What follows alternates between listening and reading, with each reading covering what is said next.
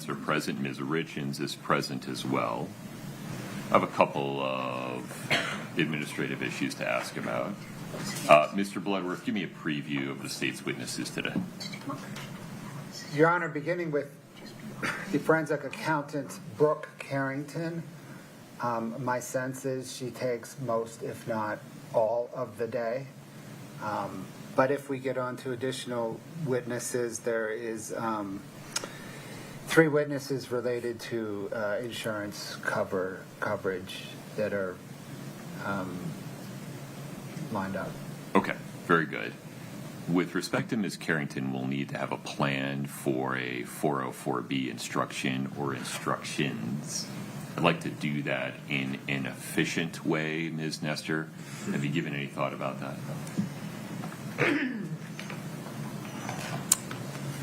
Well, I have, and my initial thought was to do just a continuing objection to everything, but the reality is there's definitely things she's going to testify to that we agree are appropriate for this trial. And there's a whole bunch of things she's going to testify to that we don't think belong in this trial. So my thought, what I was planning to do, is when she got into an area that we believe falls under our original motion in limine, and I would just stand up and say we object to 401, 403, 404B, and just make the record right then, no speaking objection, and then you can just rule, and I've made a contemporaneous objection at the time, and we don't have to stop and have arguments. I mean, Do you have? I feel like we veered into defendant preserving her record for appeal, and that's different than my question. But we can start there and then go back to my question. Well, I mean, the 403 issue, put that aside.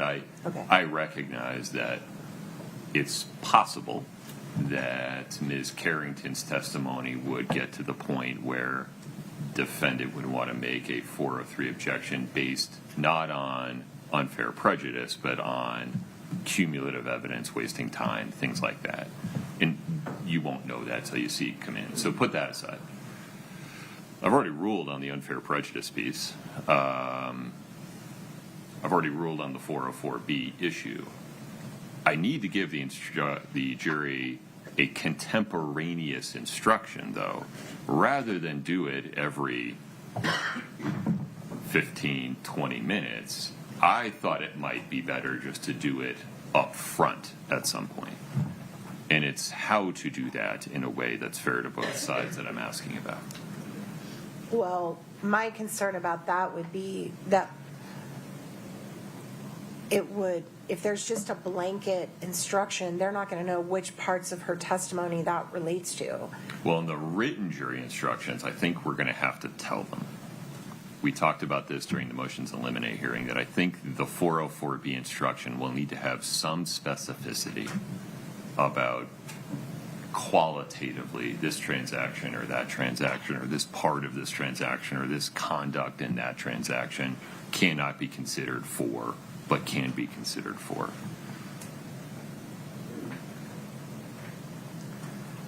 It's just that the expanse of what she's going to testify to is vast, right?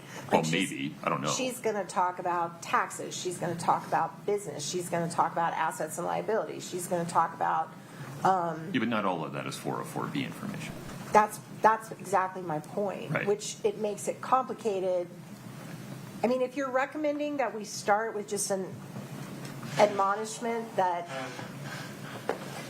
some of her testimony will involve, I just don't know how you do it before we get to the topic. It's so broad. I don't know how you would even word it. I mean, I'll happily sit down and try to work with the court and the state and try to come up with a broad admonishment for the beginning. I just don't know it's going to have much effect because she's going to be all over the place. Well, and there is a lot of what she's going to testify to that we're like, fine. I mean, it goes to motive. I'm not going to be unreasonable. I recognize their theory. I disagree with it, but I recognize it. And if they're trying to establish, her financial condition at the time of death, I think that's going to come in. I'm not unrealistic about that.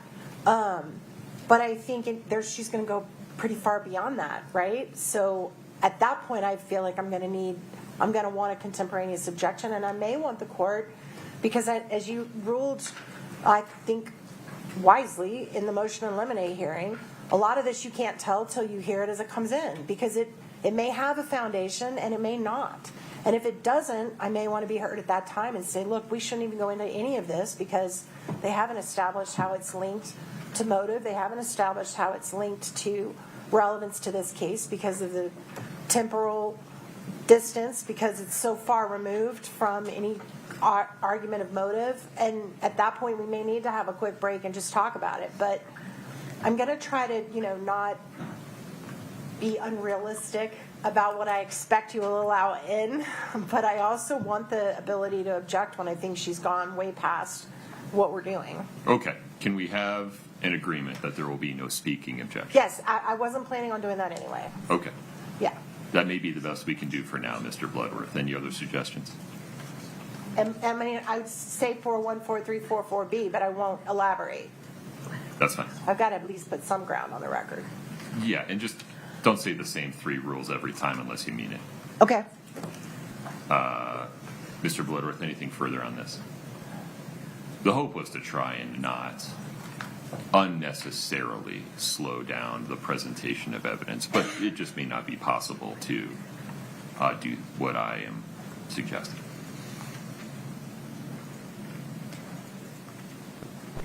Your Honor, I think it's possible. It's interesting. I don't know. I think the defense, by objecting all along, may draw attention to the amount of 404B evidence. Well, they're allowed to make that choice, though. So it seems to me if that's their choice, let's roll with it. All right, we'll take it. We'll do it in real time.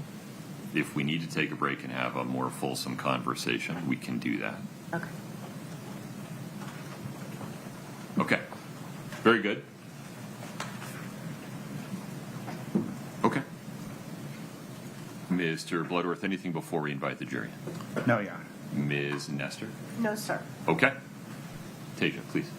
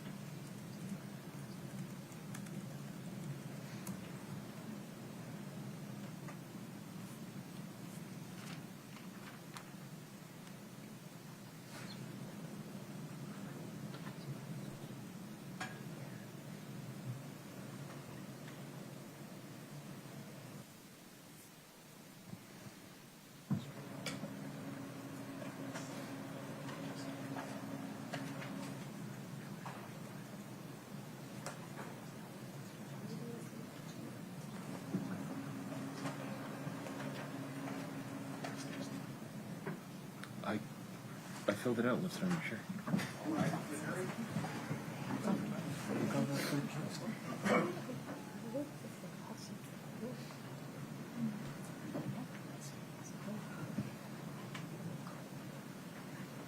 Have a seat as you come in, please. Did it last night. Okay, have a seat.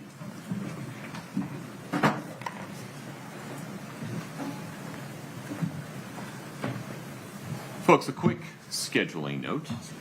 Tomorrow morning, we'll begin at 9:30. On Friday, no trial this week. So to the extent you want to make plans for tomorrow morning or for Friday, you have a little bit of unexpected time.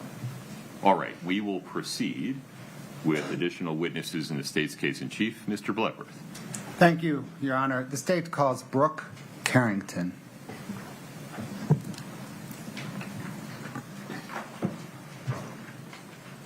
Ms. Carrington, if you'd step in front of Brittany, we'll get you sworn in.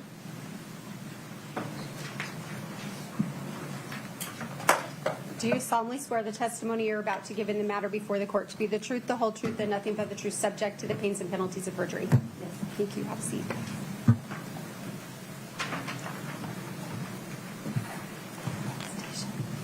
Good morning, Judge. Morning. Good morning, ma'am. Morning. What, ma'am, is your name?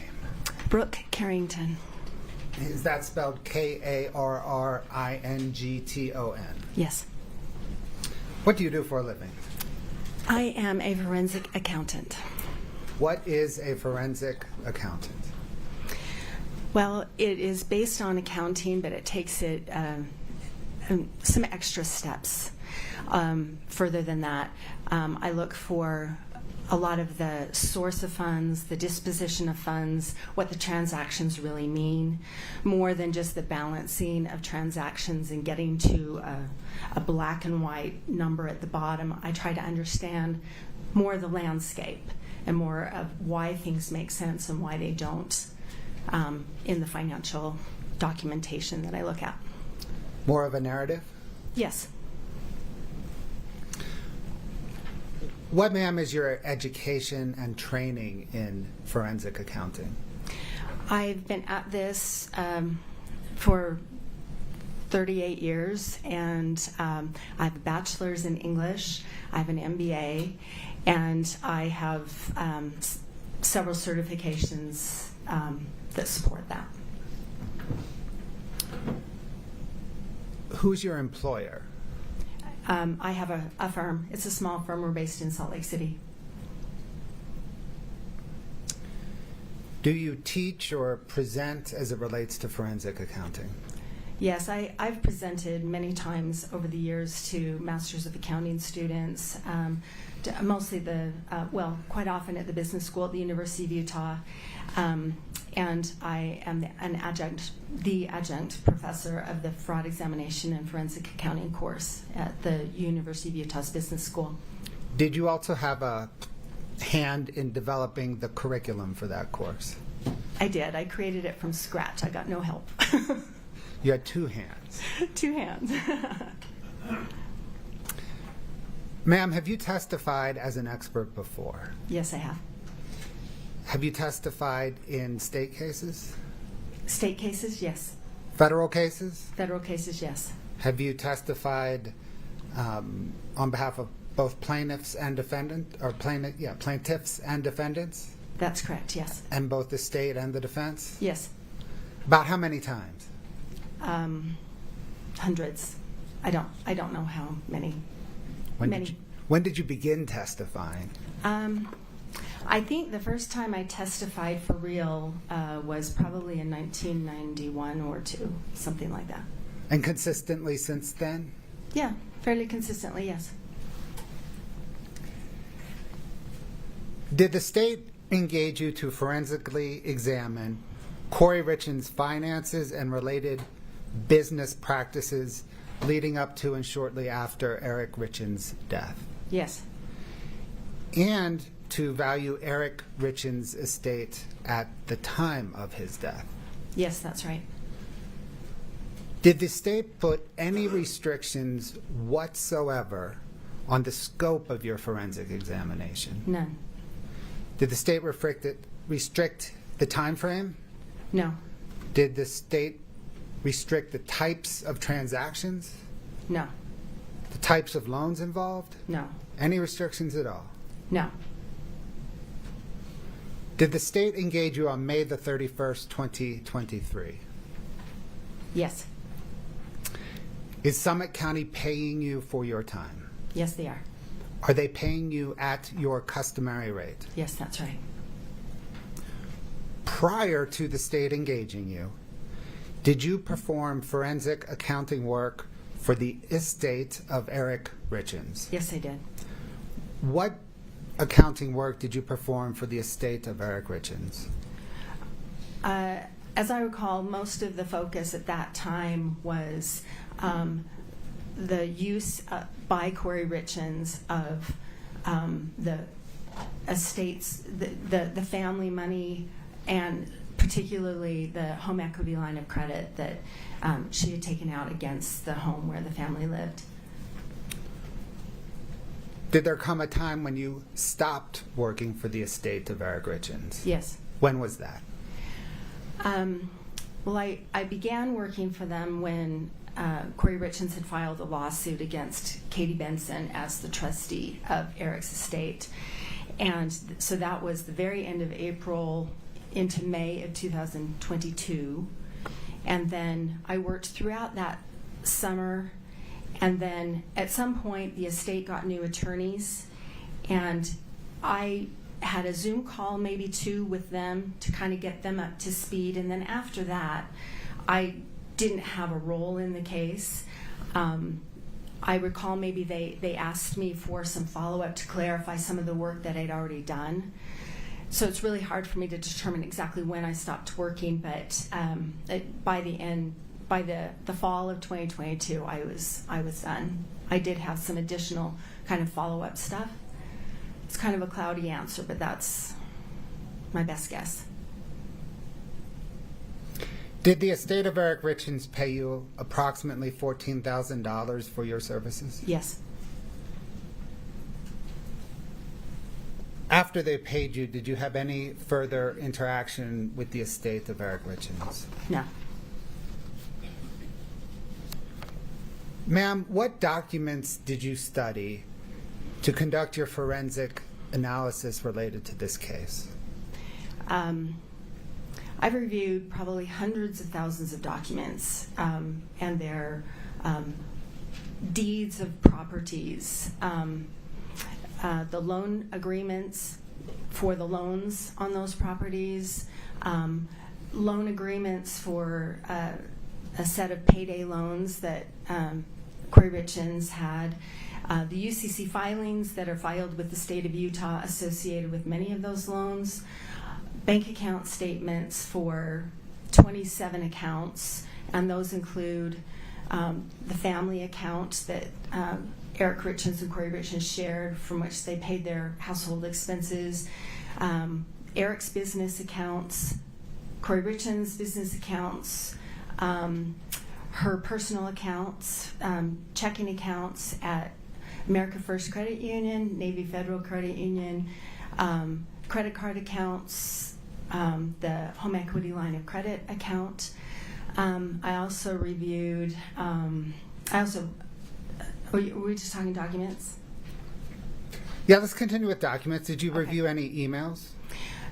Tons of emails for many different purposes. I reviewed insurance policies and insurance payout documents, the estate planning documents like the will, the trust, the premarital agreement, the buy-sell agreement that Eric Richins and his business partner had for their business. I've reviewed the real estate purchase contracts, the REPCs, for most or all of the properties, specifically the 12 or 13 on the big Midway house. Okay. Did you speak with anybody? Did you speak with anyone as part of your analysis? I did. Who did you speak with, or what types of people did you speak with? Okay, so I interviewed a number of people. Interviewed the CPA who had done tax accounting work for the Richins. I interviewed the realtor, Mike Momrose. I interviewed the insurance companies. I interviewed bank representatives. I interviewed lenders.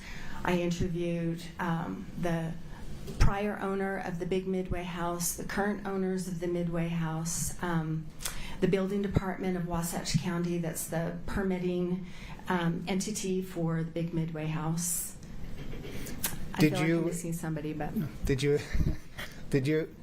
interview any representatives from insurance companies? yes, I did. Your Honor, can we approach for just a moment?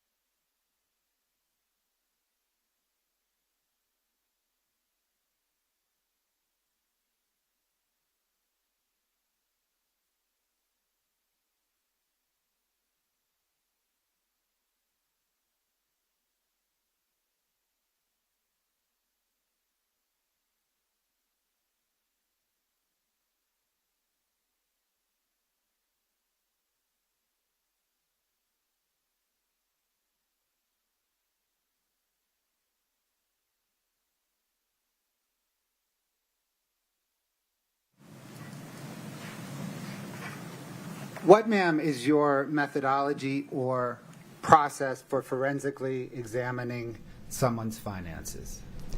My process usually begins with the bank account statements, because that tells a lot about a business or a person, and helps me understand the landscape of things, and helps create a narrative, because those are the things where it tells me the source of funds, how much it is, how often it comes in, how it's used. And you think about someone who has young kids at home, their expenses are going to look very different than people who are later on in their life. And so it describes a lot. And then also what's left over at the end of the month, and what things look like over time. And that helps me understand then. I get to know an account specifically, and I get to know what's typical in that account, and then therefore it helps me understand what is atypical, so what's not typical. And it also helps me understand the different points along a chronology about what happened when, and that is also very informative. Does that inform the narrative that you referenced? Yes, it does. Let's please now step through how you apply your methodology in this case, okay? Okay. Did you apply your methodology in this case by first analyzing Kouri Richins' bank accounts? That was my beginning point, yes. What bank accounts did she have? She had her business account for K. Richins Realty, and that's at America First Credit Union. And we refer to the bank account number by the last four digits, just for brevity, 6577. And then she had a personal checking account at America First Credit Union that's technically a joint checking account. It was opened about the time that Eric and Kouri Richins got married. Over time, I can't see any indication that Eric ever even used that account. So that's what I refer to as Kouri's personal account, 5244. Her Navy Federal Credit Union account, there's just there's a line of credit there and a checking account. The checking account especially is one that becomes important. The family account at America First Credit Union, that's where the household expenses were paid. It's a joint account. 2204 is that one. And then I know you asked me about Kouri's accounts, but I also looked at Eric's business accounts, 7664, and then he also had a personal account.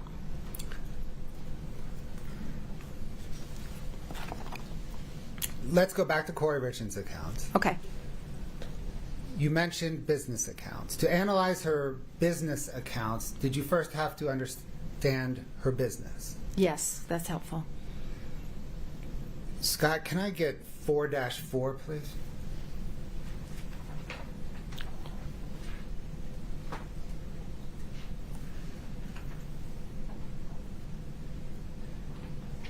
Can you see 4-4? I'm sorry, I'm locked out here. Yes, I can. It requires a password, Your Honor. No problem.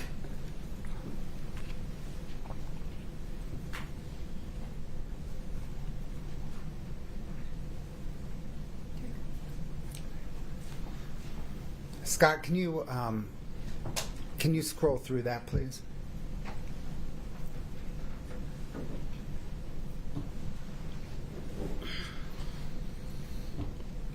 Ma'am, do you recognize this document? Yes, I do. Yes, I do. And what is it? This is the business registration that Kouri Richins Realty filed with the state of Utah, and this was returned in response to a subpoena that the prosecution sent to the state. Your Honor, the state moves 4-4 into evidence. No objection. States 4-4 is admitted. Your Honor, can the court publish it, please? There you go. Okay, ma'am. What, beginning with the header, does this document tell us? It tells us the registration number, which is a number the state gives it. The business name is Kouri Richins Realty, LLC. It's a limited liability company. It was registered April 26th of 2019. Page 2, Scott.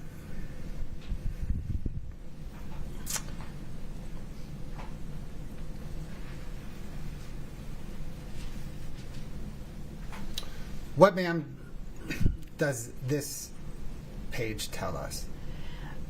Well, it repeats the name of the business, Kouri Richins Realty.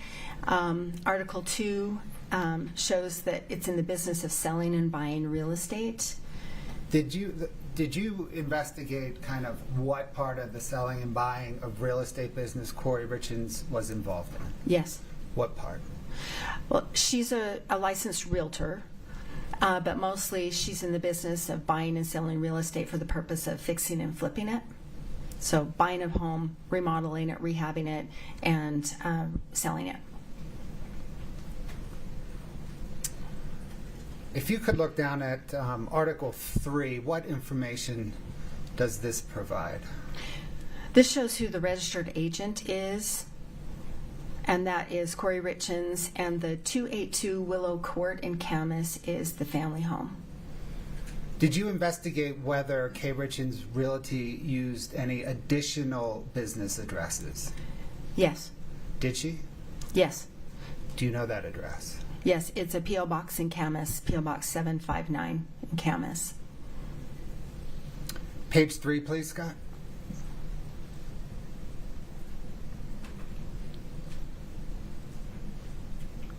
What does Article 4 tell us? Article 4 is the section where the members of that company are listed, and this lists Eric Richins at the family home.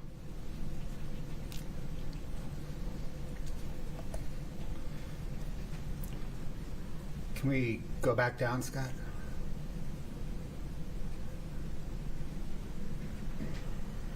Next page, please.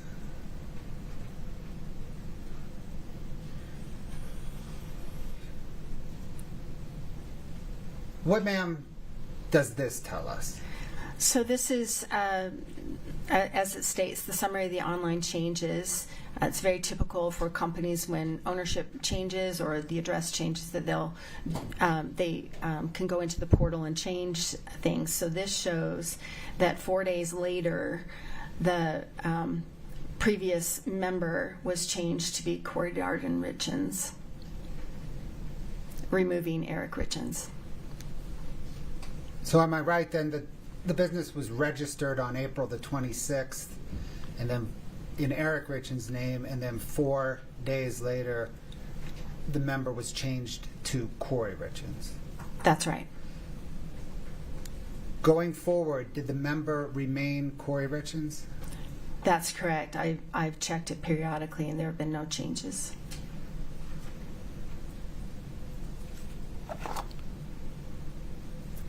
Thanks, Scott.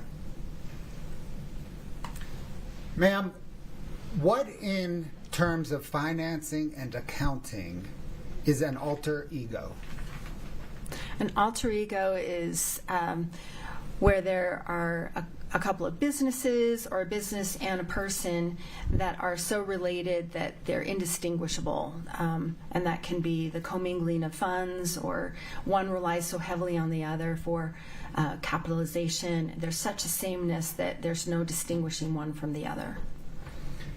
Did you analyze the relationship between Kouri Richins and K. Richins Realty to determine whether there are any indicators that they are alter egos of each other? I did. Are there any indicators? There are many, yes. And what are they? The use of funds, the transfer of funds between the business and the person assist each other. There is a sameness, the same addresses are used, the same accounts are used. The business account is primarily for business, but there are many personal expenses that do appear there. And so, and the capitalization for the business squarely comes from the acts of Kouri Richins. When analyzing Kouri Richins' business and personal accounts, what first struck you? Well, I usually take a first pass and just to try and absorb things. And when I got to October of 2021, there are many transactions that didn't clear the bank. Either they didn't clear the bank without a fee. Some of them were overdrafted and paid by the bank, and some were just returned non-sufficient funds. Most of us know that as NSF. And the account was perpetually in the hole. Even though there was money coming in, it was going out at a very exhaustive pace. And then let me stop you there. We'll unpack this bit by bit. Okay. Scott, can I get 5-106 Delta, please? Ma'am, do you recognize this document? Can't see it. My apologies. Yes, I do. Did you prepare this document? I did. What material did you use to prepare it?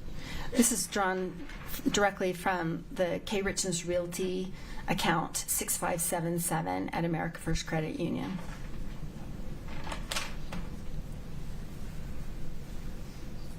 State moves to admit 5-106 Delta. No objection. States 5-106 Delta is admitted. Can the court publish it, please? Done. Okay, let's zoom in on this. What generally does this exhibit depict? So this is just the overdraft and non-sufficient funds transactions for each of these months, just in that one account.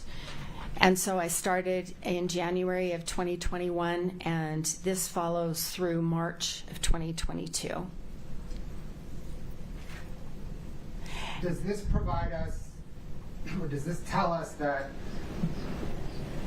for that 15-month period there were 236 overdraft or non-sufficient fund transactions from that single account? That's correct.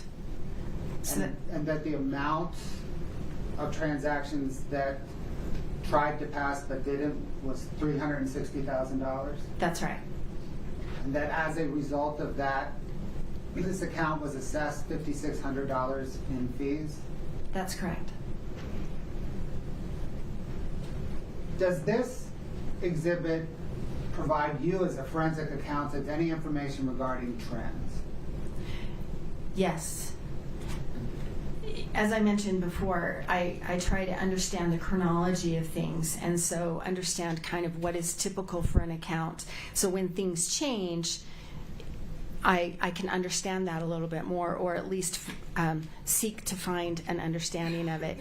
So if you go down the number of transactions column, what I did is just count up the number of transactions in a particular month, and you can see that for most of the year 2021, it's minimal, de minimis, not really that big of a deal, relatively speaking. And then in October through the end of March, it's a drastic increase in funds that did not clear the bank, or transactions that didn't clear the bank without a fee. And then if you go over to the amount column, that represents the amount. I just added up the transactions, the value of each transaction in each of those months. So in November and December, those are separate buckets of transactions that she tried to pay without a fee, and that didn't happen. So $91,000 in each of those months. So let me just pick an example. December. Does this show that in December she had 77 overdraft or non-sufficient fund transactions totaling $91,000? That's what that says, yes. And that costs $2,000 in fees. Mm-hmm. Yes. And that upward trend began in October and continued through March. That is correct. Did you trace these overdraft and non-sufficient fund transactions? I did. What did she use the money for? A lot of them were debt payments or expenses that she either paid or attempted to pay to rehab vendors, like contractors and subs and trades for her properties. Did she also try to pay herself? Yes, she did. Scott, can I get 5-109 Delta, please?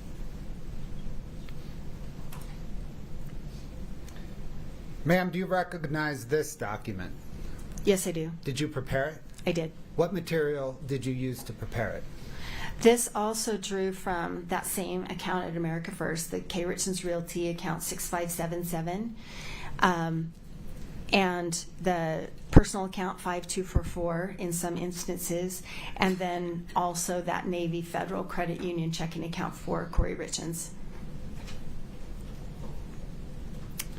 The state moves to admit 5-109 Delta. No objection. 5-109D is admitted. Okay, can we go in, Scott, please zoom on that, that kind of left-hand block. Perfect. What, ma'am, does this depict? They are pairs. And so on the left hand, these are the checks that Kouri Richins wrote from her Navy Federal Credit Union account to herself and deposited them into the America First Credit Union accounts, and they were returned unpaid. They bounced. So does this show that Kouri Richins wrote approximately $60,000 in checks to herself beginning in August of 2021 through May of 2022 that bounced? That's correct. And she wrote them from a checking account that had a balance of either that had a balance that ranged between negative $51 and $29. That's right. So taking the December 23rd, 2021 line as an example, does this show that on December the 23rd, Kouri Richins wrote a check from her Navy Federal account for $10,000, deposited that in her America First Credit Union account at a time that she was $51 in the hole on her Navy account? That's correct. She wrote two of those checks, the one for $10,000 and then the next one for $4,000. Got it. Then there was another $10,000 the next day, right? That's right. Thanks, Scott.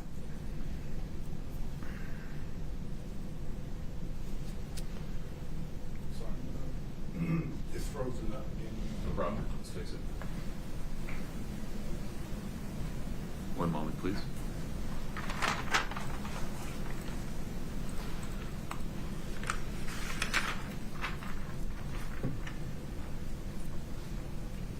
Scott, if you'd unplug and plug back in.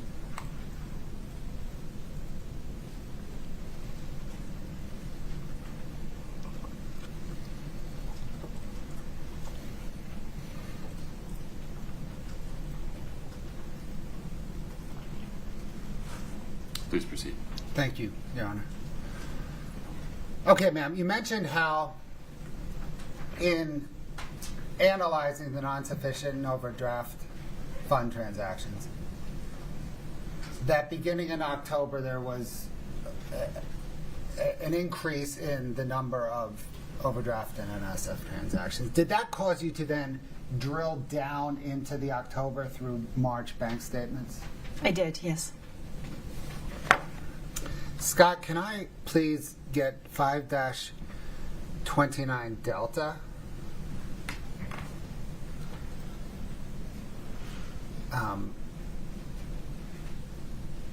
Echo.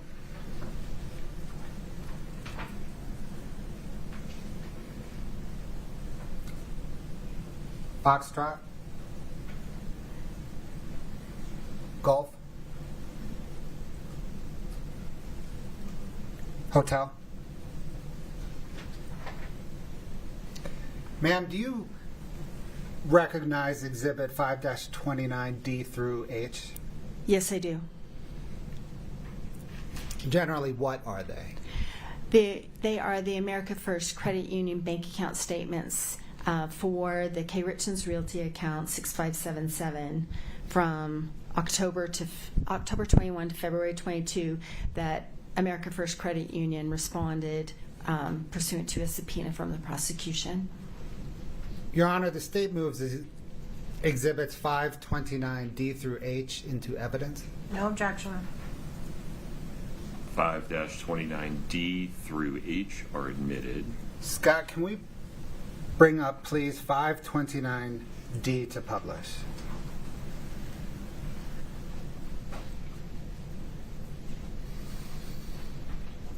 Ma'am, for those of us whose spouses handle the banking, what are we looking at? This is a bank account statement. What I'd like to do is, well, did you analyze this bank account statements and the others to, or did you analyze them? Yes, I did. If agreeable, can you maybe grab, there's a hand mic up there.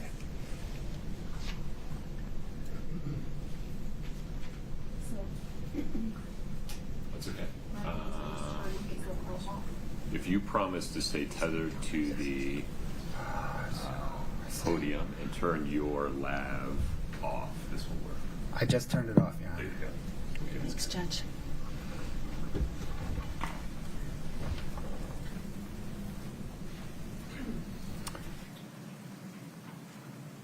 Ms. Carrington, what I'd like you to do, please, is walk the jury through how you analyze this bank statement. Oh, we have a pointer.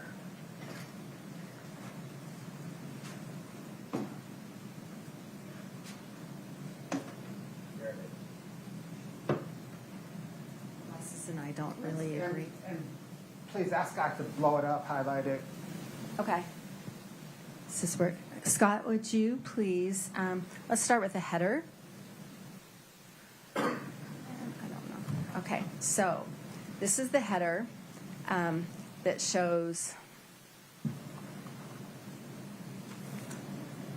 Scott, am I doing this right? Yeah. Okay. This is the header.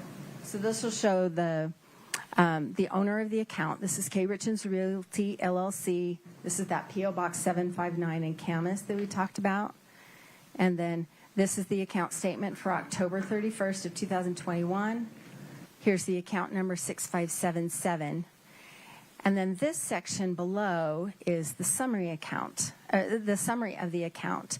So there's a share savings that is reported on this bank account statement along with the checking account. And it shows at the end of the month, these two accounts were in the negative $1,684.75. So this is that same month that we've just been talking about. And so then I would start to look at the transactions. So Scott, can we do the body, please? Maybe just the checking is fine. Okay, so what happens here is we have the posted date. The effective date is like the date of that the transaction came through, and then the posted date is when it is posted to the account. So you can see in the body here under the description, some of them are very descriptive, and you can tell who the payee is. That's the entity who receives the money on this transaction. Some do not. They say bank-to-bank transfer, and we'll go back to that in a little bit. And then you go over here to the transaction amount. I'm just going to skip it. Excuse me. You go here to the transaction amount, and these are negatives, meaning they're paid out of the account. And if they do not have a negative here, that's a deposit into the account. And then on the far right is the running total balance of the account. Sorry. I have it. Did you? Oh, thank you. Okay, Scott, can we go to the next page, please? So, I'm sorry. Can we back up a little bit? Back to the first page, transactions. Sorry. Okay, so this part here, down here,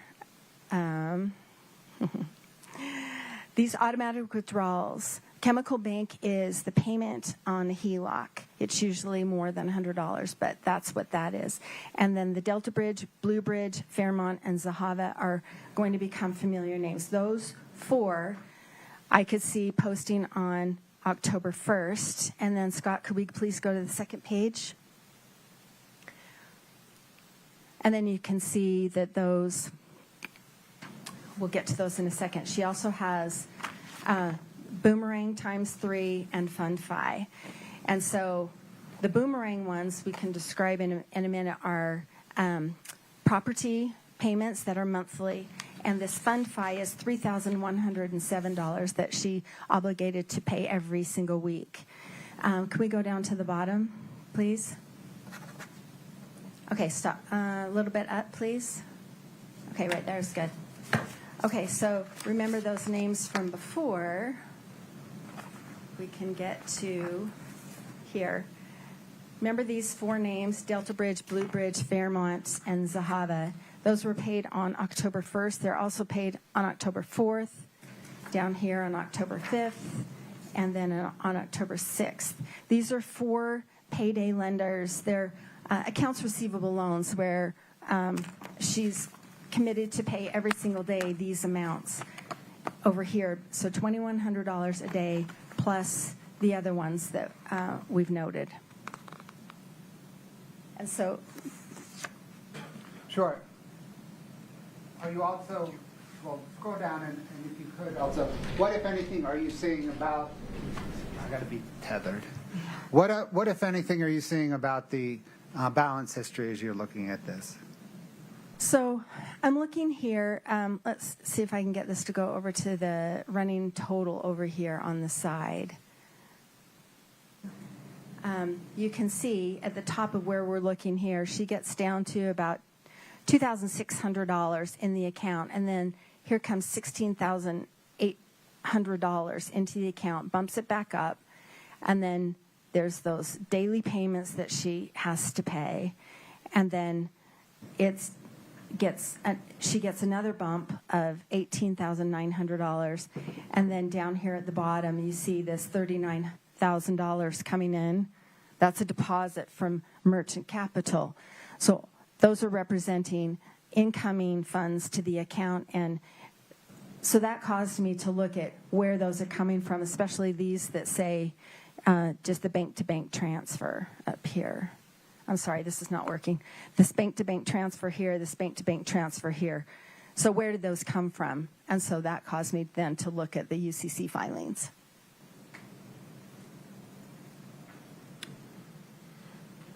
Scott, can you go to the next page, please? Does that trend of automatic withdrawals to service debt just continue throughout the month of October? Yes, it did. You can see, again, the same devices, and I don't agree. I'm so sorry. Okay, you can see the same payments here. Then she's added a few. Here's the Advantage platform is a new one. And then you go down here, FundFi Merchant is a new one. Greengrass Capital is one that she's been paying for a while. And this one will be significant. Kind of put a pin in this one, $5,438. So she's got all these others that are daily payments. FundFi and Greengrass Capital are weekly payments. And so what I started to do was calculate how much were these debt payments and who were these lenders, what are these loans. And so she's obligated herself on these, the consistent for of $2,100 every day. So that's about $10,000 a week. And then she adds the FundFi for $3,100 and the Greengrass for $5,438. And that's every single week she has to come up with that money just to stay current and avoid default, because the default clauses on all of these, they're already starting at high interest rates. But if they go into default, the interest rate almost doubles. And then, ma'am, what else as we go through? We can just go down maybe, Scott, to the end of the statement. Just scroll through so we can look at the balance history. What is the balance history, if anything, telling you? Well, the balance history fluctuates greatly, right? And it hovers into the low figures, and then it goes into the negative. And then this is what I'm talking about, where you see here, like on, starting on about October 13th, these start to be overdrawn, and they were paid initially. And then you look over here at the account balance, it starts to go into the negative. And so then that, if you, let's go to the next page. Just maybe start at the top. And so then you can see here that the top ones were returned. They incurred a fee. She's got a little bit of money coming in, but not much. And then can we scroll down, please? Then this just really caught my eye that something obviously was going on at this time. Here she's trying to pay for business expenses, for debt payments, a couple of personal expenses, and these are all being returned. And she's $6,000 in the hole at the end of this page. Could we go to the next page, please?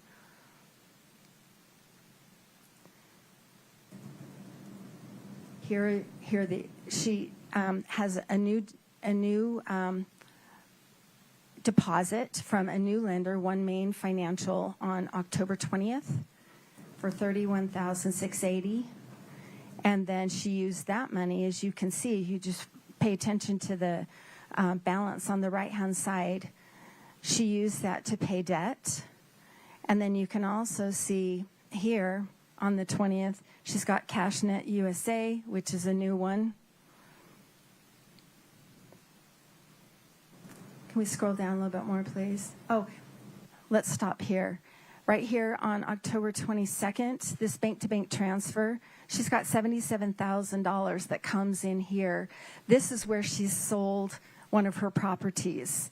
So in addition to selling her properties, and she's got the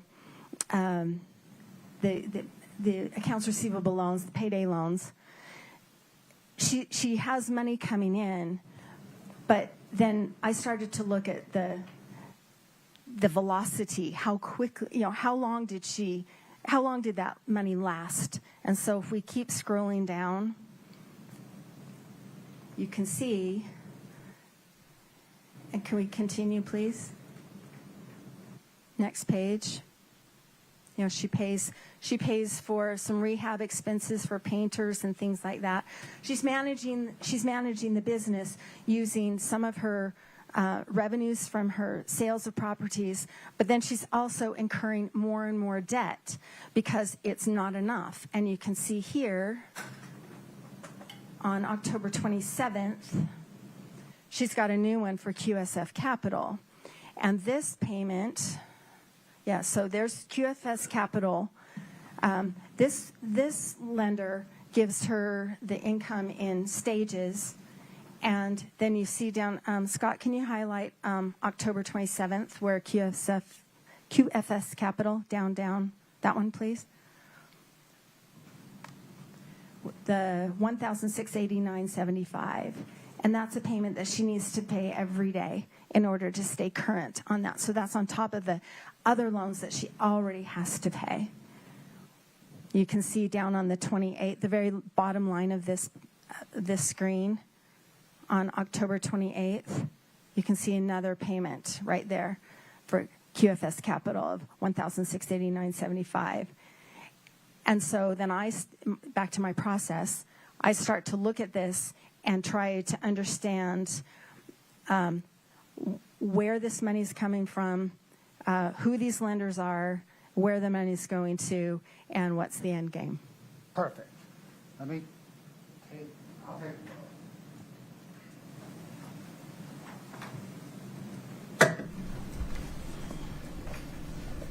Thank you.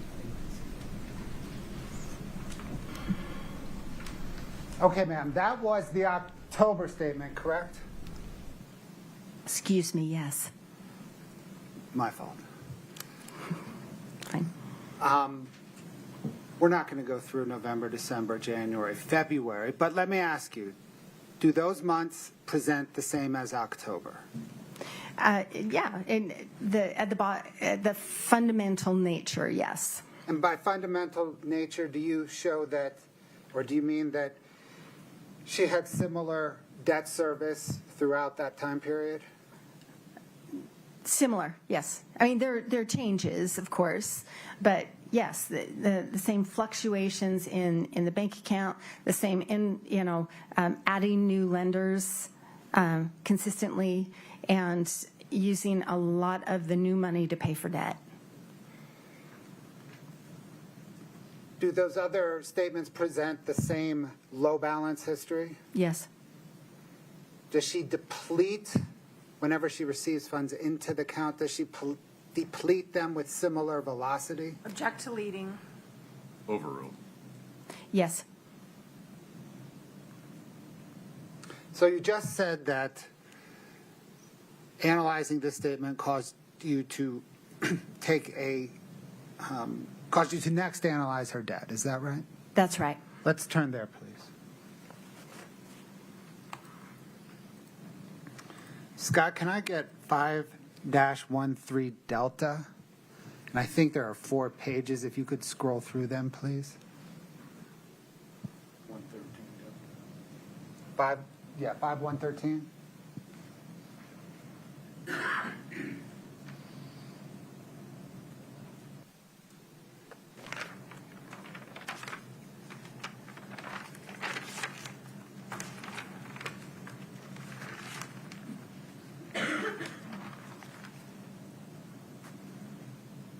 Ma'am, do you recognize that? I do. Did you prepare it? I did. What material did you review to prepare it? So this was a combination of the bank account statements, the loan documents for the accounts receivable payday loans, the credit card accounts, her lines of credit at different banks, and the home equity line of credit. Your Honor, the state moves to admit 5-113 Delta. No objection. 5-113D is admitted. Can we please publish the first page?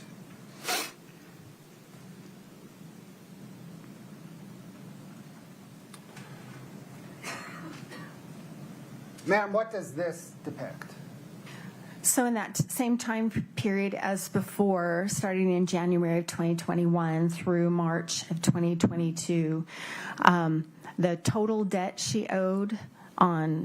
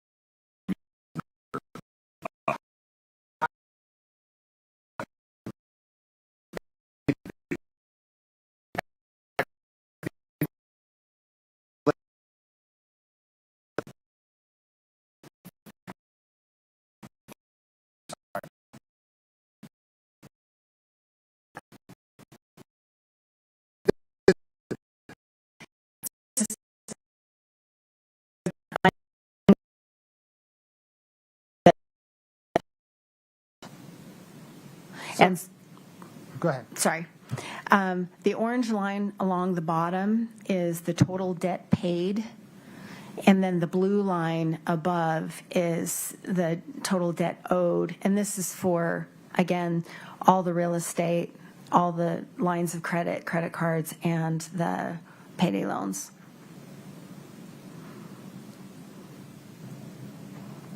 Does this exhibit show that between January 21 and March of 22, her debt was generally increasing except for a dip between, call it, August and February?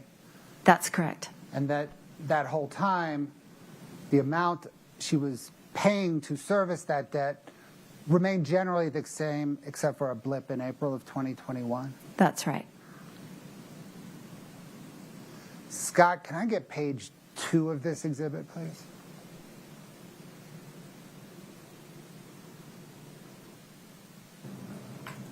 And we can take down page 3.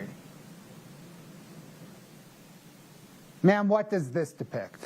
This is that same concept. I just wondered if we might want to discuss this without the real estate. So this is just the loans, the lines of credit, the credit cards, the payday loans, and yeah. So I've just taken out the loans on the properties. So does this, for example, show that in March of 22, she owed $800,000 in non-real estate debt? That's what this shows, yes. And she was also that month paid about $80,000 to service the debt. That's right. Which is about the same $80,000 she was paying to service everything. It is the same. And for most of her real estate loans were balloons. So her notes were balloons, like a 6 month. She'd borrow here, and they did not require monthly pay. Most of them did not require monthly payments, and so that's why you'd see the same numbers there. Scott, can we split that with page 4, please?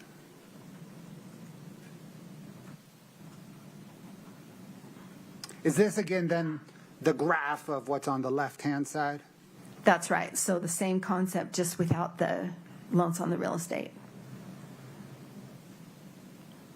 The total debt owed seems to flatline about October 2021. Yes, it pretty much does, yeah. Why? There are a lot of reasons why. I don't know all of them. It looks to me like she's just exhausted her funding sources, and there are very few new funding sources that kind of come in after that first period. You know, we talked a lot about some of the new ones. Kind of after that, there weren't a lot of new ones. And so that's the explanation I believe is correct.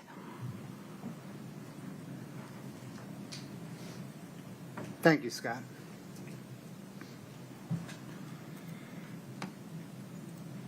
Does understanding Kouri Richins' debt narrative begin with any particular loan? Yes. What loan?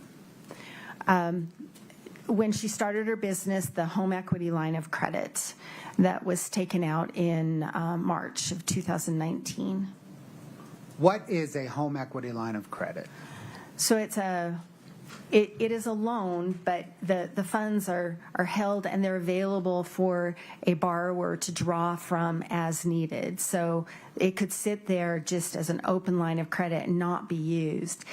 And it's based on whatever equity that someone has in their home. And was the home involved the home that she and Eric Richins and their children lived in? Yes, it did.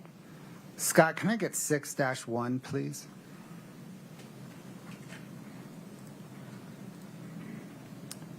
Ma'am, do you recognize this agreement? Yes, I do. What is it? This is the warranty deed from November of 2012, in which Eric Richins took ownership of the property that he bought from Clint and Katie Benson. This is the Willow Court home. Your Honor, the state moves 6-1 into evidence. No objection. State 6-1 is admitted. Scott, if you could zoom in on kind of the top half.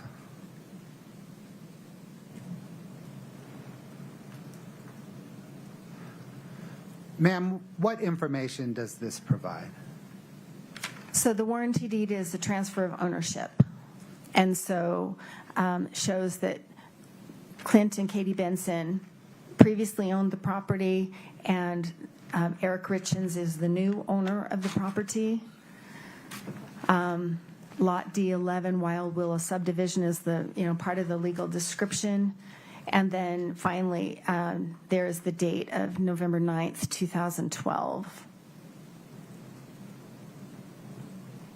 Was this the warranty deed in place on the home at the time the HELOC was taken out? Yes. Thank you, Scott. Can you please bring up 5-4?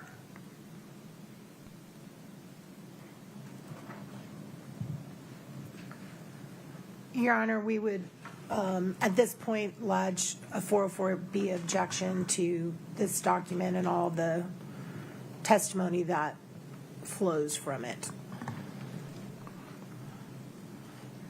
Would you approach, please?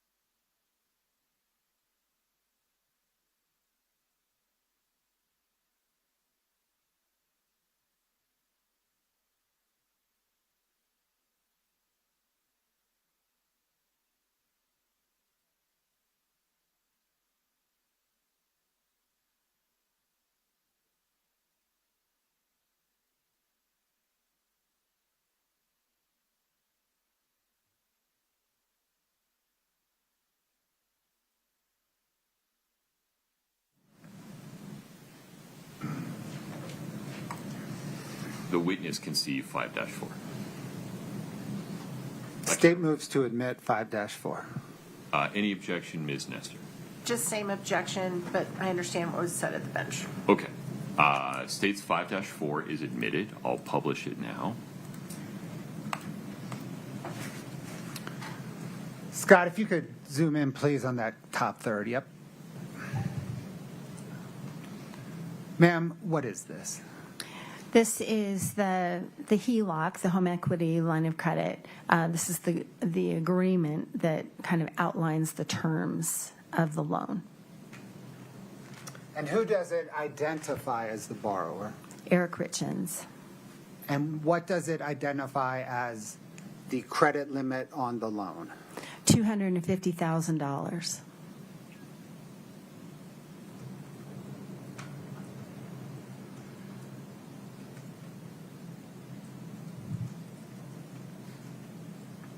Scott, if you can scroll down, please, to the first signature. Actually, it may be the only signature. Can you zoom in on the signature, please?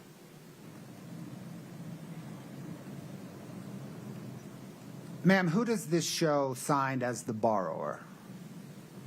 The borrower was Eric Richins, but signed by Kouri Richins as attorney in fact.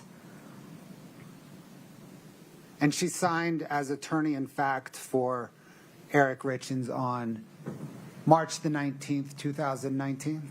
Yes. Thank you. Scott, please. 5-89 Delta.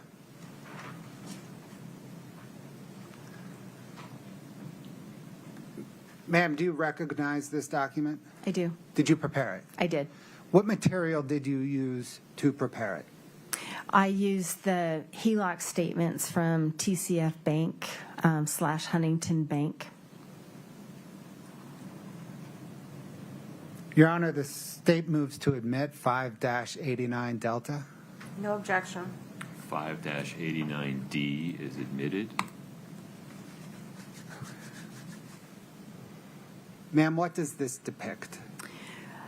So along the top are the months, every other month, but each bar represents a month, and the negative numbers indicate the balance of the loan as of that month. So, for example, on March 1st, March of 2019, there was a draw of $60,000 shortly after the loan was approved. And so that stayed at that balance for a few months. And then following that, every month I've just taken the balance of the account and depicted it in a bar.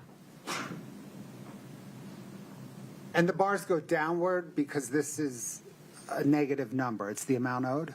That's right. And so I've got on the left-hand side, those are negative numbers.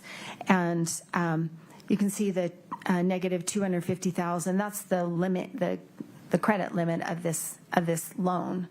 And so you can see relative to the credit limit where the balance was in any given month.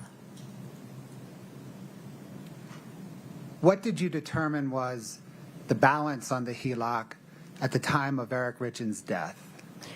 At the time of his death, it was over its limit, $254,000.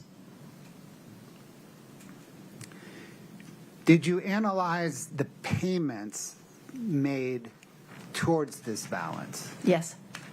You mentioned the 60 was a draw. So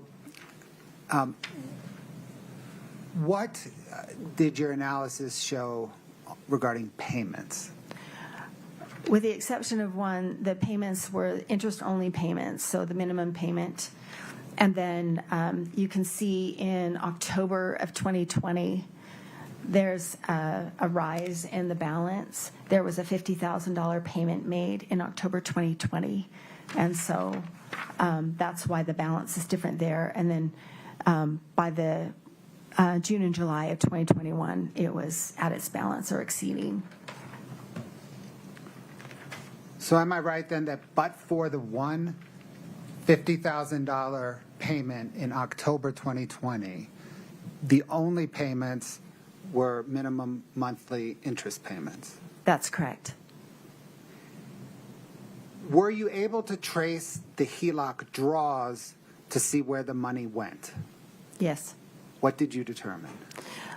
They were by and large for rehab expenses related to Kouri Richins projects.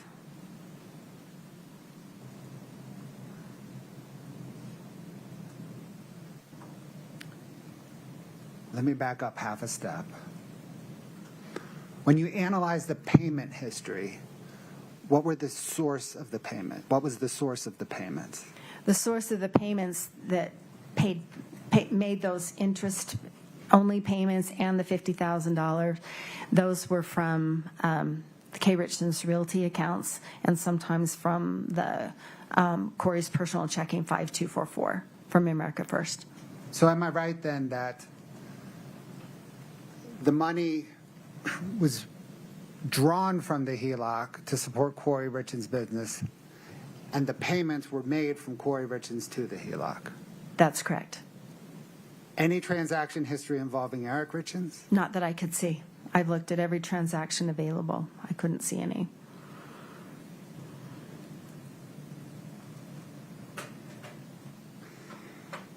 Thank you, Scott. Can I get 5-6, please?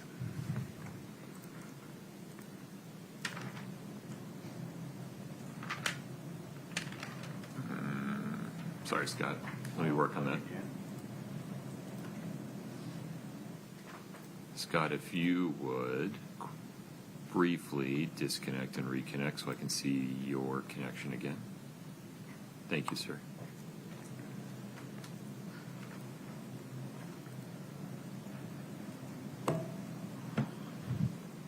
And there you go, Mr. Bloodworth. Scott, can you scroll through that, please?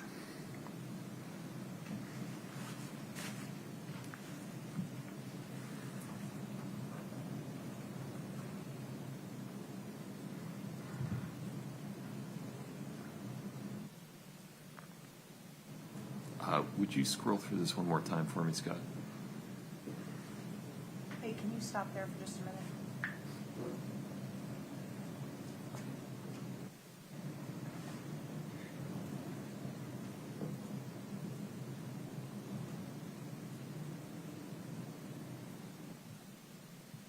One more page. Okay. I now understand.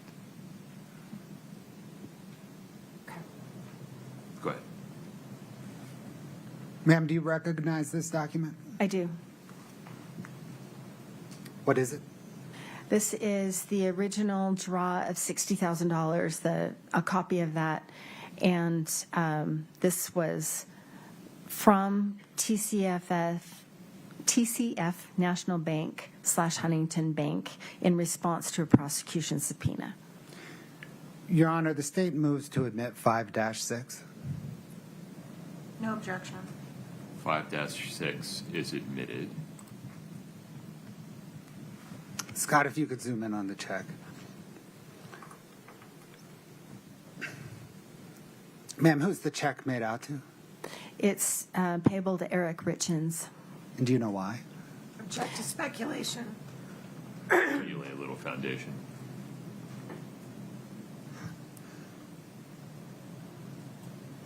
Ms. Carrington, who was the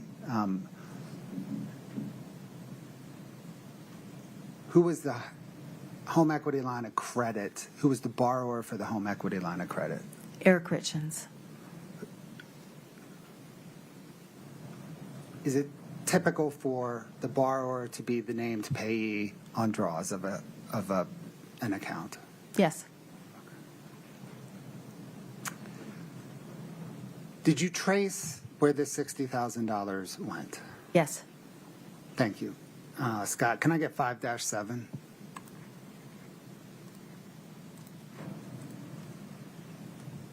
Your Honor, at this point, I renew my 404B objection.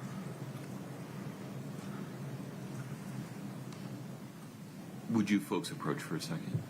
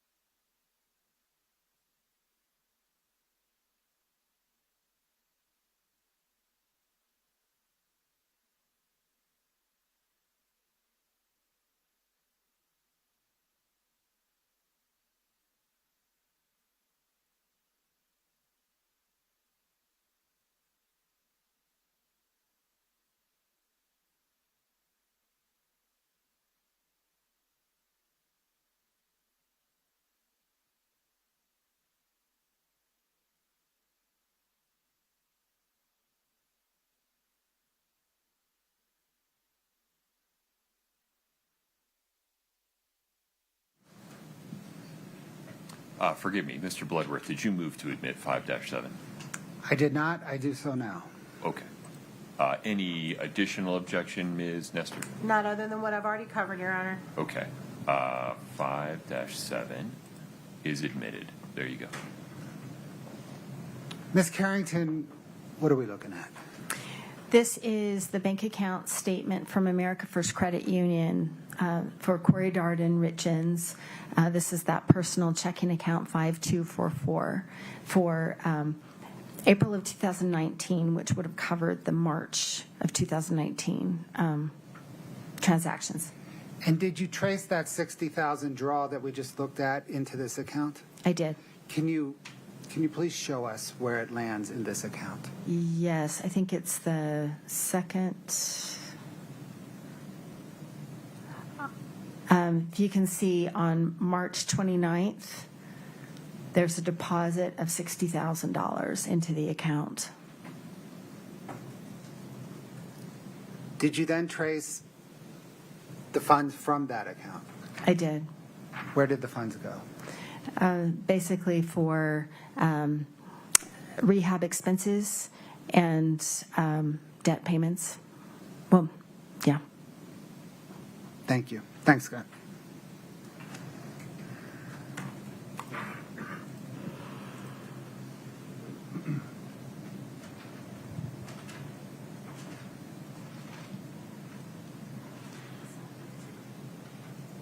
Scott, can I get 6-23D, please?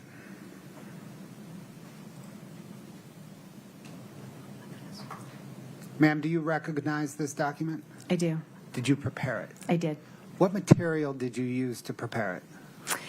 I used the loan documents for the different properties, the deeds, the warranty deeds and trust deeds for the properties, the bank account statements for K. Richins Realty and Kouri Richins.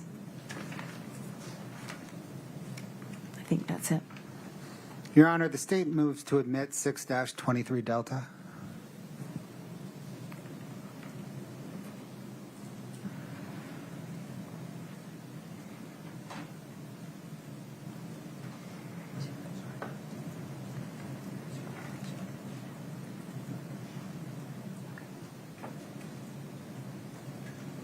It's just the one page, right? It is. Okay. No objection. 6-23 Delta is admitted. Ms. Carrington, what does this depict? This is what I've called the purchase timeline, and it depicts the purchase of the properties in these years by K. Richins Realty and Kouri Richins.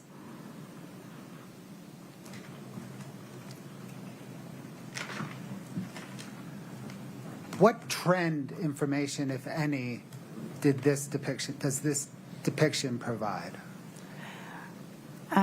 Well, the numbers of, there are a couple of things. The numbers of projects from 1 in 2019 to 5 in 2020 to 15 in 2021, and then finally the one large project in 2022. And then also the aggregate amount. So this is based on the purchase price. So she purchased one for $215,000 in 2019, and then when you get to 21, it's $6.7 million for all of those projects.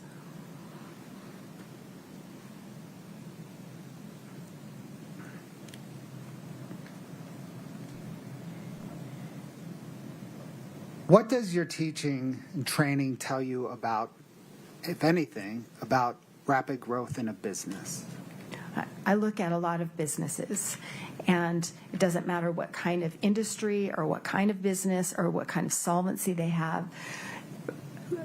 Managing growth is really challenging, and managing this kind of exponential growth is challenging for any kind of a business. And so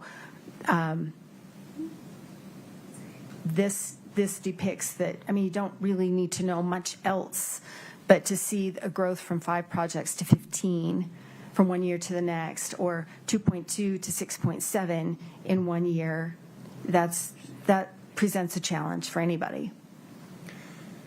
Did you analyze each of the purchases depicted here?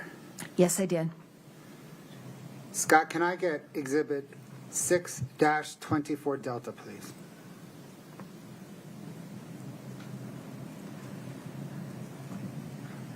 Ma'am, do you recognize this? I do.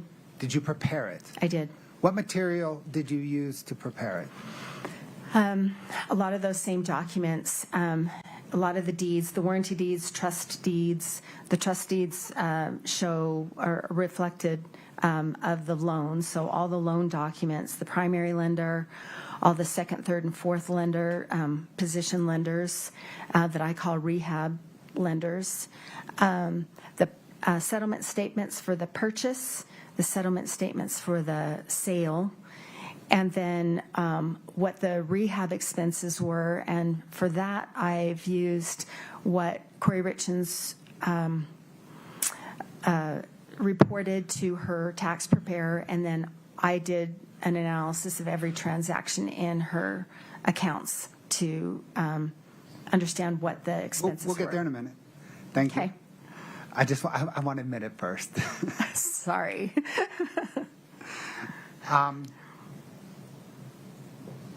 Your Honor, the state moves to admit 6-24 Delta. No objection. 6-24D is admitted. Scott, can you show that in split screen, 2 pages? Mr. Bloodworth, for me personally, will you identify a spot where we can take a restroom break? Yes, Your Honor, I got it planned out right after. Okay. Yeah. Sounds good. Thank you.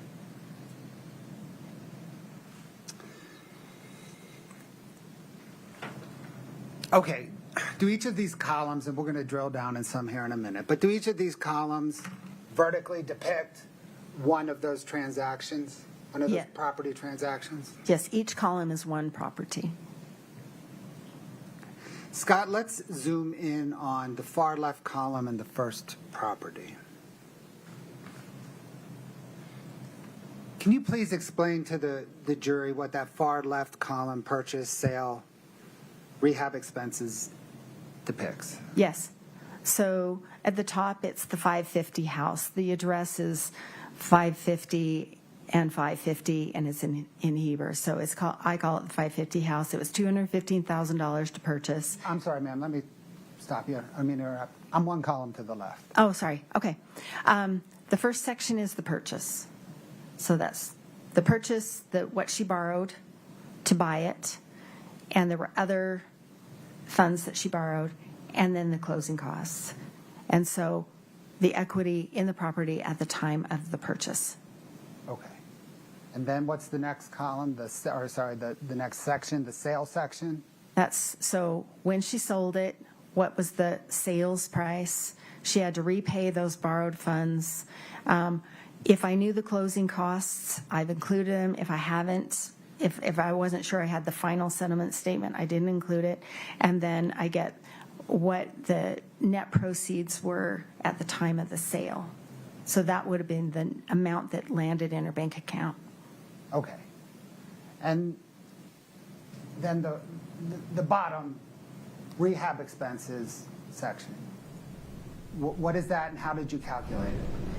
So the rehab expenses, as I said, she reported some to her tax preparer, her CPA, and most of the times I went back to her bank account and I looked at her memo notations about which project a specific expense was for. They're not all labeled. Let me stop you there. Okay. Why did you not use the expenses that she gave to her tax CPA? They were not correct. Okay. Objection, Your Honor. Can we approach? Yep.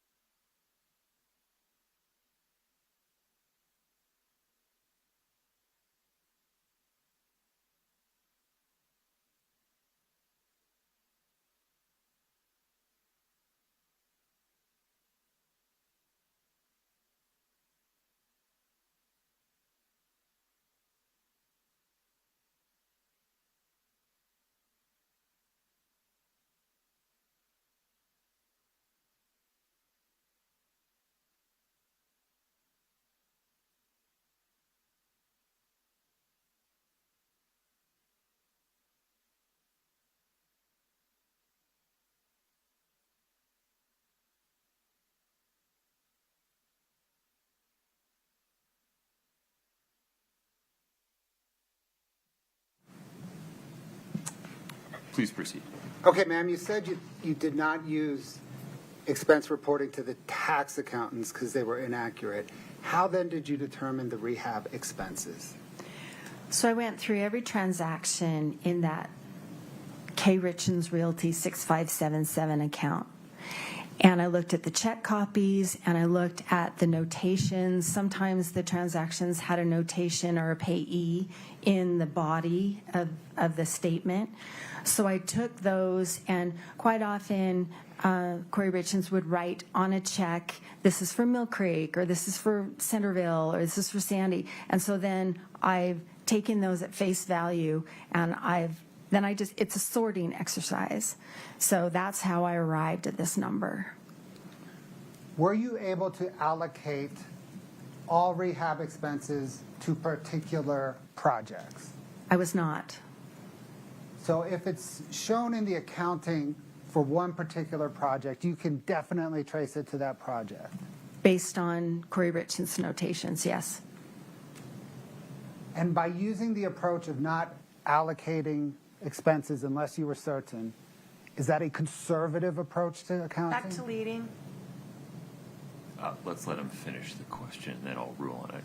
Would you state it again for me, sir?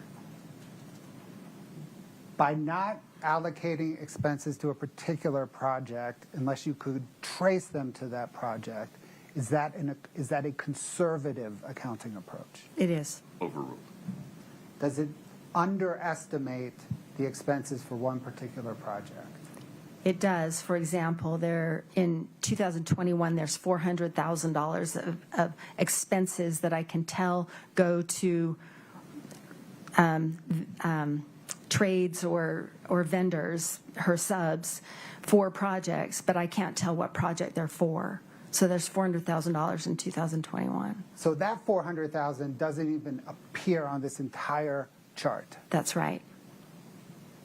But you know they were expenses towards rehab. They were the same payees, so yes. You also mentioned that you didn't include closing costs at sale unless you were certain of them. Right, because there are different versions, different draft versions of a settlement statement, and they change as the title company's trying to get to the final numbers. So if I wasn't confident that was the final one that I had, then I've left that blank. Okay. Now let's talk about the net proceeds, the 100. Let's go into the 550 house. That's just the first one. We'll take it as an example, okay? Okay, So she purchased that house for $215,000, is that right? that's right. And she borrowed $221 initially on it, Yes, and she had $7,000 in closing costs. yes, So does that first total negative $13,800 show that the minute she closed on the house, she was $13,800 in the hole? that's right. And is that why it is color-coded red on your chart? Yes, Okay, and then she rehabbed it, that's correct. and she sold it. And she sold it for $404,000. Yes, But she had all kinds of transaction costs. She had to repay borrowed funds. She had closing costs, perhaps none on this project. And at the end of the day, when she sold it, what amount of money hit her bank account? $145,802, And how do you know that? because it hit her bank account. And can you see it in her bank account statements? Yes, Now, we get down to the rehab expenses for the 550 house, that column. You were able to trace $98,000 to it. yes, There may be more out there, but you were only able to trace $98,000 to it. yes, So for this project, she made, it appears, based on your... Gray. So because it's gray, she made $47,000 or less on this house. yeah, and I think she probably made a profit, bottom line profit on this house. Let's turn to one more example, please, okay? Scott, can I get the Mill Creek example? Okay. To make sure we all understand. She purchased, does this say that she purchased the Mill Creek house for $650,000? Yes, And that she borrowed 3 times right away, $721,115 and $41. yeah, So she bought this in March. So the borrowed funds of 721 is what she borrowed out of the gate. And then the 115 came a few months later. Okay, and how about the 41? And that was also a few months later. So kind of equity at the time of purchase or within a few months of purchase, she was $228,000 in the hole on this house. Yes. She sold it for $1,115,000. That's correct. But she had closing costs. She had to repay what she bought on it. And she had $836,000 in costs unrelated to the rehab. Is that correct? Right, that's just the loan, and you'll notice that the repayment of borrowed funds is the same amount as the borrowed funds above. Right. So I'm sorry, I can't remember exactly why I did that, but that is the interest should be on top of that. So that's a conservative amount. There should be interest payment or interest costs. And why did you not include the interest costs? I can't remember. I had a reason, and I can't remember. But your reason at bottom was it was conservative to not include them? It was. She had to repay at least what she borrowed. Okay. So. But at the end of this transaction, when it closed, how much money hit her bank account? $32,467.43. And were you able to trace rehab expenses to this project? Yes. How much did you trace to this project? $188,000. But there could be more that you were unable to trace. There could be more. Yeah. There could be more out of that pot of $400,000. This was a big project, and yes. So at the end of the day, 32 minus the 188 left her losing $155,000 on this project? At least that, yes. Maybe more? Yes. Okay, Scott, let's back out of the whole shebang and go to the far right column.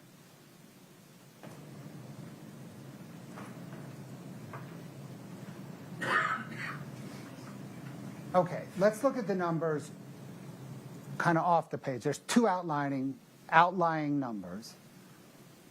The first is what does that 2.142 million mean? That is her net equity in all of these projects. So I've taken, that's a horizontal sum. So negative 2.1 million that she was in the hole as soon as she purchased the projects.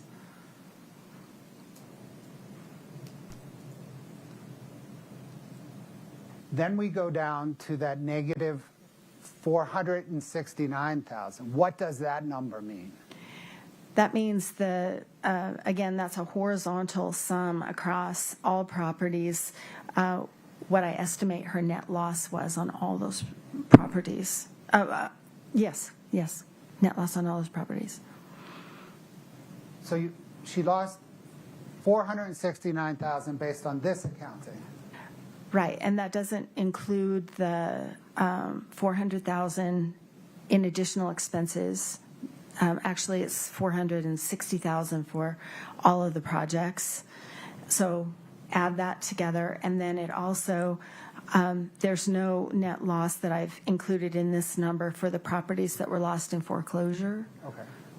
Because they weren't sold. So this is only properties that were sold.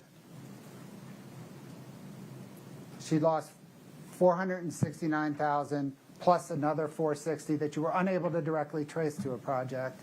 So just on properties that were sold, forgetting about properties that were foreclosed, she lost over $900,000. That's correct. Scott, can you go to the Barney column?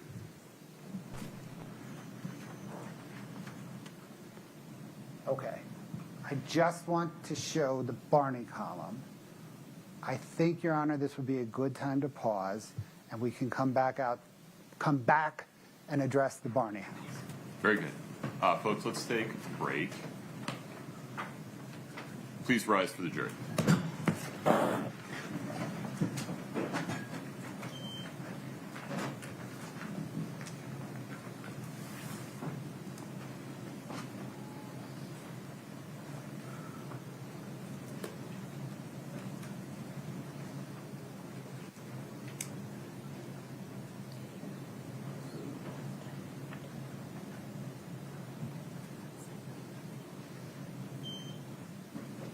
Ms. Carrington, you are welcome to take a walk, use the restroom. Please do not speak to anyone during the break. 20 of 11, is that agreeable, counsel? Yes, sir. Ms. Nestor? Yes, Okay, sir. we'll be in recess until 10:40. Thank you.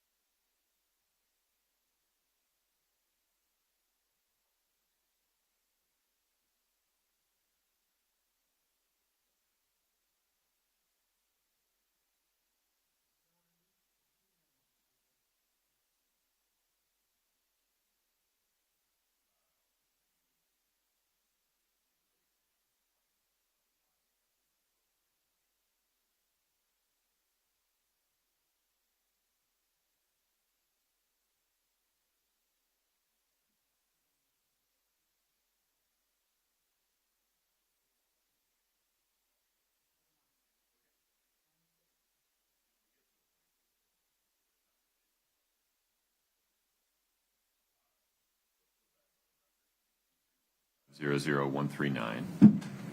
Forgive me, Ms. Nestor, the Barney house, among other things, went into foreclosure, correct? After Ms. Richins was arrested, yes, that's correct. Okay. And this is the house in which there was a loan from a friend that was used for a purpose different than what was represented? Is this that one? Kind of. So originally, Kouri Richins Realty purchased the property. She ended up moving a friend in after she had purchased it. They were trying to arrange a purchase. The friend could not qualify for a loan, so they were trying to do a seller financing agreement where the friend would pay a chunk to Kouri to make up, so Kouri could pay off the hard money lenders, and then Kouri would just keep the property. They would seller finance it over time. There was a dispute right before Ms. Richins was arrested. She was holding off switching the deed to the name of the friend because there's reasons why that was. It had to do with a insurance claim on the house that was pending. But there is debate about whether or not the delay in switching the deed to the friend's name was somehow dishonest or misleading to the friend or had been misled, that's up in the air. So if we're only looking at the Barney property for the purpose of this property profit analysis, I don't have a problem with that.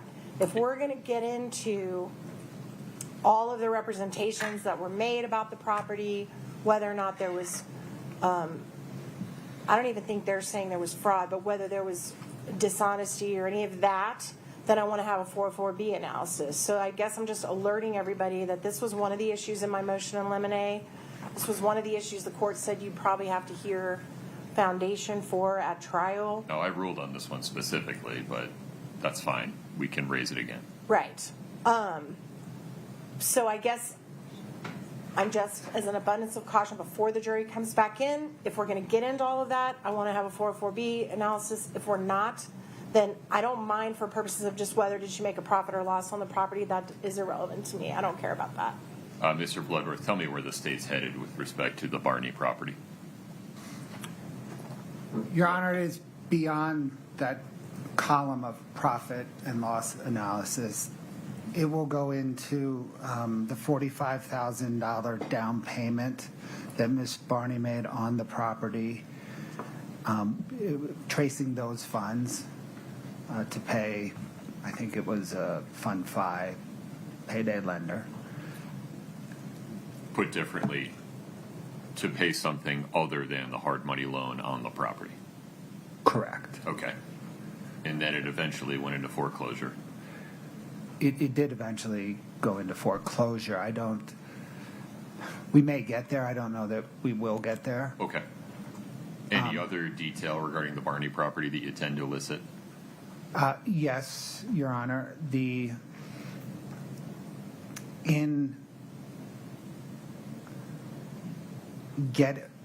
So initially the Barney property was financed by a more traditional mortgage lender. In getting financing on the Barney property in June of 2021, Kouri Richins submitted a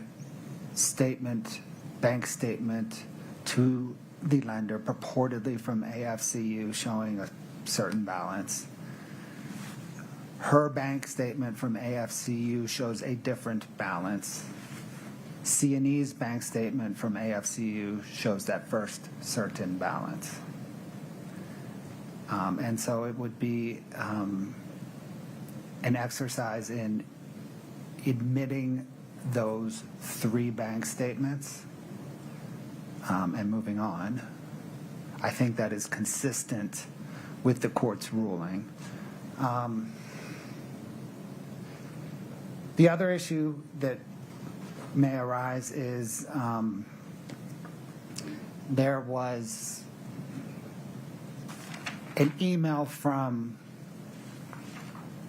that hard money lender questioning Ms. Richins about her credit score in comparison to the available cash in the purported bank statement, and then in response, Kouri Richins provides an explanation of her credit score that is relevant because, well, the inquiry is relevant because the lender had noticed a disconnect between her balance and her credit score.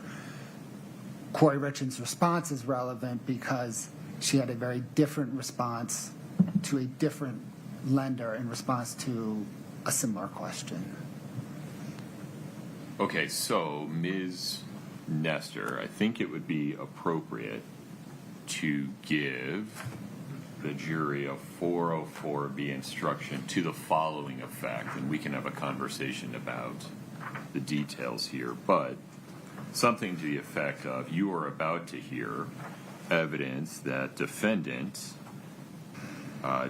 representations to her lenders were not accurate before the acts charged in this case. This evidence is not admitted to prove a character trait of the defendant or to show that she acted in a manner consistent with that trait. You may consider this evidence, if at all, for the limited purpose of determining a non-character issue such as motive. Keep in mind that the defendant is on trial for the crimes charged in this case only. You may not convict the defendant simply because you believe she may have committed some other acts at some other time. Your Honor, could you please read that very first part where you said you're about to hear, what was that? Evidence that defendant's representations to lenders were not accurate before the acts charged in this case. Okay, it's not just lenders, though. It's also her statements to Ms. Barney, who was her tenant. I don't know that we're going to get into evidence of that, are we? So I can add that to the list. That's fine. But it wasn't clear to me that the back and forth between the lenders and others, because part of this Fine. is in an email to her, okay, to a banker. It's not, I mean, through her. lenders and others is not a problem. Yeah. Anything else? I am so a visual person. May I just look at it? What you have in your hand? Is CR 411. It is the standard Muji second 404B No, just the very instruction. first part, the part that you wrote. Representation.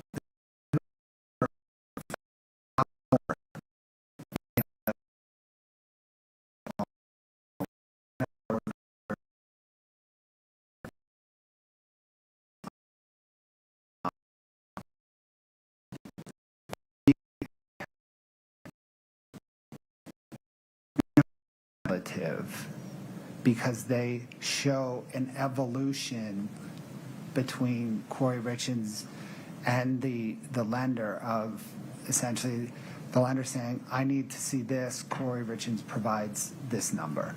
And then When that doesn't get the job done, lender comes back and says, I need to see a bank statement showing this, and then Ms. Richins comes back with a bank statement showing this. So there is a relevance to the iteration that is beyond a cumulative effect.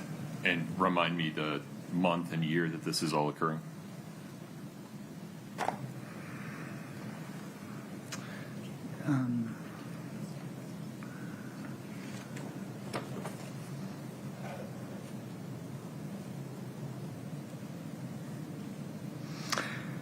So, Your Honor, it begins in the summer of, kind of late summer, early fall 2021 into January 2022. Okay. So, Ms. Nestor.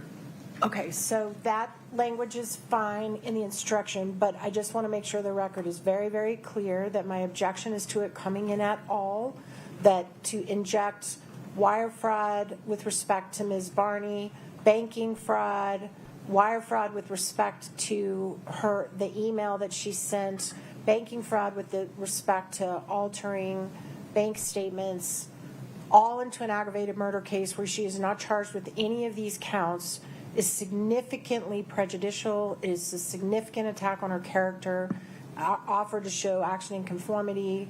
It is irrelevant. It is 404B, and just to make sure I've made the record, 401, 403, 404B, as to all of that coming in, period. Okay. As discussed on the record, in multiple days of motion in limine hearing, and in 2 written rulings by the court, both on defendants' motions in limine and the court's amended ruling regarding intrinsic evidence. Defendant's 404B objection to the admissibility and defendant's objection to the admissibility of this evidence under Rules 401, 02, and 03 are overruled for the reasons discussed on the record previously and written about extensively by the court. The issue before the court today is the form of a 404B instruction to be given before the evidence comes in. I think we've arrived at that form, correct, Ms. Nestor? Yes, sir. Mr. Bloodworth, any addition there? No, Your Honor. Okay. Anything else before we invite the jury? No, Your Honor. Ms. Nestor? No, sir. Okay. We're ready for the jury.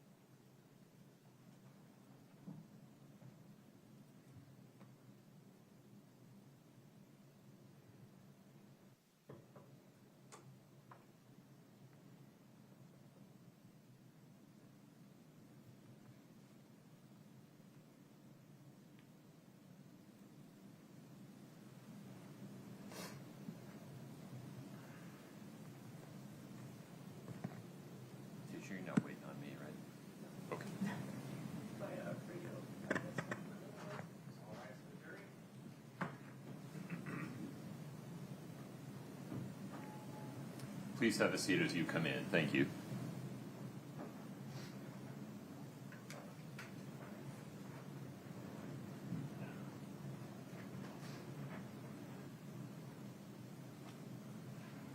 Please have a seat.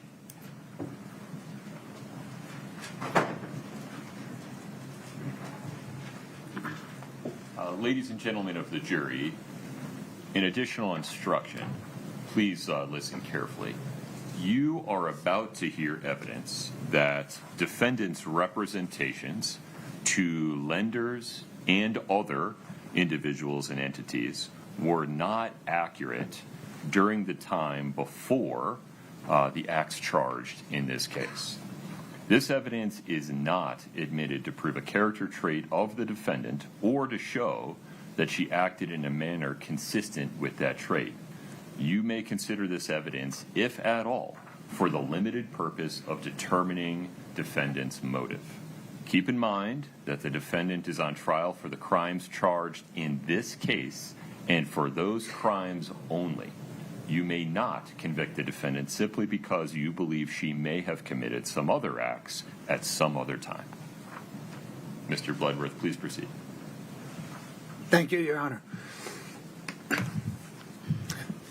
Ma'am, when we left off, we had highlighted the column labeled 299/Barney. Do you recall that? Yes. What does 299/Barney refer to? There's a house, the address starts with 299, and it's a house where Kouri Richins' best friend, Chelsea Barney, lived. So that's my abbreviation of that house. And did you analyze that purchase transaction? I did. Are you familiar with Iron Bridge Financial? Yes. What is Iron Bridge? They are a hard money lender, and they are the lender that Kouri Richins engaged for this particular property purchase. What, ma'am, is a hard money lender? Hard money lenders are typically it's called hard money because the terms are hard, and they're hard. The interest rates are higher than conventional loans, like from a bank or a credit union. Typically, they also have very strict default clauses. They're usually used for shorter term lending. So there will be like a specific term, usually 6 months or 12 or something, and the terms are defined at a certain interest rate, and then upon default, it's an exponential growth. You know, the default, or excuse me, the interest rate quite often will double or other terms. Yeah. And do fix and flip businesses often use hard money lenders? They do. Did Kouri Richins apply to Iron Bridge for a loan secured by the Barney home? Yes. Did you review the materials in Iron Bridge's loan file? Scott, can I get 5-57, please?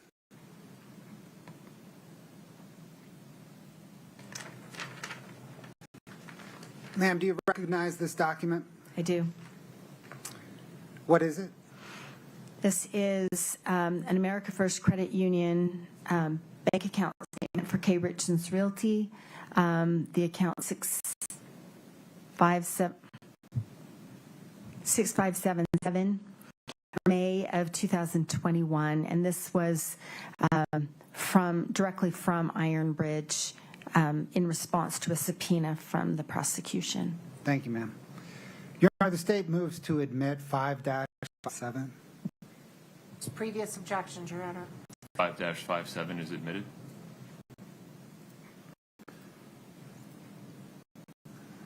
Scott, if you could kind of zoom in on the top portion. Yep. Ms. Carrington, what information does this provide? So, as I said, there's the header, K. Richins Realty, LLC. The account number is 6577, and the statement of May 2021. And what- then, Oh, sorry. Go ahead. sorry. And then in the summary section, you can see that there's 3 different accounts that are reported on this statement, and collectively at month end, the balance was $210,898. Did you attempt to verify this bank statement? I did. Scott, can I have 5-29 alpha?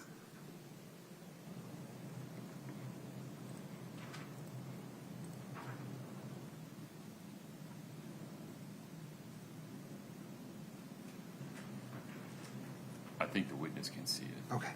Can you see it? I do now, sorry. Okay. Ma'am, do you recognize this document? I do. What is it? It is the America First Credit Union statement for K. Richins Realty from America First for the account number 6577 for May of 2021. And this was directly from the credit union pursuant to a prosecution subpoena. Your Honor, the state moves to admit 529A. Same objections. 529A is admitted.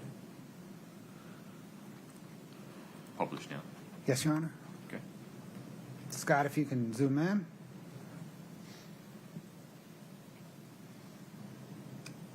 Ma'am, what does this present? This shows in the header, the K. Richins Realty LLC. This time it's using that P.O. Box 759 in Camas. This is for the account number 6577, and this is the May of 2021 statement.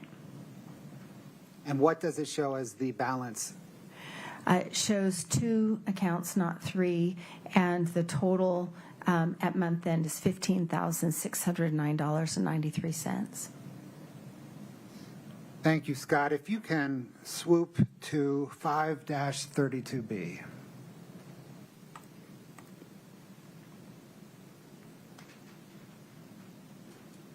Ma'am, do you recognize this document? I do. What is it? This is the America First Credit Union statement for C&D Stone Masonry, which is Eric Richins' account company, and this is the May of 2021 statement that came directly from the credit union in response to a prosecution subpoena. The state moves to admit 5-32B, Your Honor. Same objection. 5-32B is admitted.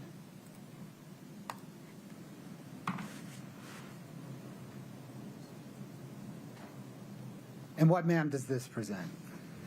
So in the header, we can see the company is C&E Stone Masonry LLC, which is Eric Richins and his business partner's company, and their account is 7664, and this is the account statement for May of 2021. And what is the ending balance? The ending balance of those 3 accounts is $210,898.61. Is it accurate then that the statement provided by the lender Ironbridge contained the header of K. Richins Realty and the account summary for C&E Stone Masonry? That's right, and also the body of the transactions. Scott, can I get Exhibit 2-6, please?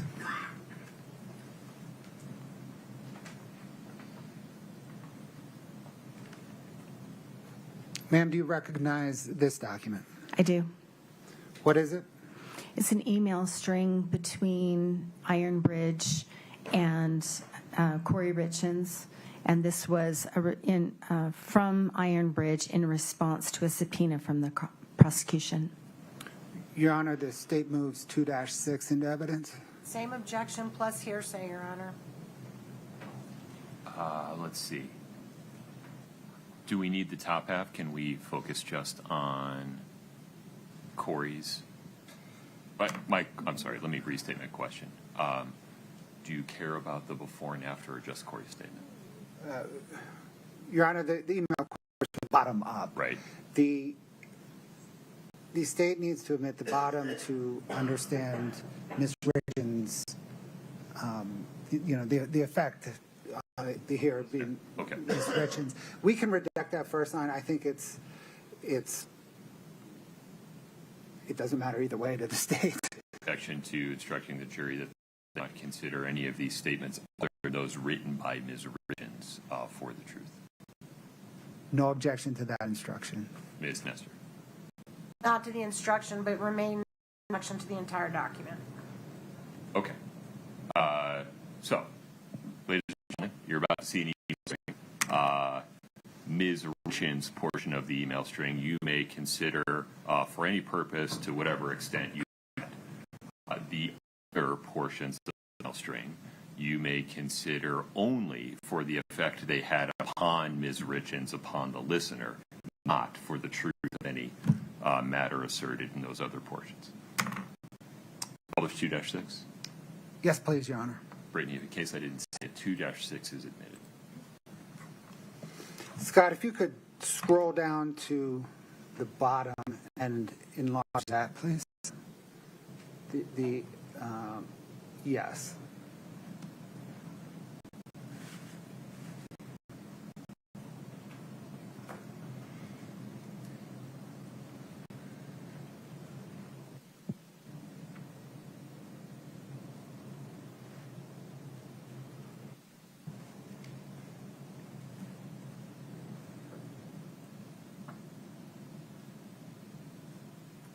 And then, Scott, if you can scroll up to Ms. Richins' reply, please.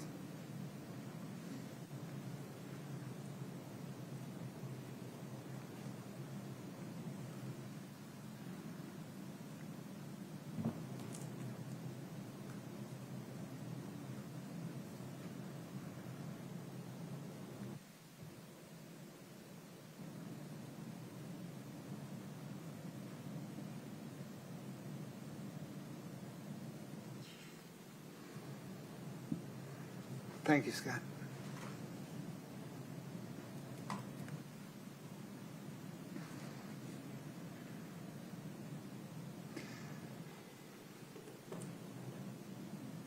Ms. Carrington, did you analyze whether all of Kouri Richins' credit card delinquencies were paid off in July of 2021? I did. Were they? No.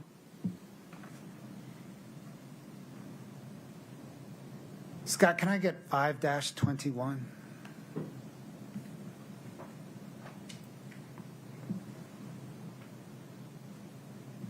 Ma'am, do you recognize this document?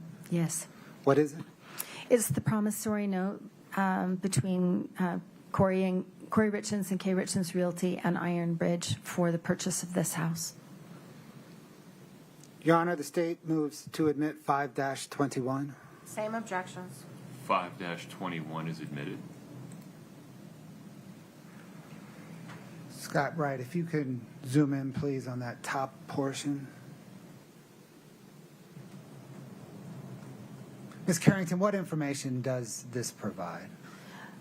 Well, starting with the top on the right is it's called a bait stamp number. That's something that's applied after the fact. So that tells me that this came from Iron Bridge. This is then the secured promissory note between K. Richins Realty and Iron Bridge, and the loan amount, where it says principal amount, is $346,500 at a 10% interest rate. And it also tells me that this is a note that matures, means it's due on January 8th of 2022. For context, ma'am, what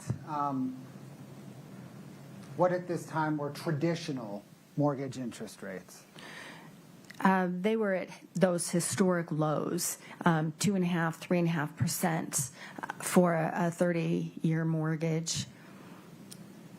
And did this loan involve a balloon payment? It did. So am I right then that for the 6 months term of the 6-month term of the loan, Kouri Richins did not owe any money?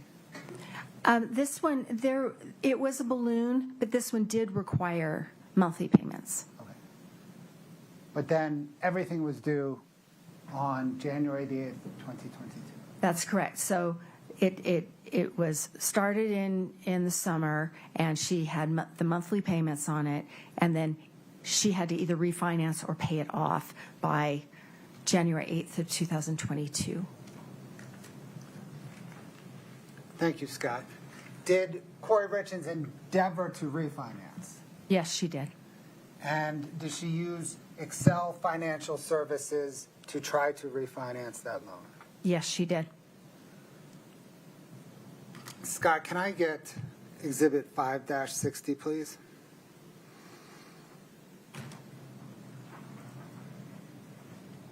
Ma'am, do you recognize this document? I do. What is it? It's the America First bank account statement for Kouri Richins, her personal checking 5244 for July of 2021. And this is from Excel Financial and its principal, David Ige, in response to a prosecution subpoena. The state, Your Honor, moves 5-60 into evidence. Same objections. 5-60 is admitted. Scott, can you blow it up?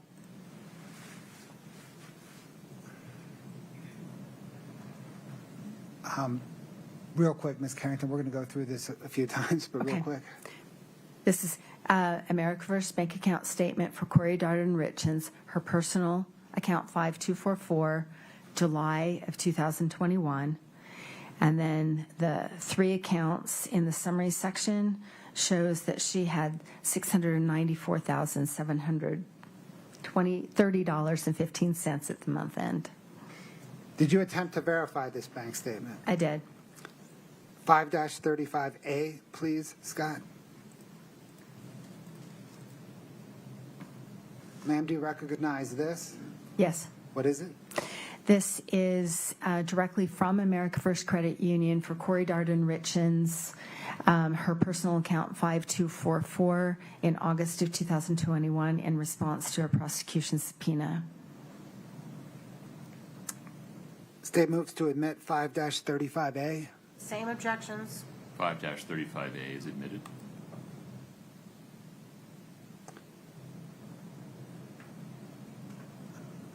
Scott, if you could enlarge it, please.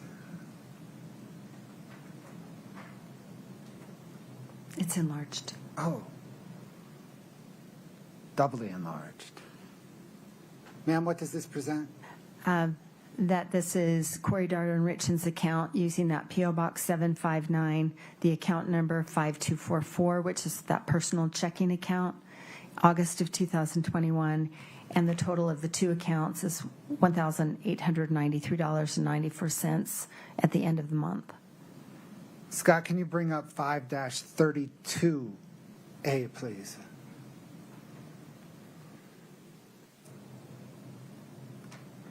Ma'am, do you recognize this? Yes. What is it? It is the American First Credit Union account for C&E Stone Masonry, the account 7664, January of 2021, that came directly from the credit union in response to a prosecution subpoena. Your Honor, the state moves 532A into evidence. Same objections. 5-32A is admitted.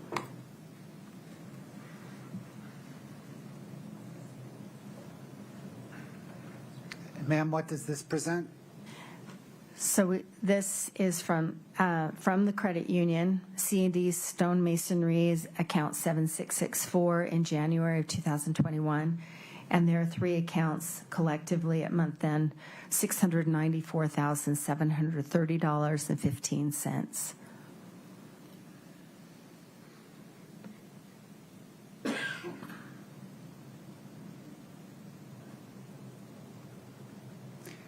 Thank you, Scott.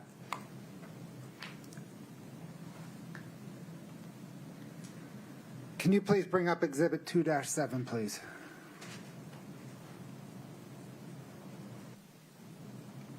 Ma'am, do you recognize this document? I do. What is it?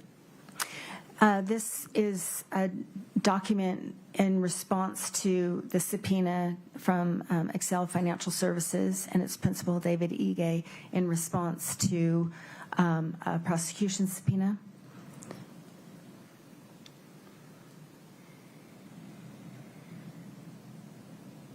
Your Honor, the state moves Exhibit 2-7 into evidence.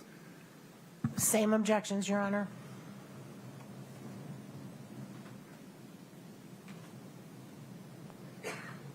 Would you approach for a minute?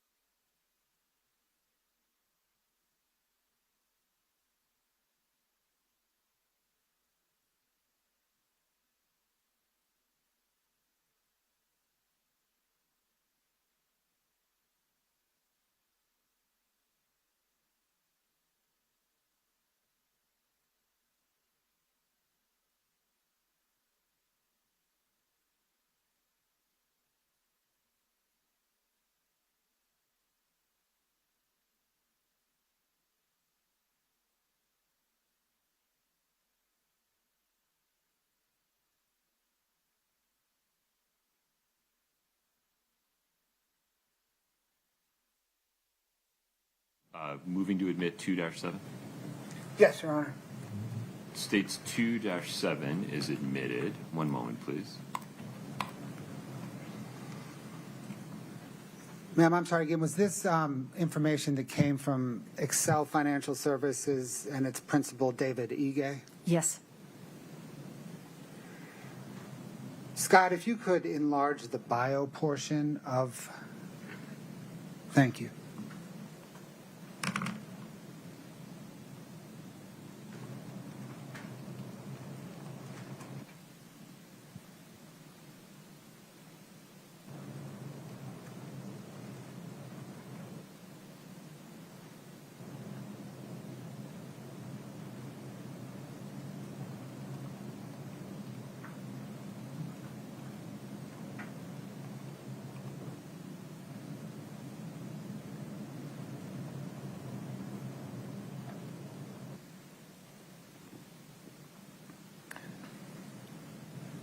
Ms. Carrington, did you analyze Kouri Richins' finances to determine if she employed anyone, and if so, how many employees she had? Yes. How many employees did she have? I don't know how many employees, but the payroll expenses that appear in her bank account statements are in the neighborhood of like $1,500 or $2,500. They're not consistent. So I don't know how many, but it's a very low number. When you say her payroll expenses are, what did you say, $1,500?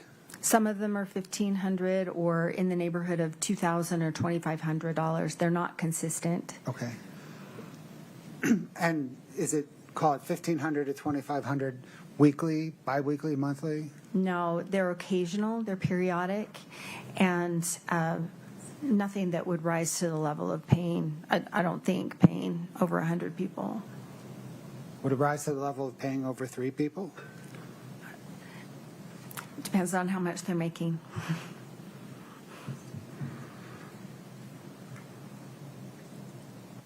In your analysis, did you find any evidence that Kouri Richins profited $1 million on any 5 of her deals combined?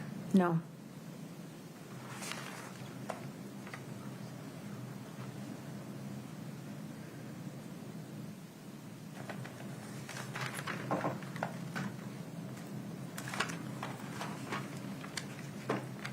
Thank you, Scott. Can we get, please, Exhibit 4-5?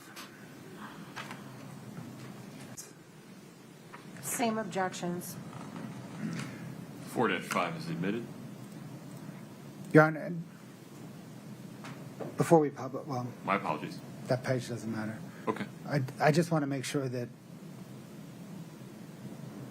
Scott, can you scroll down one page? 2 pages? 3 pages? 4 pages? Your Honor, stop there. Article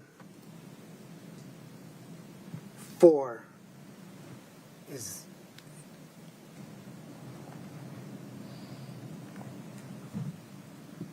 that's the relevancy.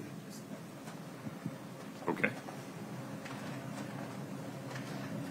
I may be missing a nuance here. Ms. Nestor, anything, folks, I apologize. In an abundance of caution, please approach the bench for a moment.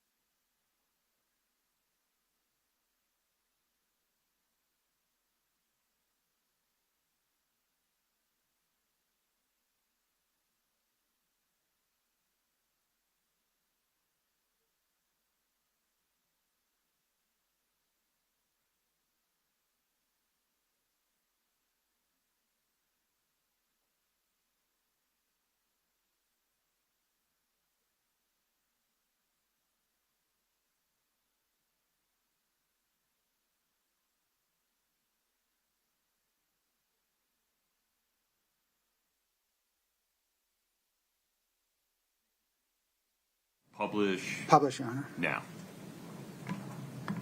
Actually, Scott, can you bring us back to the front? Go ahead, Mr. Bloodworth. Ms. Carrington, what is this document? This is the operating agreement of Kouri Richins Realty, dated June 7th of 2021. And this was provided by Excel Financial and David E. Gay in response to a prosecution subpoena.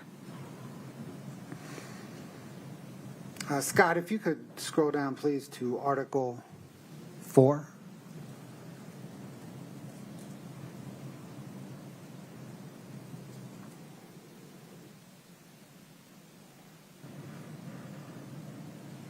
Thank you.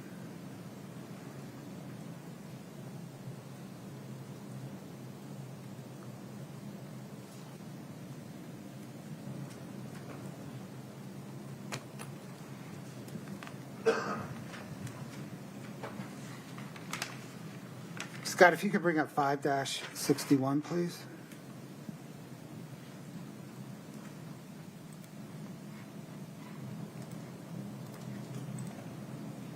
Ma'am, do you recognize this document? Yes. What is it? It is the America First Credit Union statement for Kouri Richins, the account 5244 for September 2021 that was sent by Excel Financial and Mr. Egay in response to a subpoena from the prosecution.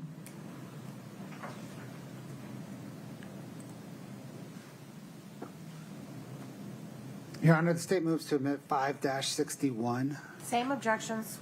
5-61 is admitted.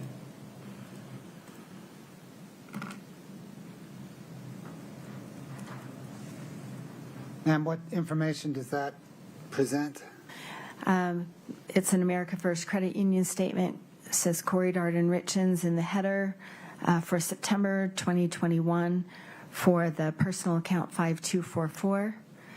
And in the summary section, those 3 accounts collectively at the end of September were $169,442.28. Did you attempt to verify this statement? I did. Scott, can you bring up 5-35B?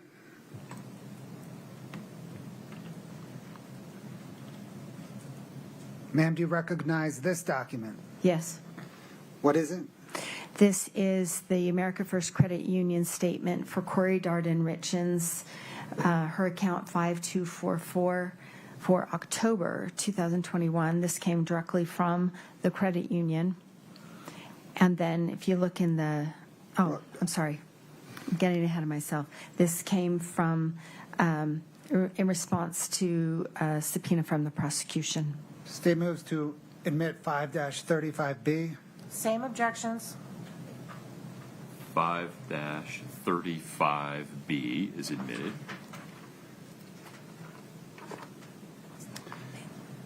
Scott, 5-32D.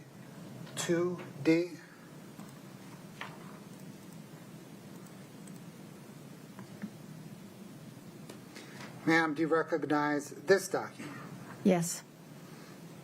What is it? This is the America First Credit Union statement from the credit union of C and E Stonemasonry, account 7664 in September of 2001, directly from the credit union in response to a prosecution subpoena. State moves to admit 5-32D. Same objections. 5-32D is admitted. Scott, if you could zoom in. Ma'am, what does this present? That for the account for C and E Stonemasonry, the account 7664 in September 2021, the three accounts collectively were $169,442.28. Thank you.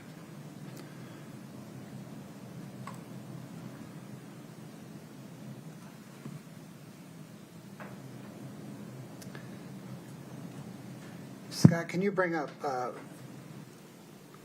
5-62?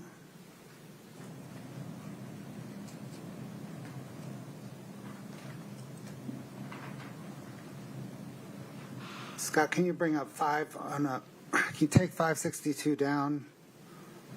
Can you bring up 5-29D, split screened with 5-29C?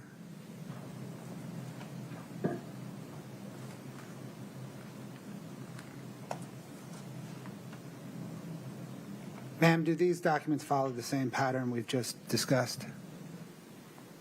Yes, they do. Your Honor, the state moves 562D, 529D, and 529C into evidence. Wait, I'm sorry. Was it 562 or 562D? I don't know what. It's just 562. Would I you don't like know. to see that again, Ms. Nestor? Yes. So, same objections to 529C and 529D. I don't remember seeing 562, so if we could just put that up for a second. Sure. Same objections. Okay. 5-62 and 5-29D and -29C are admitted. Okay, Your Honor, we're not going to publish them. I Understood. think everybody understands. Okay. I'm going to bring up another set of 3. Scott, if you could start with 524. Would you pause for 1 second? Do you need a moment? Do you need any clarification?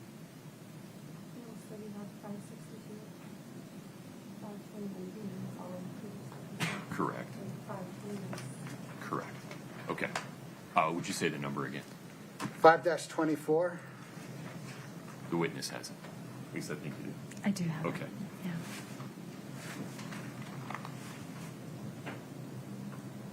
I'm tracking the wrong.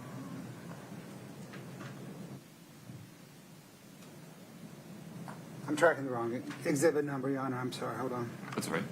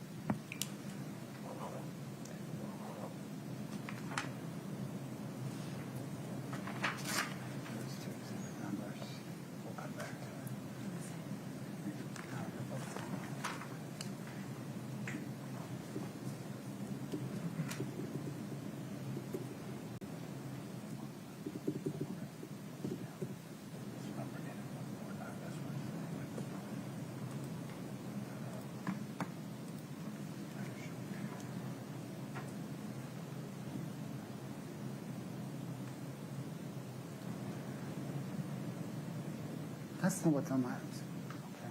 Hold on, I had a screen problem. Do we need to do something to help you? No, I think we're good now. Okay. The page that I'm seeing and the witness is seeing have a sticker on it. Can we go back to page 1 so I can make sure? 5-24, correct? Yes, Your Honor. Okay. And I apologize, Scott. I go back to wherever Mr. Bloodworth wanted you to be. That's page 149.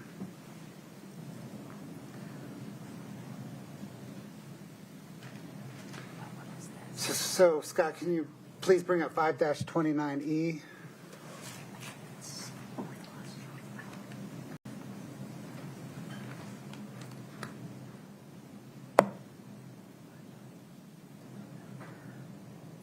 And then 5-32E.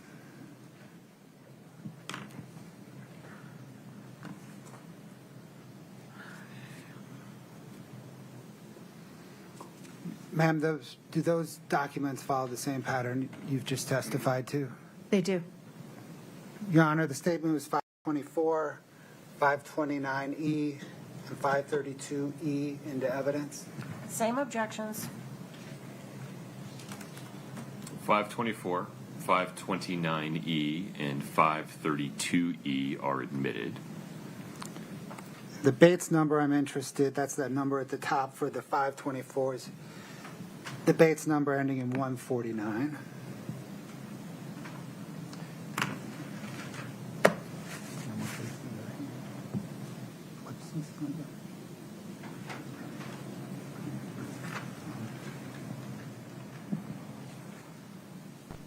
Scott, can you bring up 5-29F and 5-32F?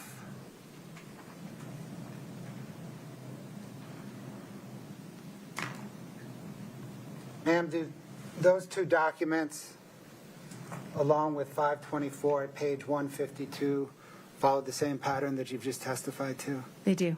I'm sorry, I didn't understand the last thing. 529F, 532F, and what?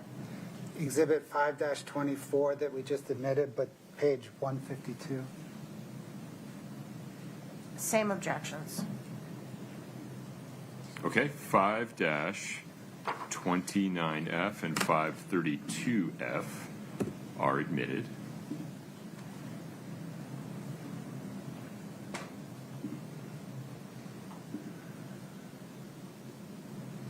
Ma'am, I want to ask you now about a $45,000 set of wire transfers related to the Barney home. Do you know what I'm talking about? I do. What is your understanding of the purpose of those wire transfers? Those were in January of 2022 from Chelsea Barney to Kouri Richins for the purpose of a down payment to buy the 299 Barney house. So it was a down payment. Objection to speculation about what it was for and hearsay. Move to strike.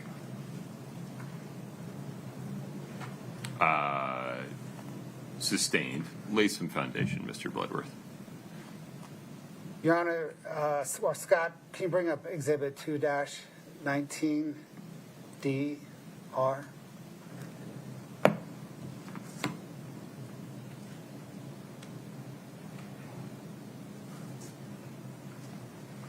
Would you mind blowing it up, Scott? I can't read the text.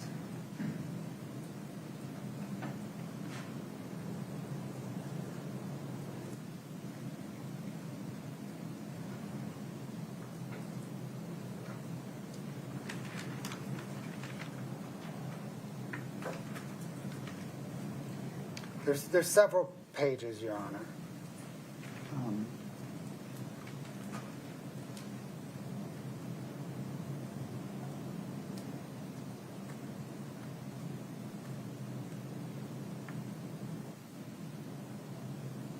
And just so the court knows where I'm going, I'll just move to admit it.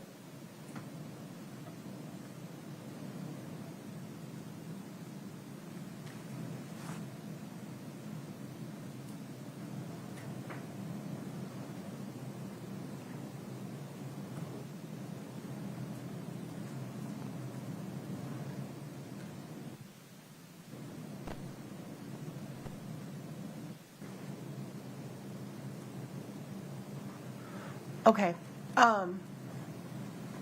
Same objection to this exhibit, Your Honor, that we've already, same objections.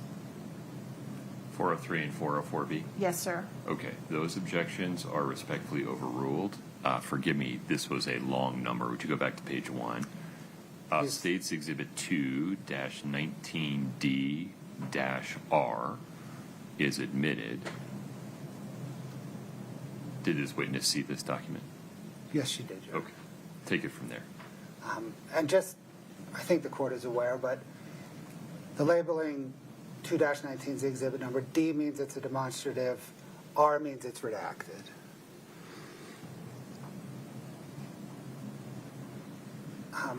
Ms. Carrington, have you seen this document before? I have, yes.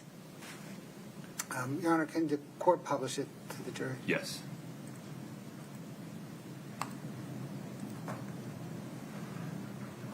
Scott, if you could just slowly, please walk the jury down the text string.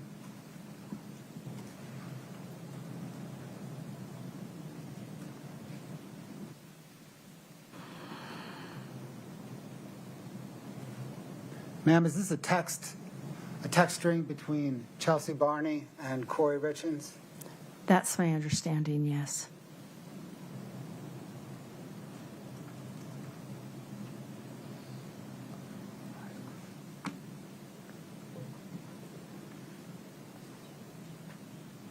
This is 2-19.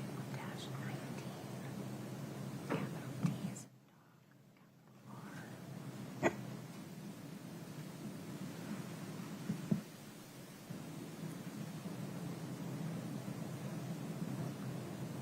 And Kouri Richins is in blue, right, at the 1987 number? I believe so, yes.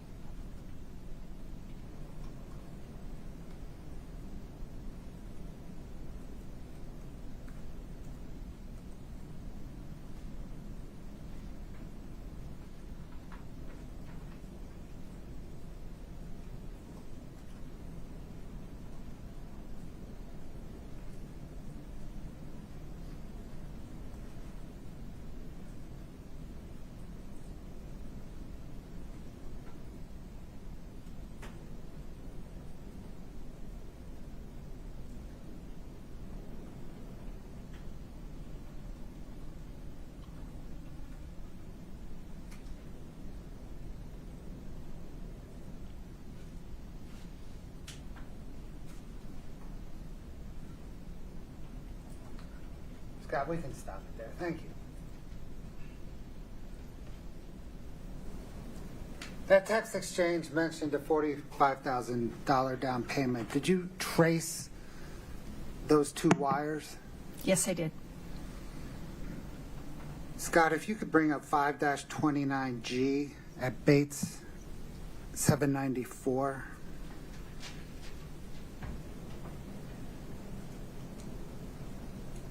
Your Honor, this has already been admitted. D or G? G. Is that correct, Brittany? Okay. Go ahead. Ms. Carrington, what is this again? This is the K. Richins Realty account statement 6577 for January of 2022 from America First Credit Union. And when you traced those two wires totaling $45,000, did they land in this account? Yes, they did. Can you please show us where? Sure. Scott, can we do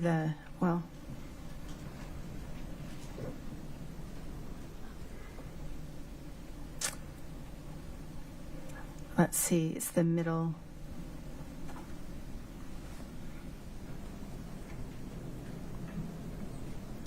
We need to go down a little bit to like the 11th.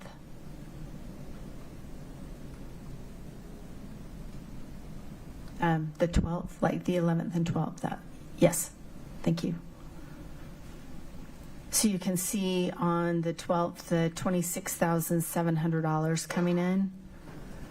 And then if you go down a few other lines, also on the 12th, down a little bit more right there, that bank-to-bank transfer, that's $18,300 coming into the account. Those are those two wires from Chelsea Barney. And Scott, if you can move it to the left. At the time they hit the account, what was the account's balance? It was in the negative $1,996.68. Did you then trace the funds from this account? I did. Can you please show us what happened to that money? Well, the majority of it, well, a lot of it, almost half, went to the family account, the $19,299 on the 12th, that middle transaction. That went to the family account, the 2204, that says Eric Richins. That's the joint checking account that Eric and Kouri Richins used for family expenses. Your Honor, can we just have a continuing objection to this whole line on the same grounds? Please proceed, Mr. Bloodworth. And then also there were she paid debt payments. Okay, so the $19,300 went out. And then how long did it take her to deplete the rest of that $45,000? Well, we have to account for another $9,000 that came into the account, but it was gone within a few days. Did any of it go to a mortgage on the Barney home? No. What did it go to? The transaction that's highlighted, the $19,299, that is the same amount that was paid to FundFi, which is one of Kouri Richins' payday lenders. So that money went from this KRR account to the personal joint account, and That's then correct. to FundFi to pay off debt.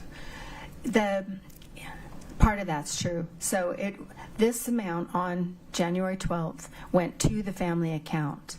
And if we go to the family account, you can see right before this payment had been made. So this money going back to the family account replenishes that exact amount. Let's do that. Let's go to 5-33A.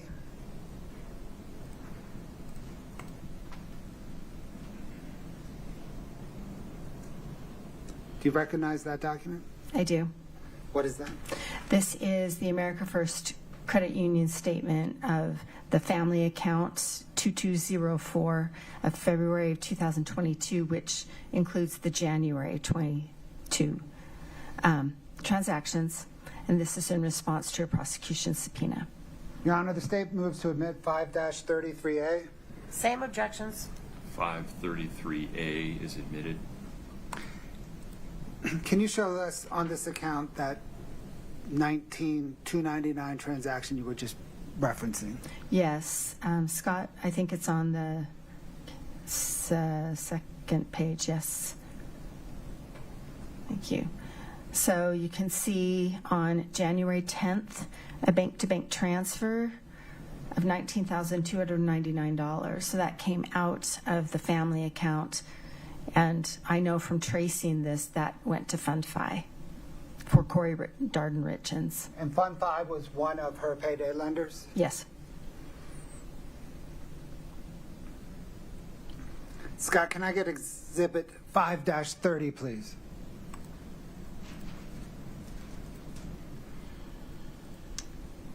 Do you recognize this document? I do.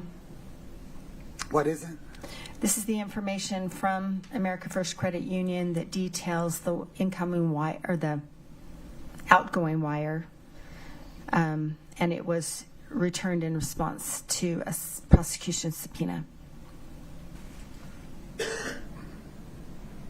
Your Honor, the state moves to admit 5-30. Same objections. 5-30 is admitted.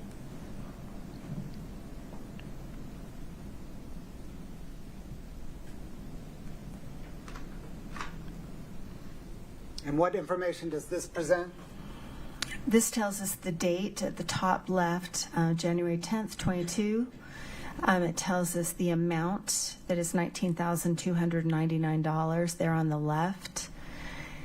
And in the middle column, it tells us that it came from the account 2204-9, but 2204. That's the family account. On the right column, it tells us the beneficiary, who's the receiver of the wire, is Fundify Merchant Funding. And then if you go down to the bottom, so the originator is the person who sends the wire, the beneficiary is the one who receives it. So this is instructions or notations from Kouri Richins or someone who sent this to pay off K. Richins. That's the instruction.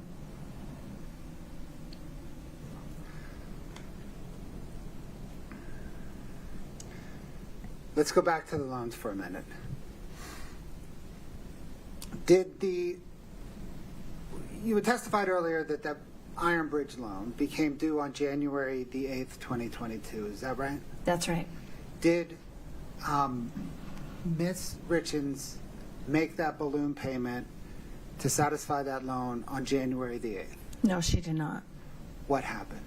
She extended that loan for 2 weeks, 3 weeks. She extended the loan, giving her more time to pay it. And during that time, was she trying to get a new loan from Excel Financial? That's true, yes. Why did she submit so many bank statements to Excel Financial? Object to speculation. Did you review her correspondence with Excel Financial?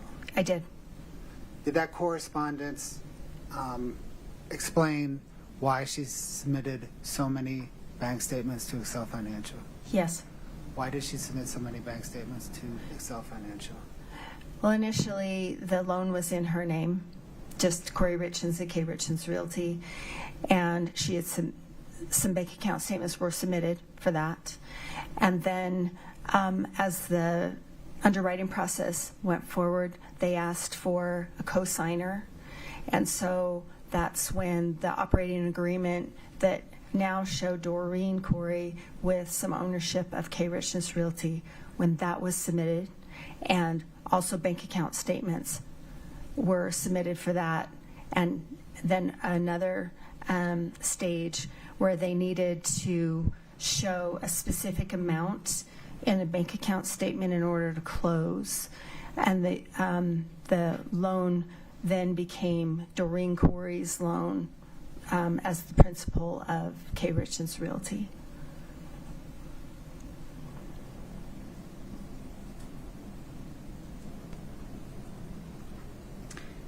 Did K. Richins Realty ever enter into a financing agreement with Excel? No. What then happened with the Iron Bridge loan once it was extended once? It remained unpaid, and it was extended again to March 8th, 2022. Thank you, ma'am. Your Honor, this may be a good point to break. Any objection, Ms. Nestor? No, sir. 1240 reasonable, Mr. Bloodworth? Yes, sir. Ms. Nestor? Yes, sir. Ladies and gentlemen of the jury, normal instructions. Please don't talk about the case. You'll have access to your devices, and so please be careful to not read, watch, or listen to any report about the case from any source. Please don't do any research about the case. You're welcome to talk to each other about all kinds of other things, but not this case. Please rise for the jury.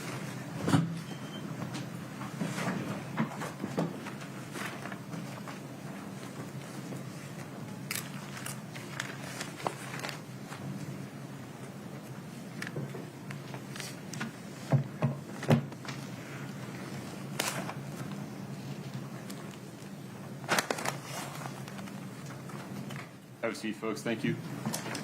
Mr. Bloodworth, anything else on the record before we break for lunch? No, Your Honor. Ms. Nestor? No, sir. Ms. Carrington, please don't consult with anyone regarding your testimony during the lunch break. Okay. Thank Yes, you. sir. We'll be back at 12:40. Court's in recess. Thank you.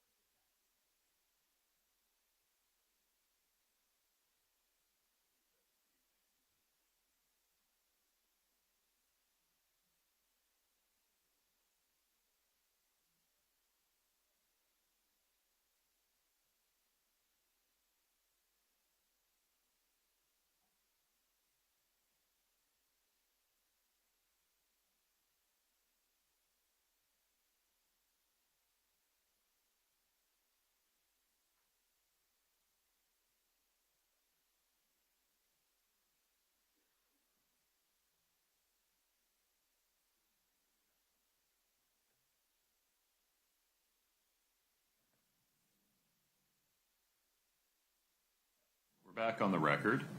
Mr. Bloodworth, anything before we invite the jury back in? No, Your Honor.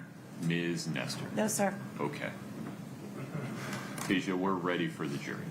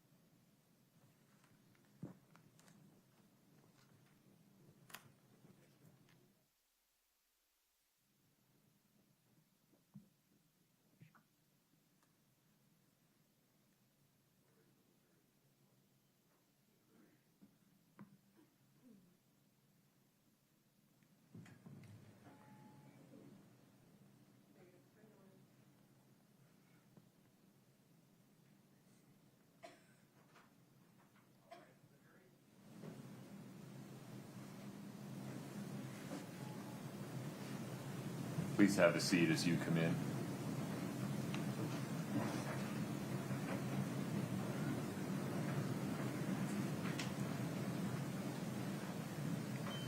All right, folks, have a seat, please. Ladies and gentlemen, we will continue with testimony from Ms. Carrington. Ms. Carrington, you are still under oath. Mr. Bloodworth. Thank you, Your Honor. Scott, can we please have 8-12? Your Honor, this is in evidence already if the court could publish. Understood. One moment. There you are. Ms. Carrington, do you recognize this home? I do.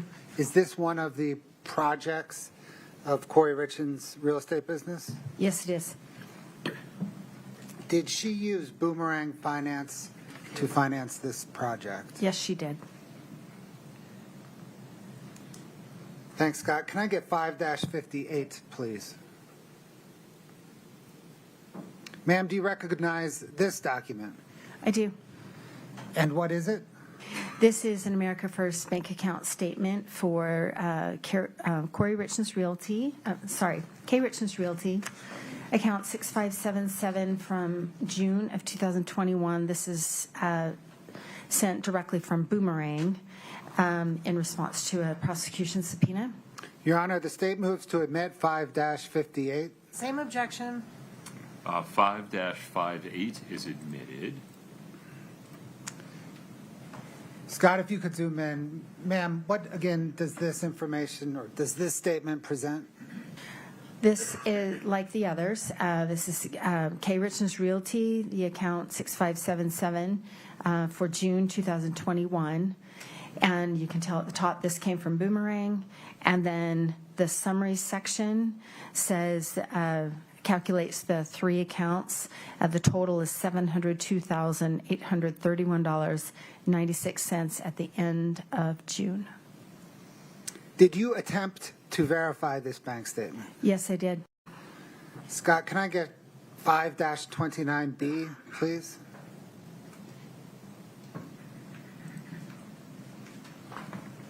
Ma'am, what is this document? This is directly from America First Credit Union for K. Richins Realty, LLC, 6577 for June of 2021 in response to a prosecution subpoena. The state moves to enter 5-29B. Same objections. 5-29B as in boy is admitted. Published now. Go ahead. Again, Ms. Carrington, can you show what information this bank statement presents? K. Richins Realty at the P.O. Box 759, the account number 6577 for June of 2021.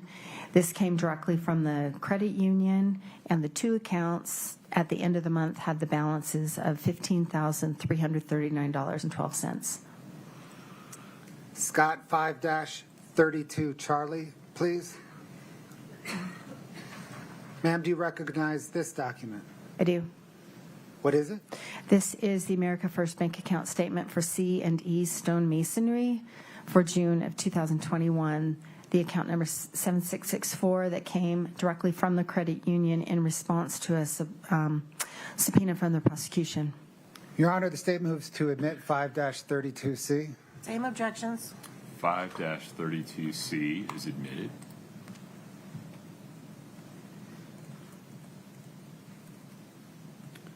One more time, ma'am.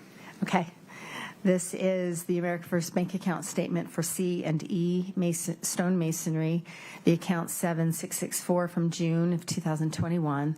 This one came directly from the credit union, and you can see in the summary section the three accounts totaling $702,831.96. Thank you. I want to switch gears a little bit now. You've used the term funding sources a couple of times. We're going to talk about funding sources, okay? Okay. Scott, can I get 5-93 Delta 2? Ma'am, did you recognize this document? I do. Did you prepare this document? Yes. What material did you use to prepare this document? This is based on the lender documents, the loan documents from the lenders for each of the properties, the home equity line of credit, the bank account statements, settlement statements for the purchase and the sale, and the deeds, the trust deeds that were recorded with the different county recorder offices. The state moves to admit 5-93D2. No objection. 5-93D2 is admitted.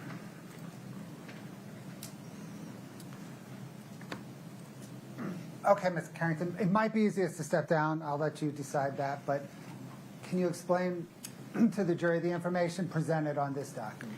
It might be easier if I step down. It's up to you.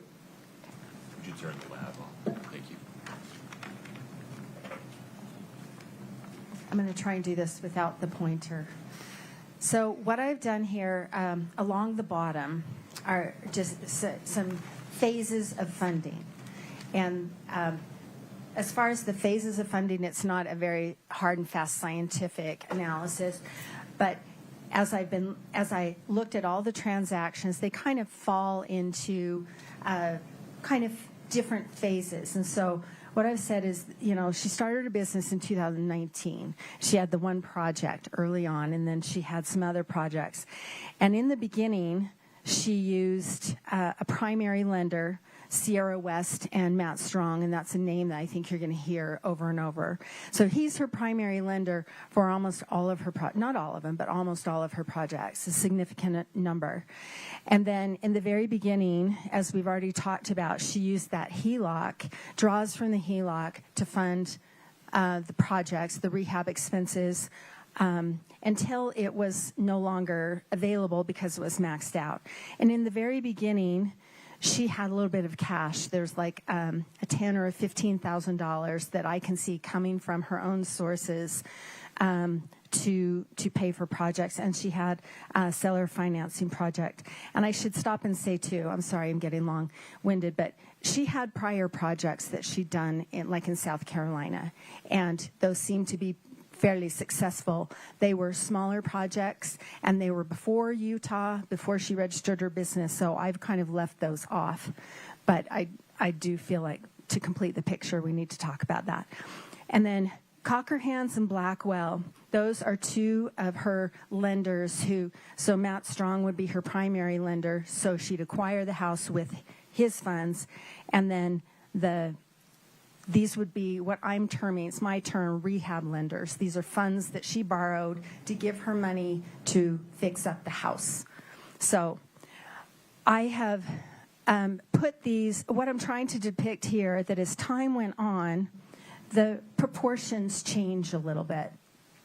And then as time went on, the funding sources changed. So no longer was she using her own cash. That was only in the very beginning. And the HELOC was, as you've seen, remember the chart where it was maxed out pretty quickly. Your Honor, object to narrative. Okay. Mr. Bloodworth, ask a question. I'll ask a question, Your Honor. What changes from the first column to the second column? Okay, from the first column, there's the HELOC and the seller financing and cash. Those don't appear in the second column because those are no longer available. What changes from the second column to the third column?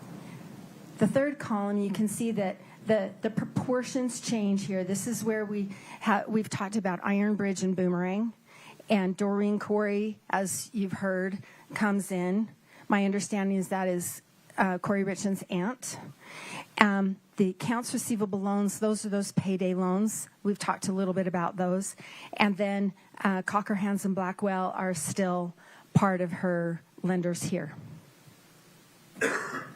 How does Doreen Kouri contribute as a funding source? As far as actual funds coming in, I have not been able to locate any funds that came in from her, but her name during this time period is used. She's on that operating agreement that's dated in June of 2021 that gets submitted in the fall of 2021. Her credit is used for the Excel financing and the David E. Gay potential refinances. So she's part of that process. And she's also used for a lot of these payday loan applications. Doreen had a company, a cleaning company, and I understand.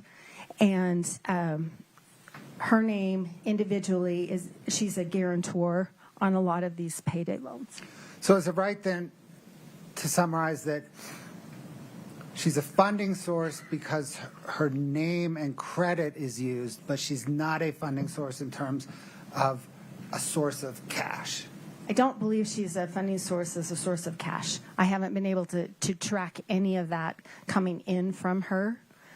There might be some, but I've tried my best to identify every transaction. There are some that I still don't know, but definitely her credit and her name are used.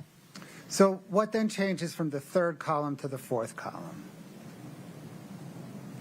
What I attempt to show here is the growth during the fall and winter of 2021, the growth of the accounts receivable loans and Doreen Kouri. This is a time of intense activity in the fall. We've talked about October November, December, into the new year, and that's what that's supposed to show.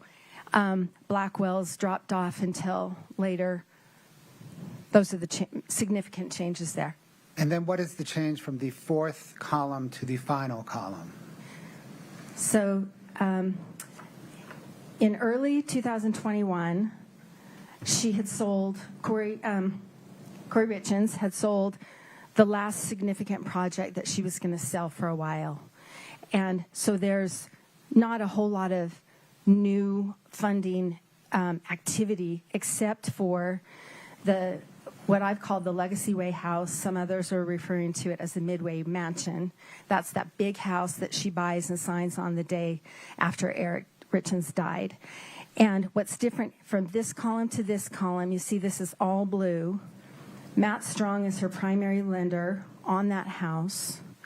But then also she uses Cockerhands and Blackwells and the Burns, and then these other Lieb, Soto, and Sills, all to come together. She uses all of those lenders just to acquire the property. So as opposed to somewhere over here, for example, where she uses Matt Strong to acquire the property, and then she uses these lenders for rehab funds, over here she uses all of those lenders just to acquire it, leaving nothing left over for rehab expenses. Okay, thank you, ma'am. We can trade mics now.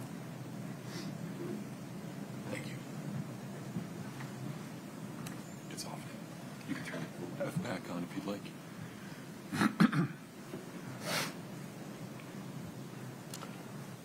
Okay, ma'am, let's talk about the accounts receivable loans portion of that chart. What are accounts receivable loans? They are, so accounts receivables are future revenues that have been earned but haven't come in yet. They're coming in later. And pardon me, this is, you can call these factor loans or future receivables loans, but also payday loans. Like, in exchange for $60,000 today, I'll pay you $87,000 down the road. That's what someone might say. What receivables did Kouri Richins or K. Richins Realty have? They had properties that were in the middle of rehabilitation, remodeling, whatever, and then would have been sold. So those, when they're sold, those are the revenues. So those are future receivables.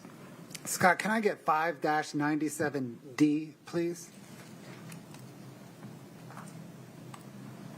Ma'am, do you recognize this document? Yes, Did you prepare it? I did. What material did you use to prepare it? I used the bank account statements that we've talked about, the lending documents where I could find them as identified from the bank account statements, and then I did searches of the state's database, not the prosecution, but the state of Utah database for the UCC filings to identify some other information. Your Honor, the state moves to admit 5-97D. No objection. 5-97D is admitted. Okay, ma'am. Scott, if you could just zoom in a little bit. Oh, you did. Man. There we go. Ms. Carrington, what information does this present? So these represent separate and distinct loans that Kouri Richins took out. The date is the date that the UCC filing was not.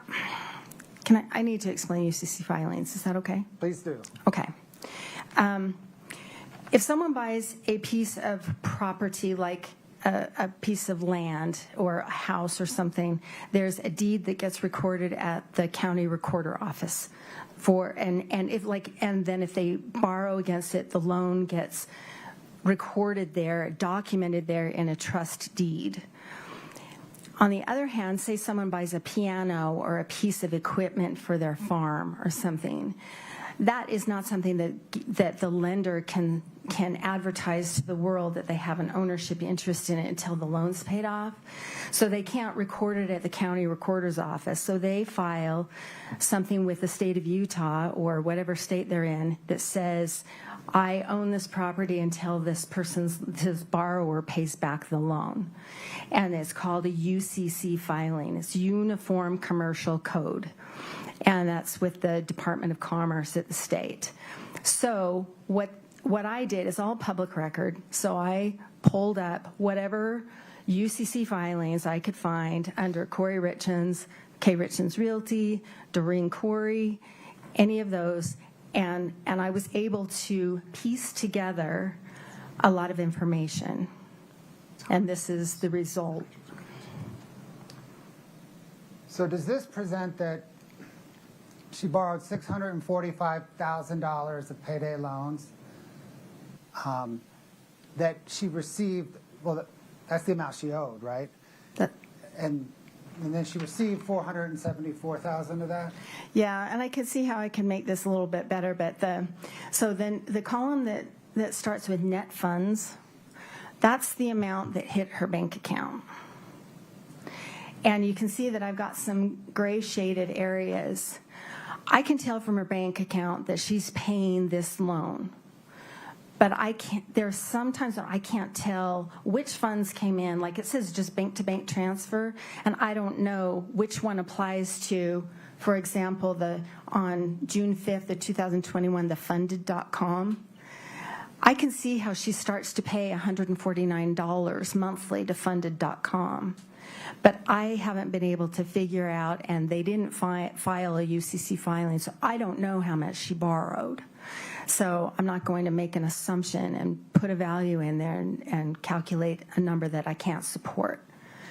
So the net funds column, she got at least $474,000 into her bank account. And she owed them at least $645,000.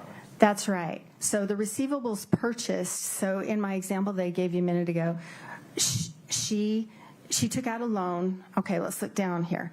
9/30/2021, the Greengrass Holdings.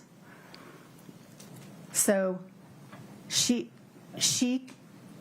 committed $87,000 of her future receivables to get $60,000 today. And by the time origination fees were taken out, she got $54,000 that landed in her bank account. And in exchange for that, they filed a UCC filing later, actually. But the payment that Kouri Richins committed to was that payment that we've seen, that $5,438. And she committed to pay that every week until the loan was paid back. And so she got $54,000, but she had to pay back $87,000. Let's follow that thread then. Scott, can I get 5-10, please?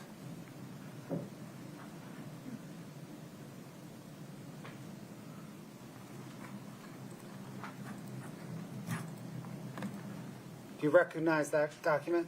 Yes, I do. Is that the green grass funding revenue purchase agreement that you just referenced and you showed the line item? Yes, it is. Your Honor, the state moves 5-10 into evidence.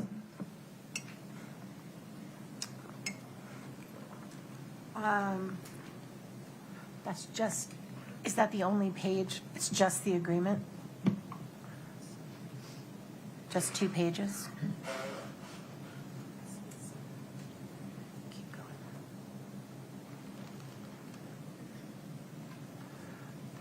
I don't have an objection to that, Your Honor. States 5-10 is admitted.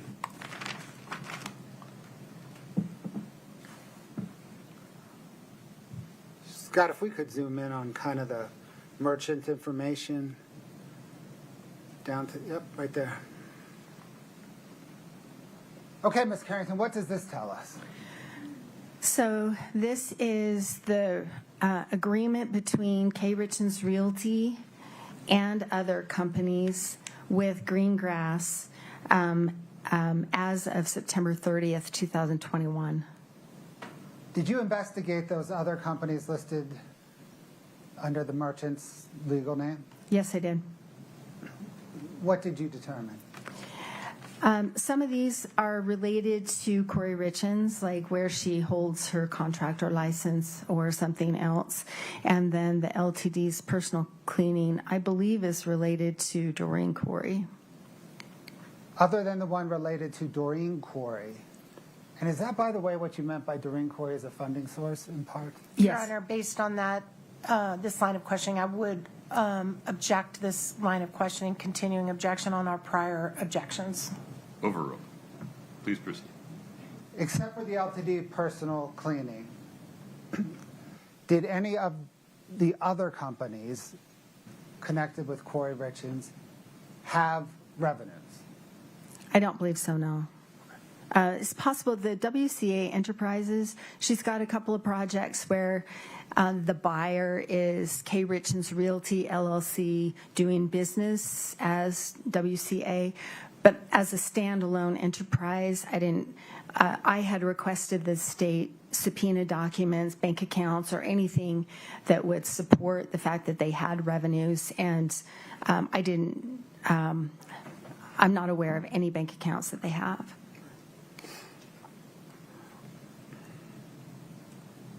Scott, can you scroll down to the loan amounts?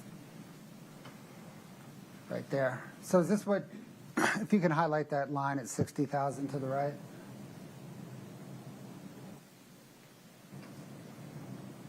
I think you already did, but just to be super clear, can you please explain that line?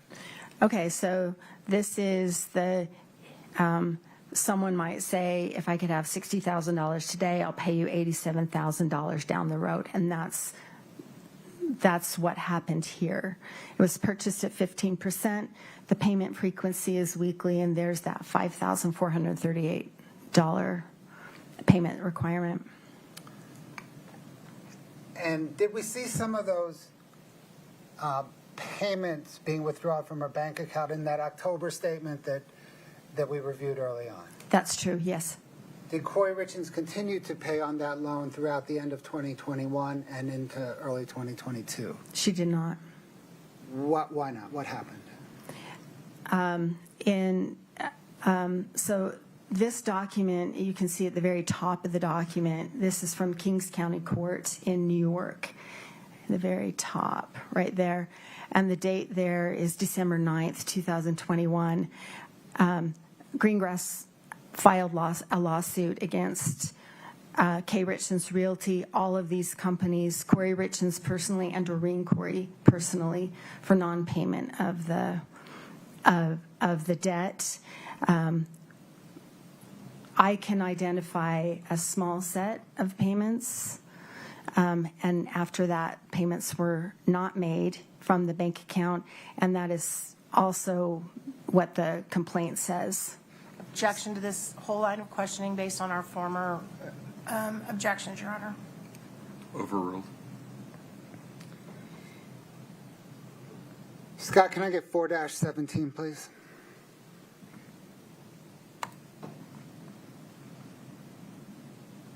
Do you recognize this document, ma'am? Yes, I do. And what is it? This is the summons that's related to that lawsuit that I just explained. And I believe somewhere there's the seal on the document. Oh, it's the summons and the complaint.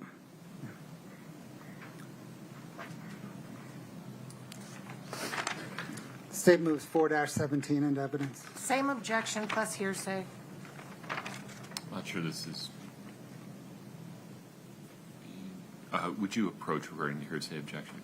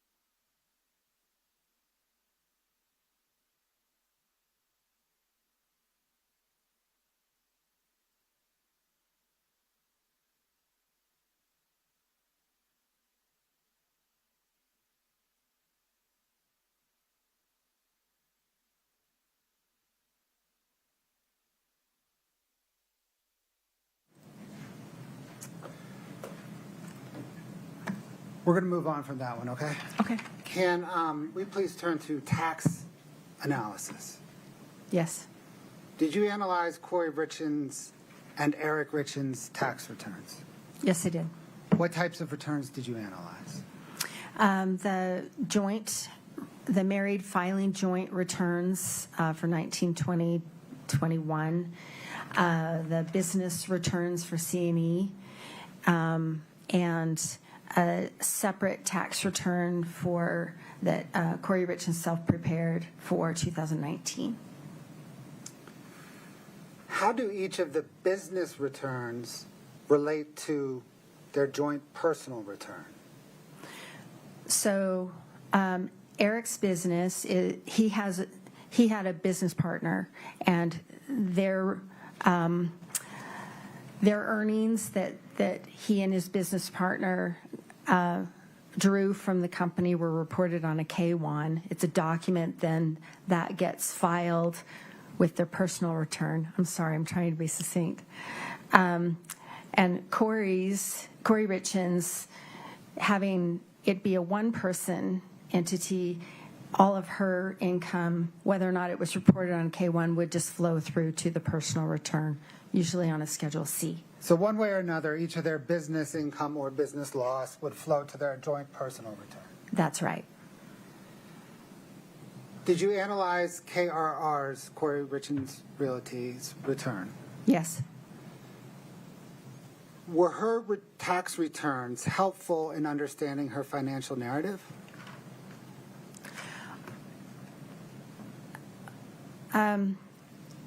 If I answered that yes or no, it would require some explanation.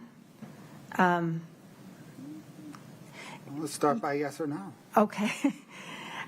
Yes, it did help explain the lack of continuity and lack of reliable accounting, and no, because of that the things that she reported to her tax preparer. Objections, same objections we raised previously. Would you approach for a minute?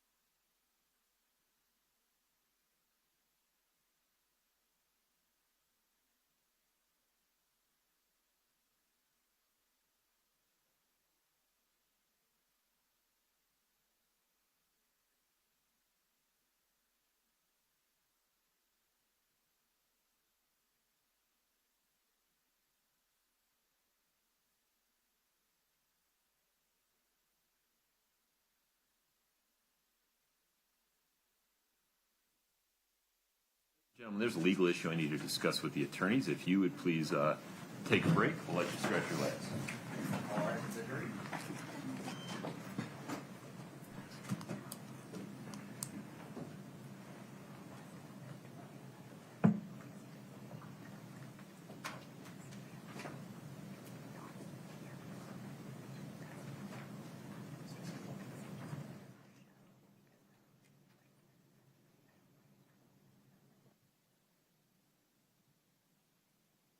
All right, folks, have a seat. Mr. Bloodworth, to help me rule on defendant's objection, would you please proffer for me where we're headed regarding the tax returns? Yes, Your Honor. I think in response to that question and maybe the next one, Ms. Carrington will testify that Kouri Richins Realty's tax return were unhelpful for Ms. Carrington's analysis because Kouri Richins' expense reporting to her accountant was inaccurate. Okay. And then where will we go after that regarding the tax returns? The implication of the inaccurate expense reporting was that her tax returns showed a profit. Then there will be questioning on if the expenses were reported accurately, would they have shown a loss? There's a tax advantage to showing a loss. Why would you want to show, from a tax perspective, why wouldn't you want to take the loss? And then Ms. Carrington will testify that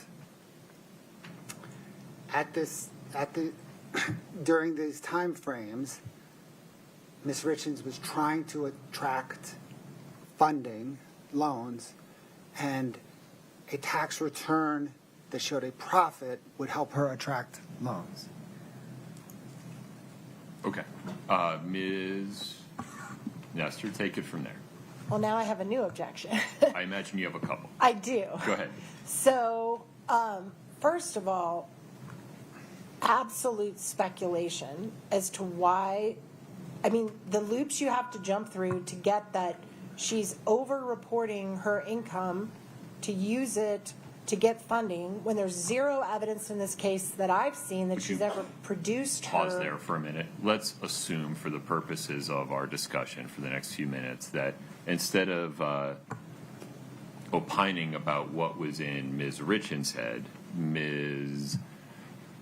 Carrington, based upon her education training experience, talks about what real estate investors would need to show to attract funding and whether someone with a balance sheet that looked like Ms. Richins would need funding. So more general rather than specific. Except that in this particular case, I know we have 10 terabytes of information that was produced, but I don't recall ever seeing any evidence that she produced her tax returns to any lenders, ever.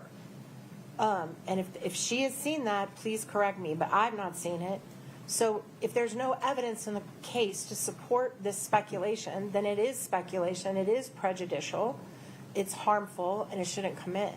But I also think if she's, to whatever extent, for whatever reason, if she's filing false tax returns, that's a crime. And that's another crime, wrong, or bad act under 404B. And again, has zero relevance to whether or not Ms. Richins killed her husband. And so I object on all those grounds. Okay. One step at a time. Addressing these issues in the order that they were raised by defendant. Mr. Bloodworth asked the questions in a way that does not require or invite Ms. Carrington to speculate about what was going on in Ms. Richins' head, but speaks more broadly or generally based upon her education, training, and experience about why real estate investors in Ms. Richins' circumstances might benefit from making their tax returns look a certain way versus another. Any clarification on that? No, yeah. Okay. That resolves the speculation objection. Next, moving to the 404B issue, the court determines that evidence regarding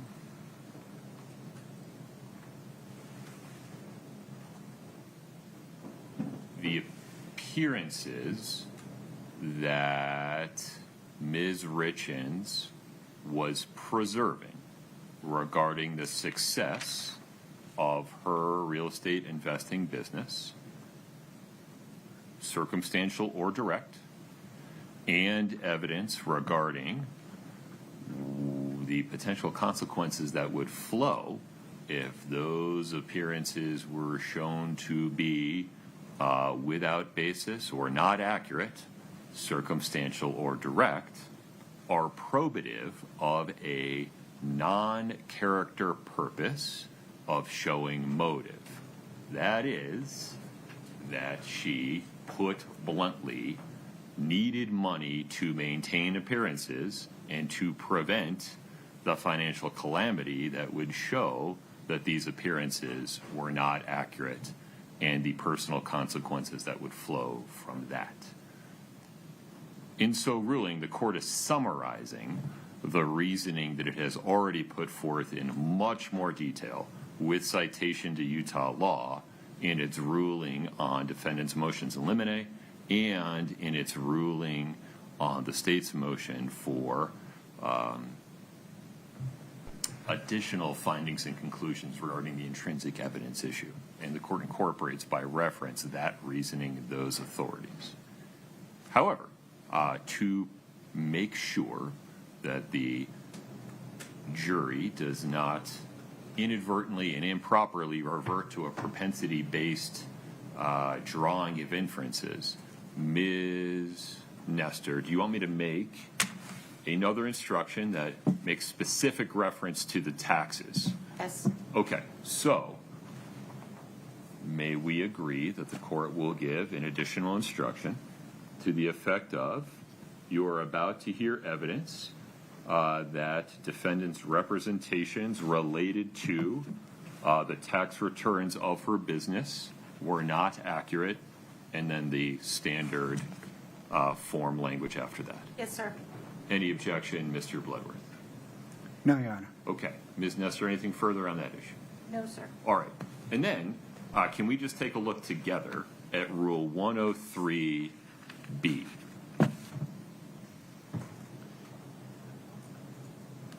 Which states that once the court rules definitively on the record, either before or after trial, a party need not renew an objection or offer of proof to preserve a claim of error for appeal. I respect, genuinely, that Ms. Richins disagrees strongly with many of the court's pretrial rulings. That disagreement has been preserved for the record. It will be reviewed on appeal. To the extent defense counsel is worried about having to reassert any of those objections, they need not do so under Rule 103B. Totally respect what you're saying, Your Honor.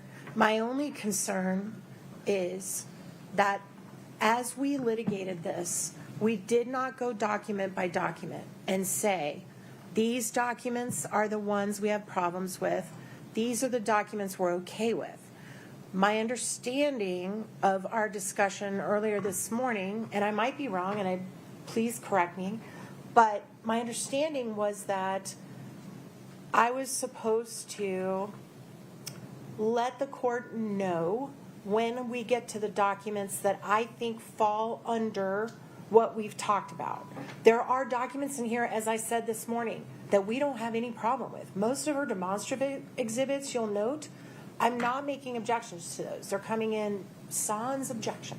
But some you doubled down on regarding the Barney house. And so it's hard to tell whether you're just reasserting the objection every time or if you're choosing. And that's why on occasion I have to ask whether this is a new or different objection. So I can try to do better about alerting the court if there's a new ground, but I'm still concerned because we don't have a ruling anywhere that I've said Exhibit 632 we believe falls under the court's ruling and therefore falls under our objection. We've never done that. So the fear that I have, well, I totally agree that's what Rule 103 says.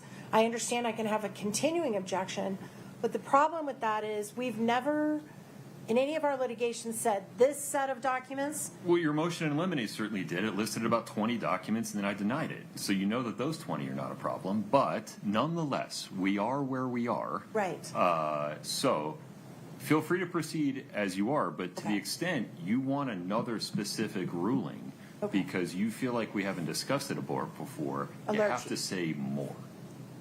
Otherwise, Understood. I won't know what you're talking about. Absolutely understood. So my intention, for the record, is to try to comply with the court's ruling not to have a speaking objection. When I say previous objections, I'm saying this document we believe falls under what you've already ruled on. If I have something that's new that I don't think you've ruled on at all, I will let the court know that. I appreciate that. Thank you. Okay. Anybody need a break before we invite the jury back in? Mr. Bloodworth? No, Your Honor. Ms. Nestor? No, Your Okay. Tasia, we're ready for the jury.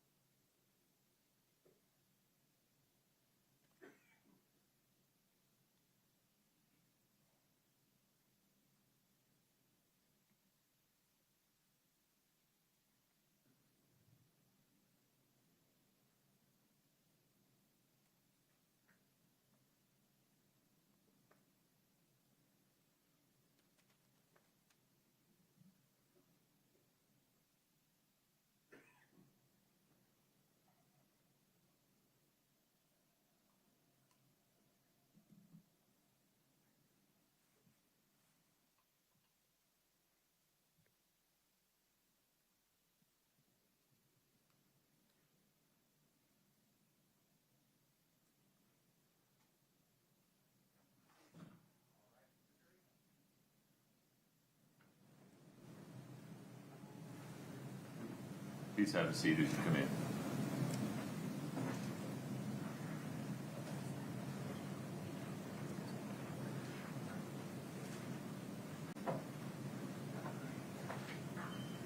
Okay, please have a seat. Ladies and gentlemen of the jury, an additional instruction. You are about to hear evidence that defendant's representations related to her business's tax returns were not accurate. During the period of time before the acts charged in this case, this evidence is not admitted to prove a character trait of the defendant or to show that she acted in a manner consistent with that trait. You may consider this evidence, if at all, for the limited purpose of determining whether defendant had any particular motive. Please keep in mind that the defendant is on trial for the crimes charged in this case and for those crimes only. You may not convict the defendant simply because you believe she may have committed some other acts at some other time. Please proceed. Thank you, Your Honor.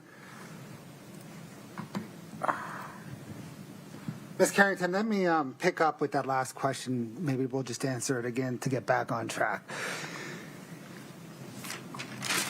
Were K. Richins Realty tax returns helpful in your understanding Kouri Richins' financial narrative? And I answered yes and no, or yes or no. Yes, they were helpful to understand the fact that everything didn't match. The money that came out of the bank account that was spent was not reported the same on the tax returns. Well, let me say, it was not reported the same to the tax preparer and therefore not accounted for correctly on the tax returns. And then no, because the same thing. If the accounting is not reliable, that doesn't help me understand fully and accurately what was going on in her business. Does this relate back to how you had to calculate expenses as it relates to Kouri Richins rehabbing homes? Yes, that's along the same lines, yes. And it's those expenses, or is it those expenses that were underreported to her tax accountant? Well, there's that, but there's also the fact that the whole body of those loans we've just looked at was not included. And in looking at the tax preparer's documents that he relied on to put the tax returns together, it's clearly missing. None of those loans is listed as a liability against the revenues, and the documents also show that the only loans that he understood that K. Richins Realty had and was obligated to repay were the loans based on that were related to the properties. So there's this huge category of $500,000 of obligation, or $400,000 of obligation that was completely absent from any of the financial records that the tax preparer put together, and therefore was also missing from the tax return. What was the effect of this inaccurate reporting on K. Richins Realty's tax return? So someone who, or a business that understates the expenses, inflates the net income. So makes it look like there's more profit than there actually was.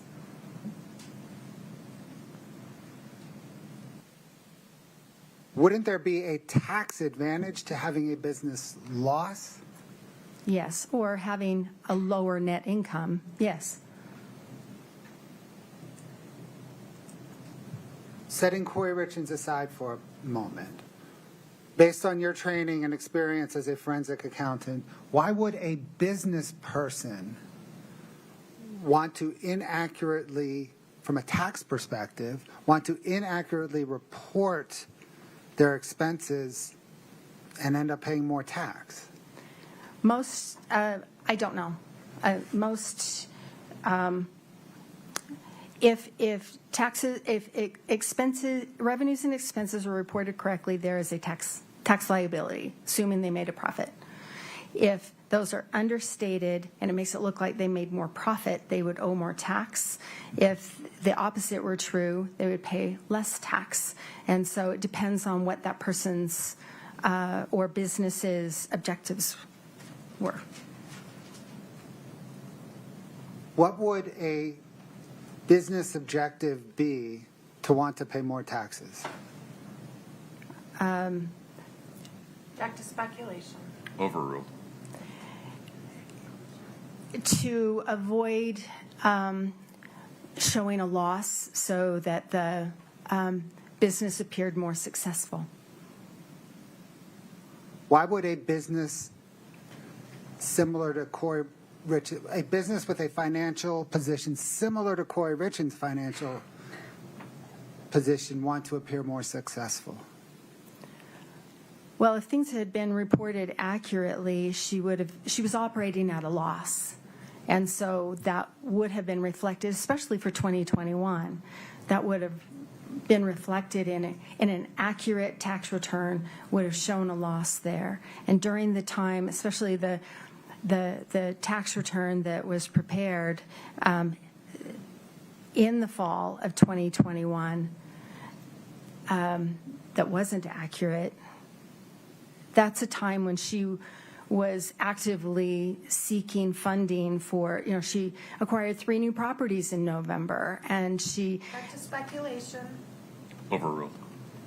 factually speaking, she acquired 3 new properties in November of 2021, adding $1.1 million to her debt. She didn't pay anything toward those acquisitions, so she borrowed everything to acquire those properties. And in December is when she put the offer in on that big house. And so these are months that coincide with the inaccurate tax returns in which new projects were being acquired or contemplated, and funding was being sought for those. Did you investigate whether Kouri and Eric Richins had any tax liabilities? Yes. Did they? Yes. Do you know about how much? I know at least number. What is the at least number? Let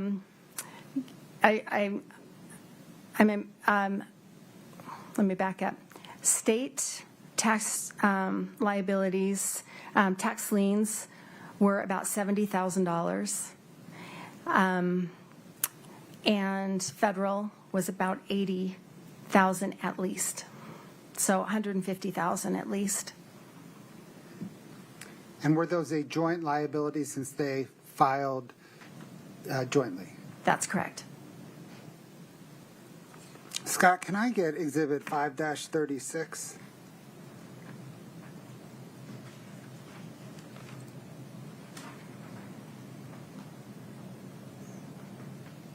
Are we frozen? It's possible. Let me fix that. My apologies. Or maybe it's a scroll down problem.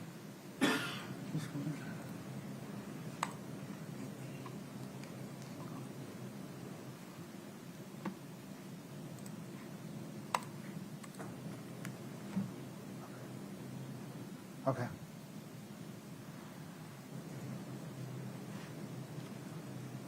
Ma'am, do you recognize that document? I do. What is it? This is the bank account statement from America First Credit Union for Kouri Richins, the personal checking account 5244 in May of 2021. This is directly from the credit union in response to a prosecution subpoena. Your Honor, the state moves to admit 5-36. Same objections. 5-36 is admitted. Scott, if you could scroll down to the check.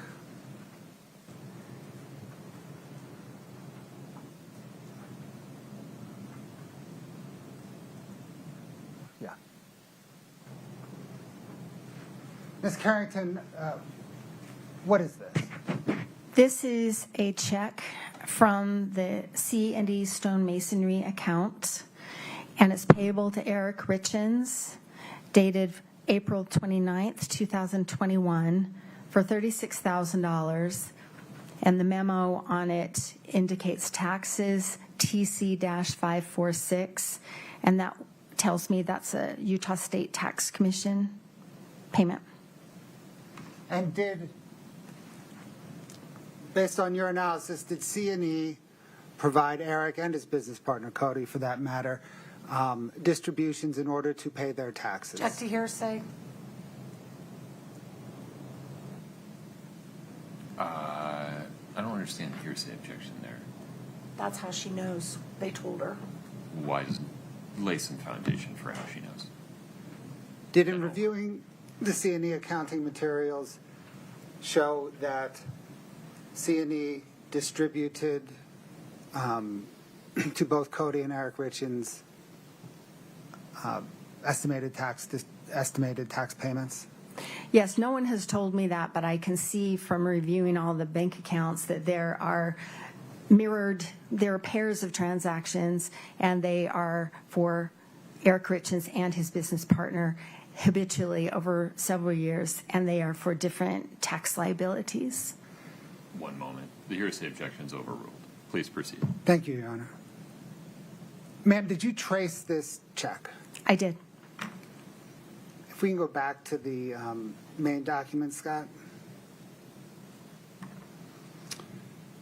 Can you show your tracing of this check? Sure. Scott, if you can scroll down. Okay. Right there. So mid-screen, you see April 30th, the deposited check item for $36,000 to go over there. And so that's that check.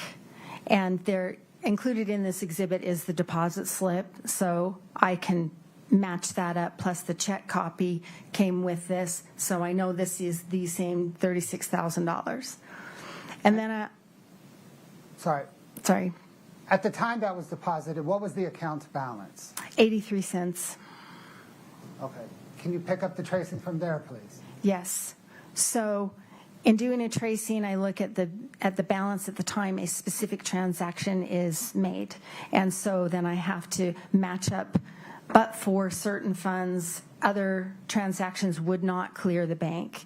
So the following transaction is April 30th, that bank-to-bank transfer of $25,000 could not have been made but for the deposit of that $36,000. So I know those have to tie together.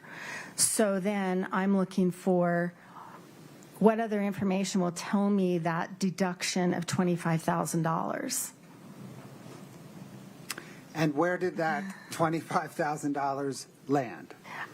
It's a wire out that goes to Stewart Title, to Stewart Title's Bank of Nevada, I believe. Scott, can you go back to the main document and scroll down, please? No, I'm sorry, down a page. No. Keep going to the wire. This one, please. Sorry. Ms. Carrington, what information does this provide? So this, you can see in the upper left-hand corner, it's a domestic outbound. So this is a wire that is going out of the account. If you go down the left-hand column, it shows you $25,000. If you go to the middle column, it's from Kouri Richins. Right above her name is the account number 5244. And over on the right, it says it goes to Stewart Title Company. And then go down to the bottom left, and it says earnest money, Kouri Richins. Earnest money being kind of a deposit on a purchase of a property. Thank you, Scott. Can we turn now, please, to a property that you referenced as Legacy Way that others have referenced as the Midway Mansion? Yes. Are you familiar with the property? I am. How so? I have been by it several times over the last 3 years, and I have researched the recorder's documents, the deeds affiliated with that. I have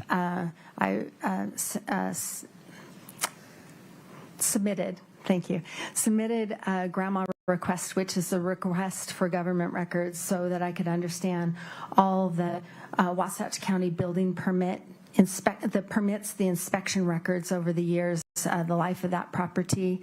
I have interviewed the prior owner before Kouri Richins bought it. I've interviewed the current owners. I've traced all the, after Kouri Richins bought it, tried to sell it, I have reviewed each of those 13 offers to purchase the property. And I've also looked at the bank accounts and the loan documents for her purchase. Let's please start with the drive-by. Scott, can I get 6-7? Do you recognize this? I do. Is that the Midway Mansion? It is. State moves to admit 6-7. No objection. 6-7 is admitted. Scott, can you zoom in a bit?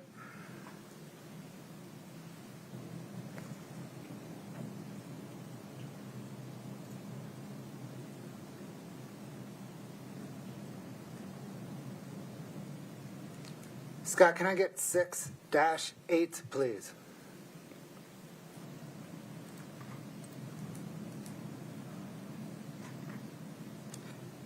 Ms. Carrington, do you recognize this document? I do. What is it? This is the real estate purchase contract, commonly known as a REPC, that Kouri Richins Realty submitted to as her offer to buy the property in December of 2021. The state moves to admit 6-8. No objection. 6-8 is admitted. Scott, if you could zoom in, please, on that first kind of top section. Ms. Carrington, what information does this provide? So this tells us in the far upper corner, this is Sierra, and that's the bait stamp that identifies that this came from Sierra West Capital, Matt Strong being the primary lender. It gives, and then if you go first line kind of over on the left, 2/23/2021 is the date. Kouri Richins Realty is the buyer. Douglas Roy Lance is the seller. And then a couple lines down on the right says the earnest money deposit of $50,000. And then as you go down, it gives the street address is 106 North Legacy. That's why I call it Legacy Way. It's in Midway. That's why people call it the Midway Mansion. And then the parcel number, et cetera. Then it says C addendum. We'll get to that one in a minute. But Scott, if you can scroll down. What information does the purchase price paragraph provide? So it tells us what the agreed purchase, well, the offered purchase price is $2.9 million for this property. And then the accounting on the left shows that there's a $50,000 deposit, and then the balance will be paid at settlement, and then the purchase price there. And then I know that this is accepted because it's got initials on both and the dates on both, the buyer and seller. Scott, can you just scroll down all the way through the next page?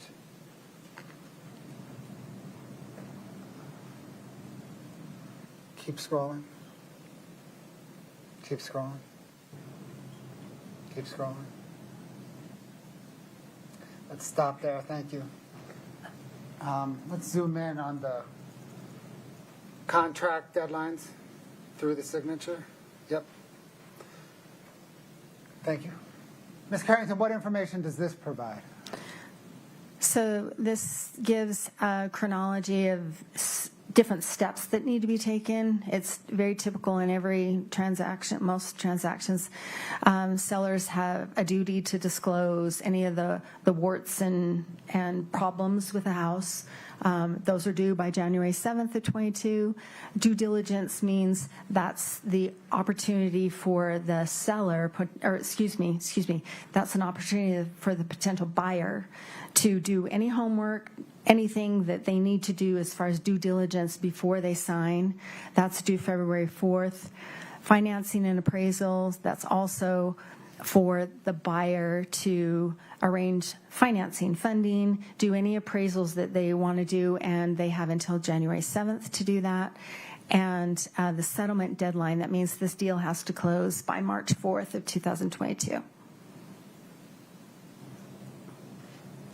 Does that March 4th date hold any significance in this case? Yes, it does. What's that? That's the day that this property deal closed, and Kouri Richins purchased this house. Did she purchase it on March 4th or March 5th? I'm sorry, March 5th. March 4th is the date that Eric Richins died. Thank you. Let's discuss the warts and problems, please. Scott, if we can go down to the, just keep it up, zoomed out, right there. Is that the addendum that was referred to earlier? Yes, it is. Addendum 1. Okay, I'm going to walk up and present you with a printed copy of 6-8. And this is the addendum, am I right, that discloses all the warts and problems? Yes. I've circled a few of the paragraphs on that disclosure, that addendum.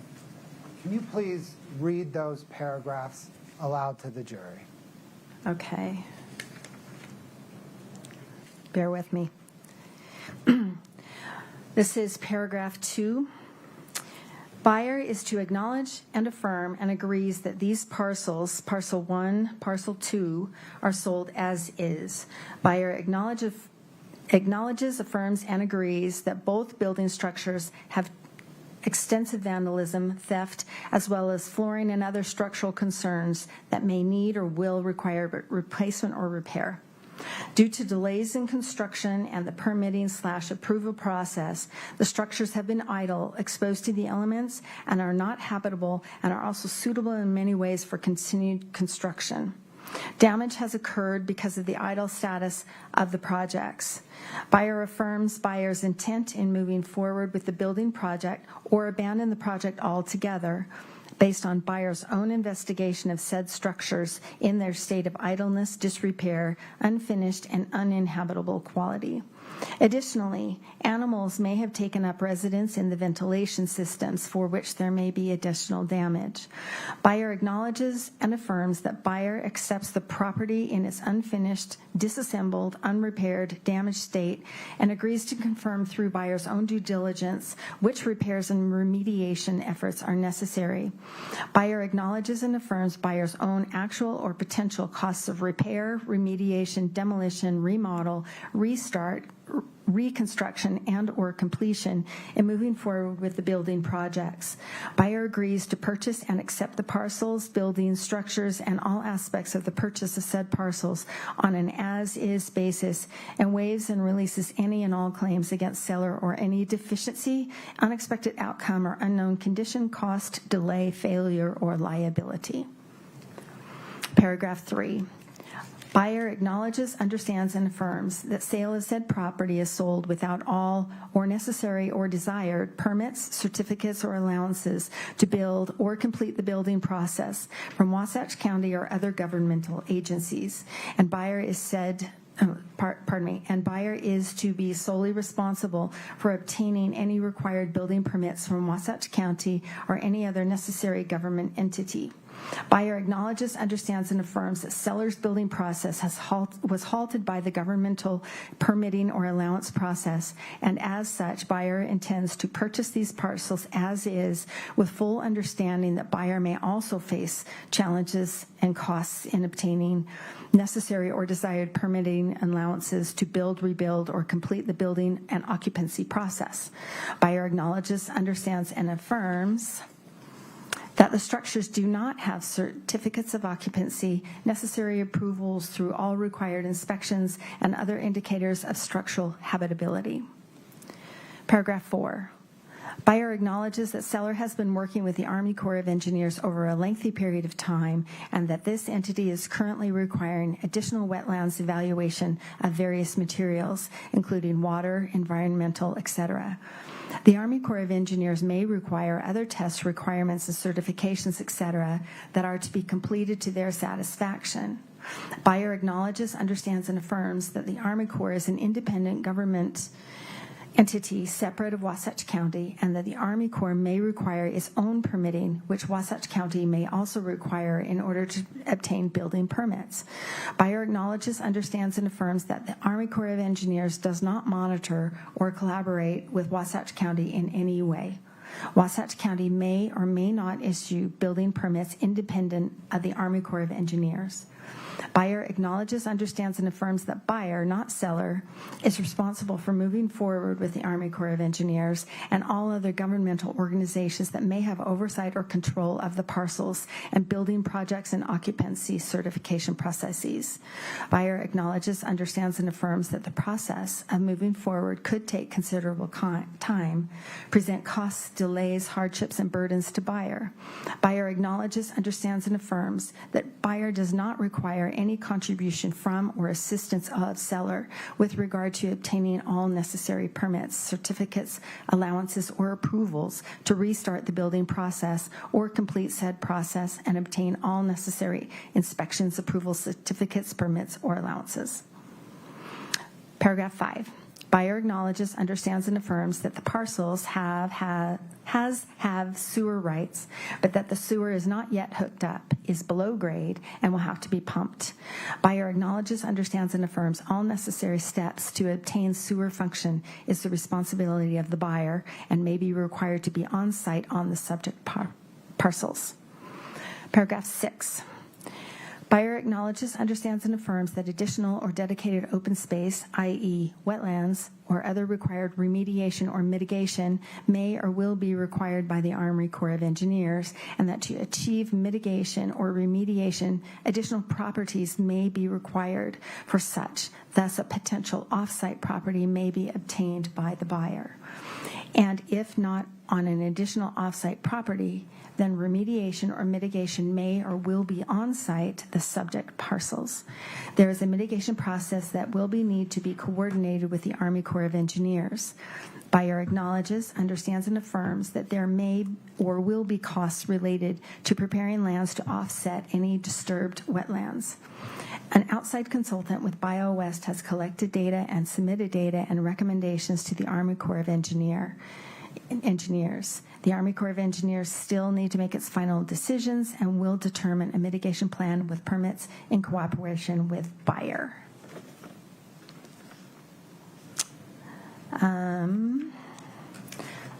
Paragraph 12. Buyer acknowledges, understands, and affirms that the Army Corps of Engineers may or will require further evaluation and study of wetlands underneath mounds of fill soil on the parcels. So seller will provide access to buyer's consultants or any other third parties related to studying groundwater or soils for the Army Corps of Engineers. Thank you. You're welcome. Ms. Carrington, in your experience reviewing REPCs, have you ever reviewed a REPC like that? No. Scott, can you please bring up 6-9? I will retrieve the exhibit. Thank you, ma'am.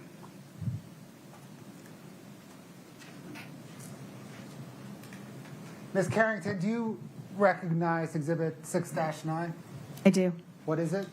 This is the settlement statement for the Legacy Way Midway Mansion property, where Kouri Richins Realty is the buyer and Douglas Roylance is the seller. And this is the final version of the sale.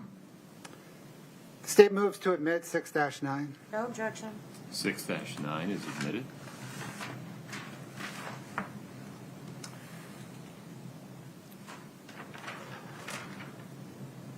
Ms. Carrington, what information does this present? And if it's easier to step down, please do it. I don't know what's easiest. It might be, since I don't have a...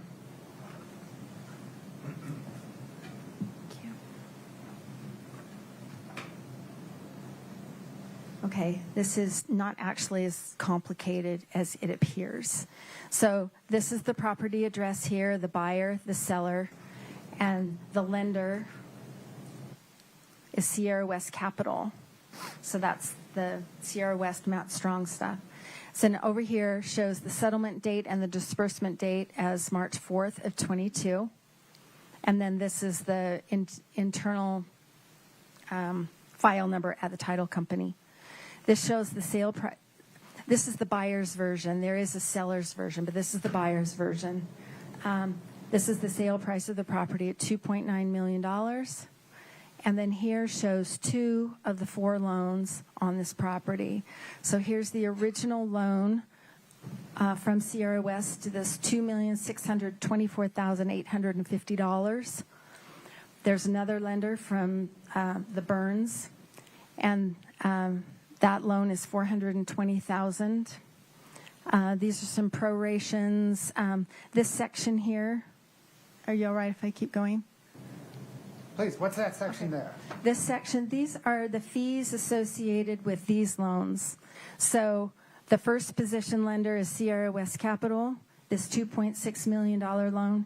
They charged $124,850 at the outset just for the loan. And then on top of that, it accrues interest going forward. It's a 6-month balloon. So this being March 4th of 22, she has to pay that off by September 4th of 2022. The next two, the $150 and the $20,000 relate to this loan, the $420,000 by the Burns. And then Scott, could you please scroll down? Thank you. That's great. So then here, these are the title insurance costs that are paid to GT Title Services, who's the title company in this transaction. So these are the different costs associated with that. So the first one, the lender's coverage premium, that's for the first position, the Sierra West one. Second position is the Burns, the $420,000 one. The third position loan is going to be this. For some reason, this is down here. I don't know why. But this third position lender funds is $150,000. That's an aggregation of a bunch of people who got together, and they pooled their resources to loan $150,000 on this deal. And here is the buyer's portion of the real estate commissions, the 2% at $58,000. The other side paid $1,000 per their agreement, and then some recording fees. On top of this, there's one more loan from David Cockerhands that came in before this. He gave her the money for the earnest money. So did Matt Strong. So they both gave her the $50,000 for the earnest money. But later, the fourth position lender of $67,000 recorded his deed. I don't understand why it's not incorporated here, but it's not. But it is still attached and recorded on the property. So this tells us that all in all, there needs to be $3,201,230 that the buyer needs to come up with. And as I said, there's also that other $67,000. So she borrowed $3,259,000 against this property to buy it for $2.9 million, and then there was a little overage, and so this $87,240 came back to her, and we can see that go back to her bank account, and that hits her bank account.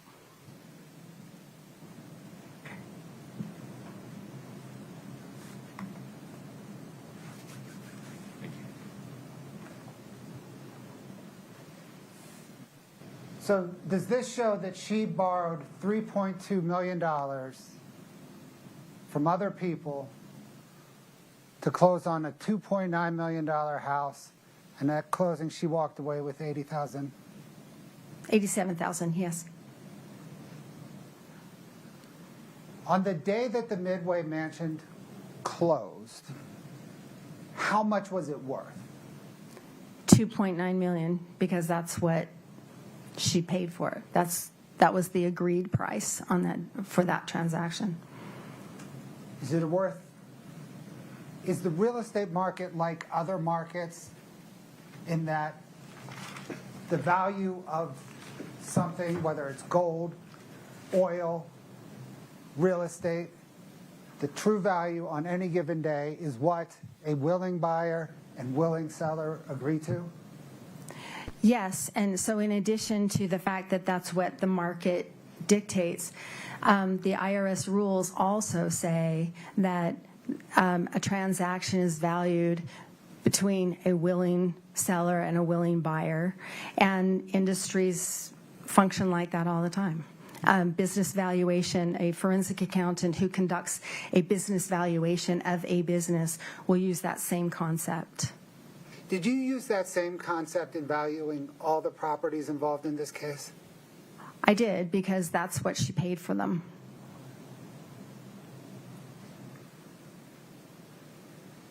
Scott, can we get 5-114, please? Sure. Bless you.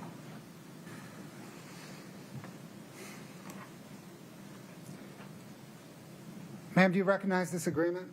I do. What is it? It is a loan agreement reflecting that large loan between Sierra West Capital and Kouri Richins Realty. And this was a response from the title company, Griffith and Turner Title, in response to a prosecution subpoena. Your Honor, the state moves 5-114 into evidence. No objection. 5-114 is admitted. And just, Scott, yeah, perfect.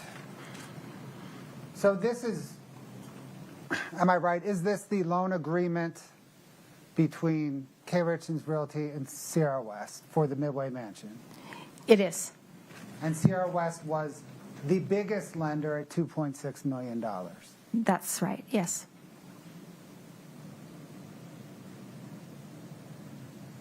Scott, could you just scroll down on page 1?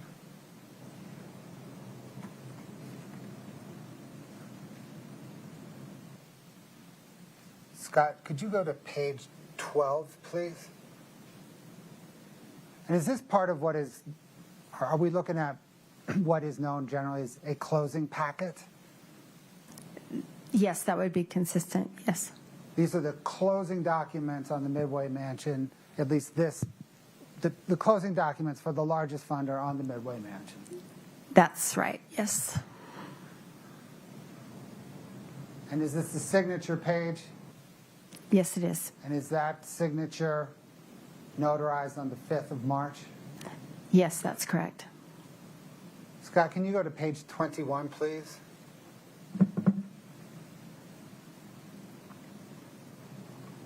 Is this another different signature page? Yes, this one is basically acknowledging that the company that's buying this authorizes Kouri D. Richins to act on its behalf. Scott, can you go to 27, please?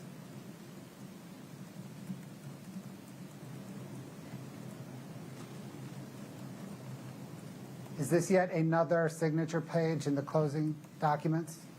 Yes. Can you go to 32, Scott? I'm sorry, let's just go to 32. 32. Is that yet another signature page in the closing documents? Yes. And 33, Scott?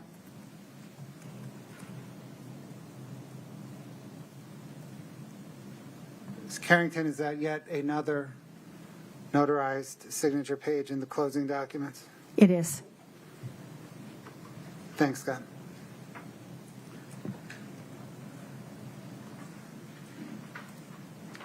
Ms. Carrington, based on your analysis, did Ms. Richins have the ability to service the $3.2 million in debt when it came due in 6 months from closing? She did not. Scott, can I get 2-14, please?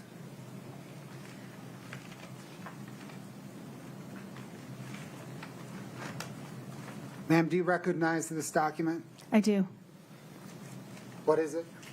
It's an email string between Matt Strong and Kouri Richins that was returned pursuant to a prosecution subpoena from Sierra West Capital and Matt Strong. And does this email string in part discuss how much money Kouri Richins estimated would be required to finish the Midway Mansion?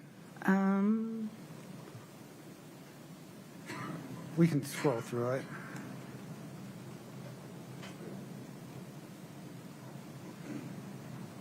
Yes. This is the one where she's asking him to loan her the earnest money, the $50,000 for the project. In part, yes. Right. The state moves to admit 2-14. No objection. 2-14 is admitted. Scott, can you publish the part you had highlighted on our screens? Scott, let me know when you're ready. Okay. I'm going to give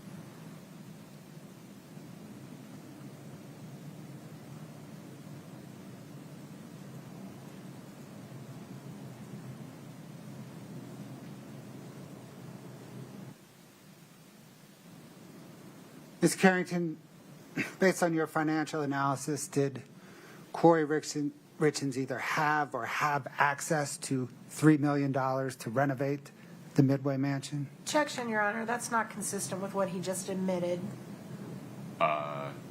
It's a different question. Can you please restate it? Make sure we're listening to the question that he asked. If you'd say it again. Ms. Carrington, based upon your financial analysis, did Ms. Richins have or have access to $3 million for renovations of the Midway Mansion? Not that I, Hold on. What was your objection? Same objection, Your Honor. He's misstating what's in front of him as far as the evidence. His question does not relate to this. Any other objections? No, sir. Overruled. Go ahead. not that I'm aware of. Thanks, Scott. Ms. Carrington, did you investigate or try to trace any money flowing to the Midway Mansion project once Kouri Richins closed on it? I did look, yes. Did you find any money flowing to that project? I did not find any money flowing to that project. There's one that is a maybe, Okay. but no, nothing significant. What's the maybe? It's in the neighborhood of about $3,000, I think. It's in that, the reason it's a maybe, is that your question?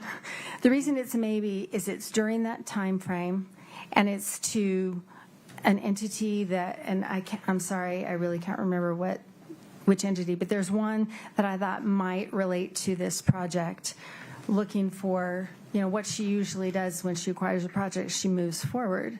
And so I'm thinking she probably does the same thing here. There's one that I recall fits that category, but it's minimal. So at most, she, as best you can tell, invested maybe $3,000 into the Midway Mansion. That's correct.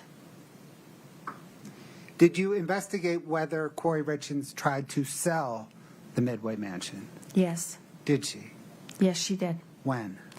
She listed the property on March 12th of 2022, so the week following her acquisition of it.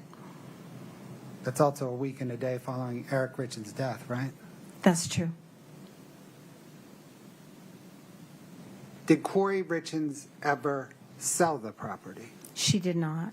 What ultimately happened to the property?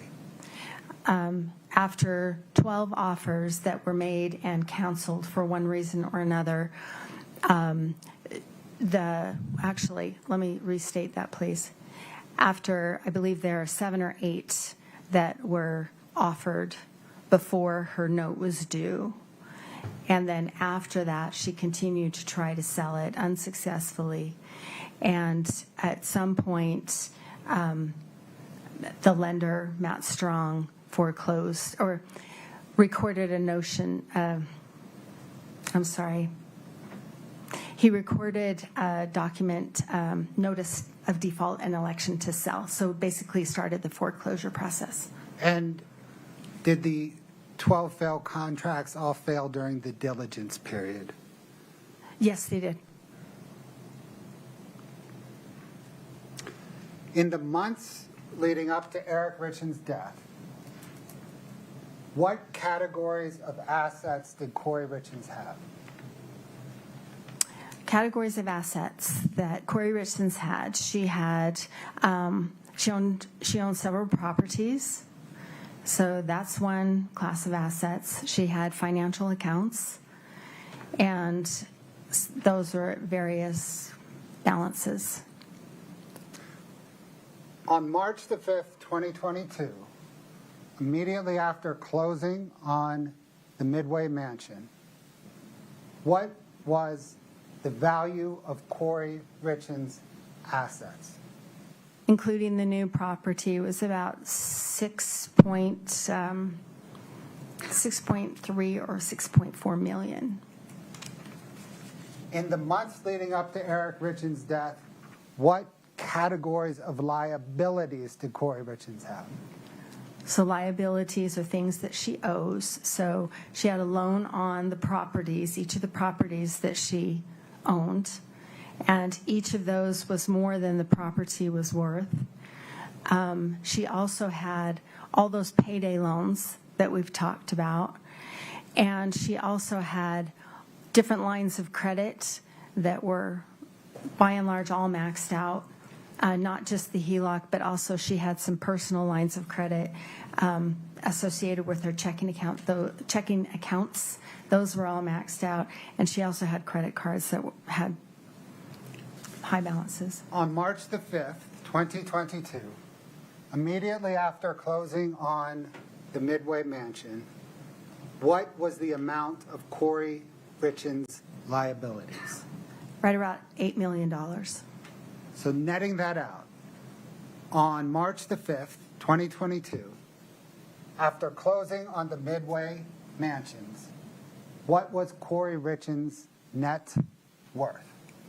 She was in the hole. She was negative 1.6 million.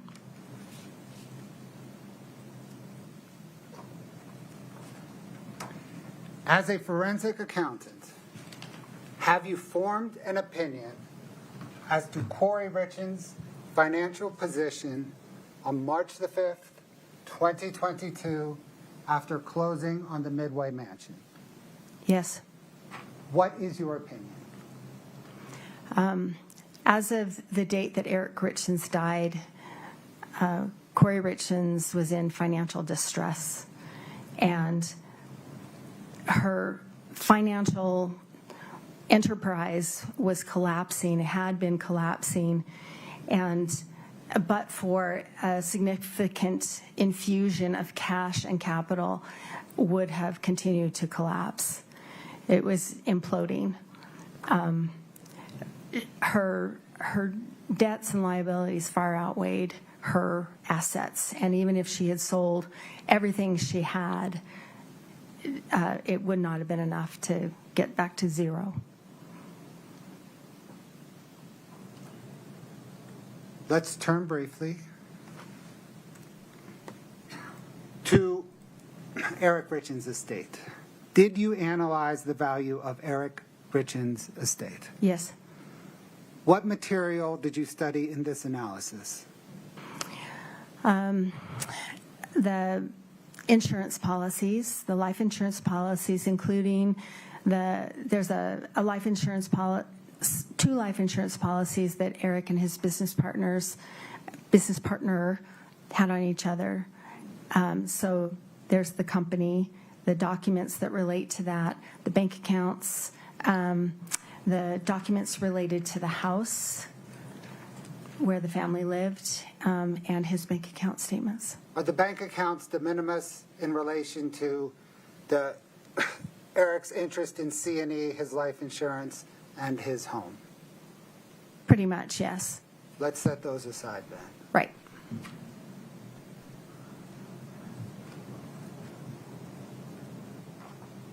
How is Eric Richins' interest in C&E, or how was Eric Richins' interest in C&E determined upon his death? It's based on the value of those life insurance policies, so it's basically $2 million. It's exactly $2 million, wasn't it? It's exactly $2 million, yes.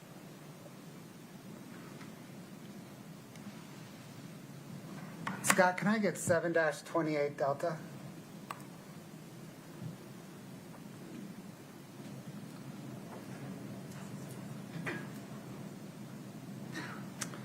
Ma'am, do you recognize this document? I do. Did you prepare it? I did. What material did you use to prepare it? The insurance policies of each of these insurance policies, the applications for a couple of them, the claim information, and also the payout of these policies. Your Honor, the state moves to admit 7-28D. Objection. 7-28D is admitted.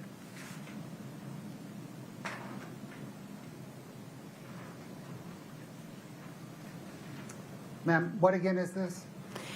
This is just a simple list of the different life insurance policies. I have not included the buy-sell agreement policies, the $2 million that benefited Eric's business partner, but these are the others. Scott, if you could please highlight the claim paid, the policy amount column.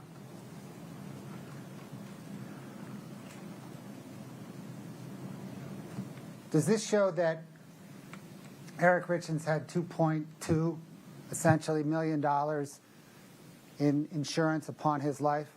Yes. Scott, can you go to the claim amount paid?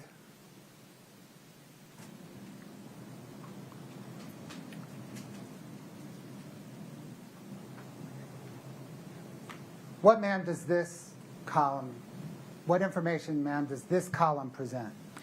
So for each of these policies, there was a specific amount paid. Like the top one is related to the house, and so it paid 70% of the existing mortgage, not the second, but the first.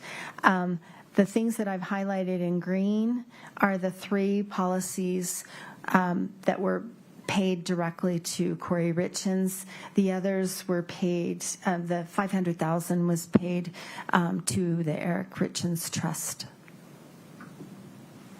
We'll come back.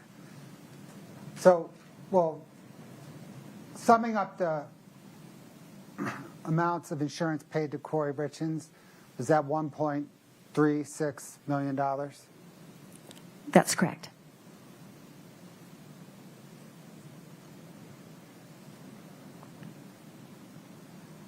Thank you, Scott. We spoke earlier about Eric Richins' premarital home. Yes. What was the approximate value of that home? I think it was about $1 million, give or take. And it was encumbered by the $250,000 HELOC that Kouri Richins signed for? That's correct. And was there an outstanding mortgage that was 70% satisfied by life insurance? That's right.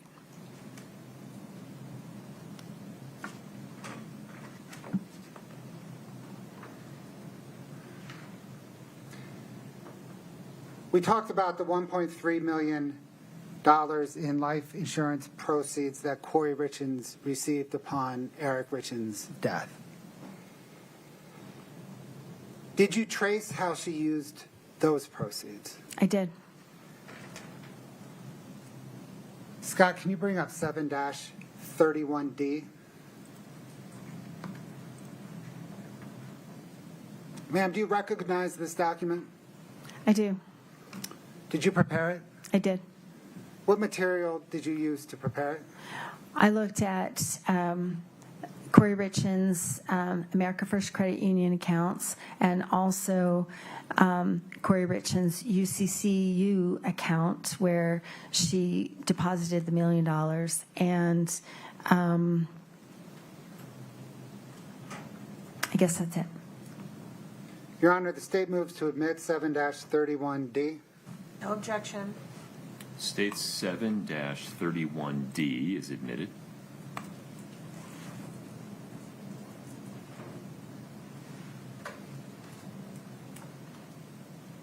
What, ma'am, does this present?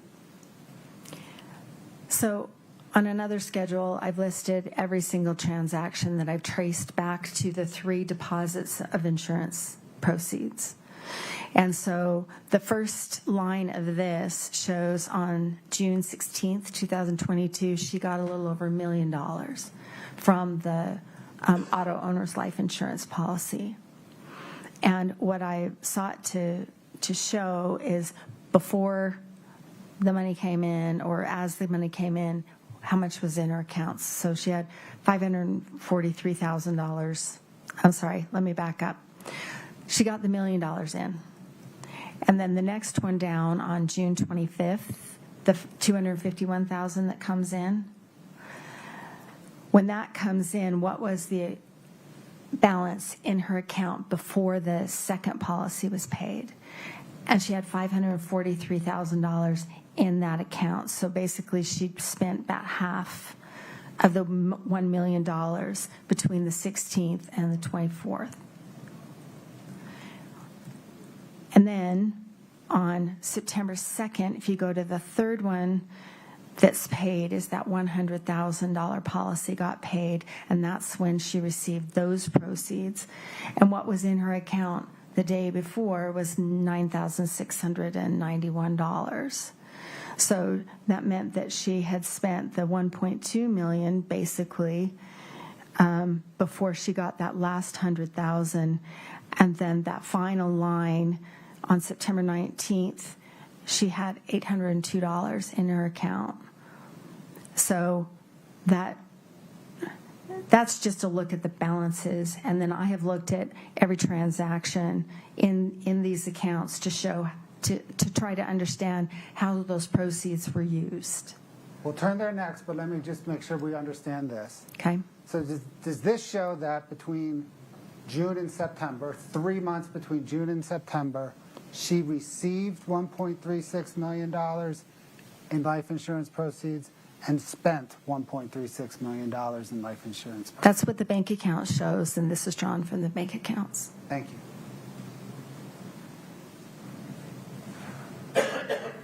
Scott, can you bring up 7-29D, please?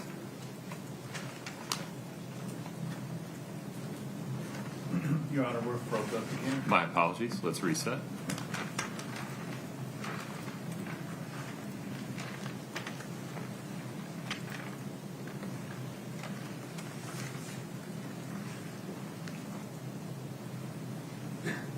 I need you to unplug and plug back in, Scott. Oh, there you are. I apologize. All right, one moment. 7-29D is visible to the witness. Ms. Carrington, did you prepare this document? I did. What material did you use to prepare it? The bank accounts that I just spoke of, the America First Credit Union accounts, and also the UCCU account. Your Honor, the state moves 7-29D into evidence. I'm sorry, can we just blow up the very tippy top of it, just so I can see the label on it? Thank you. No objection. And 7-29D is admitted.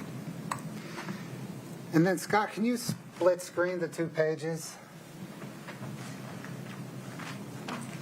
Now, Ms. Carrington, am I right that it doesn't really read left to right, it reads top to bottom? It's a vertical, yes. So this page on the right is really right down here. That's correct. Okay. What information does this demonstrative present? So I wanted to portray the funds that came in from Eric's death, and I've highlighted, or I put in bold the different life insurance policies, proceeds that came in, and then the way those were spent. I have taken everything over $1,000 to try and be brief. Obviously, this isn't brief, but so there are a lot of transactions for, whatever, $700 or $43. Those are not on here. So anything over $1,000 is on. And Scott, if you could go down to the very bottom, so the very bottom of page 2.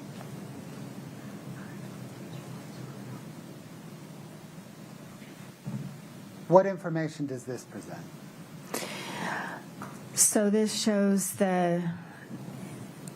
even without putting those de minimis transactions in there, there's 1.3, almost 1.4 use of the proceeds, or that came in, and she spent the 1.2, so she spent it all.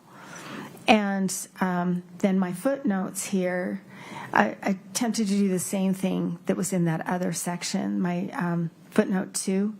These are the different accounts that she had, and these are the account balances when the new insurance comes in.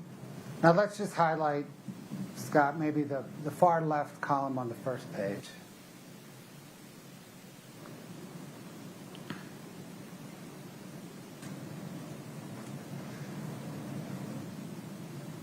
Perfect. So that shows where, when she gets a $1 million life insurance payment into the account, you then detail where it goes. That's right. And those are all the transactions below it. That's right. And so you can see the money comes in, and there are some expenses for projects. There are expenses to pay debt, figure lending, Greengrass Holding, the One Main Financial. But I can see things that do relate to what I'm thinking are projects like Rocky Mountain Dirt, Home Depot, Lowe's, et cetera, et cetera. And then you see on 6/4/22 those 5 transactions to the Utah State Tax Commission. And especially on the right, Scott, can you see that bottom one? 6/4/2022 Utah State Tax Commission, and go over, and it's $50,000, $342. Thank you, that one. That matches one of the tax liens, the state tax liens that I was talking about earlier. So that's one of them. And those other amounts could be for the other $20,000, or it could be for something else. But one way or another, those are tax payments. Do you see that entry on 6/24/22 to Robert Grossman for $25,000? Yes. Are you familiar with who Robert Grossman is? Yes, he's Robert Josh Grossman. Josh Grossman, I understand, was Kouri Richins' boyfriend during this time.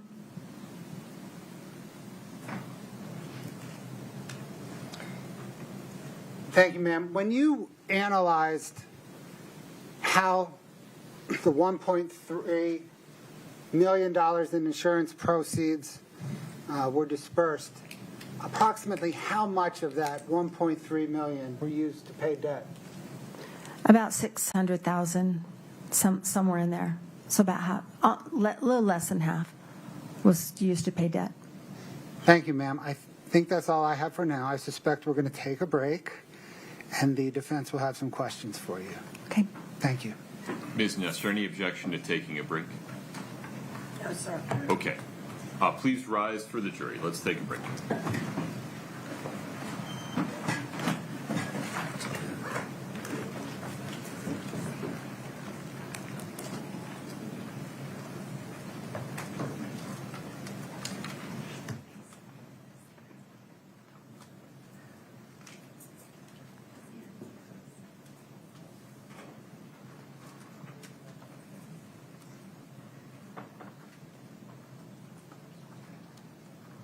Ms. Nestor. Would you like 10 of 3? Yes, sir. Okay. Ms. Carrington, walk around, use the restroom, grab some water. Please don't talk to anybody about your testimony. Thank you. Court's in recess. Thank you.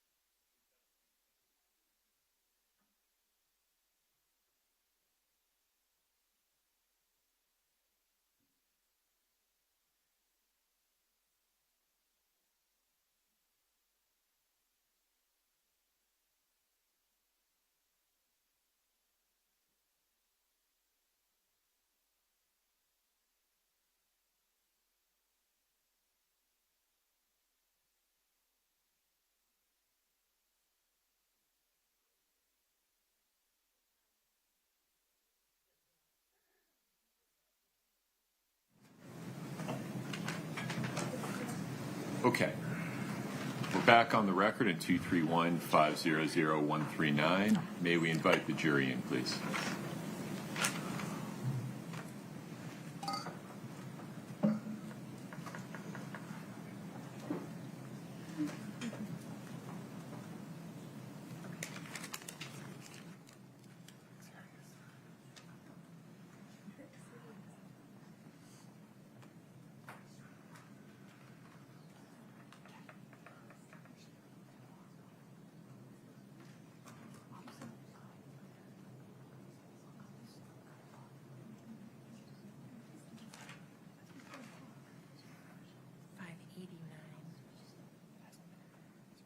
Okay, that one's good enough. That's just, I think it's the same. Thank you.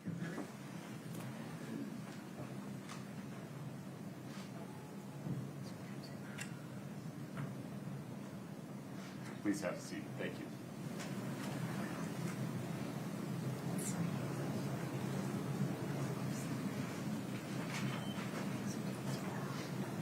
All right, folks, have a seat. Thank you.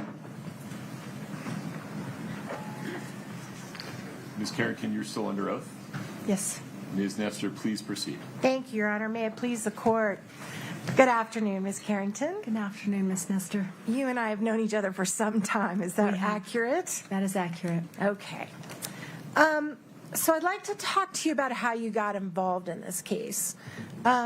Is it fair to say that you were brought into this case by the gentleman who was working as a private investigator for the trust for the estate?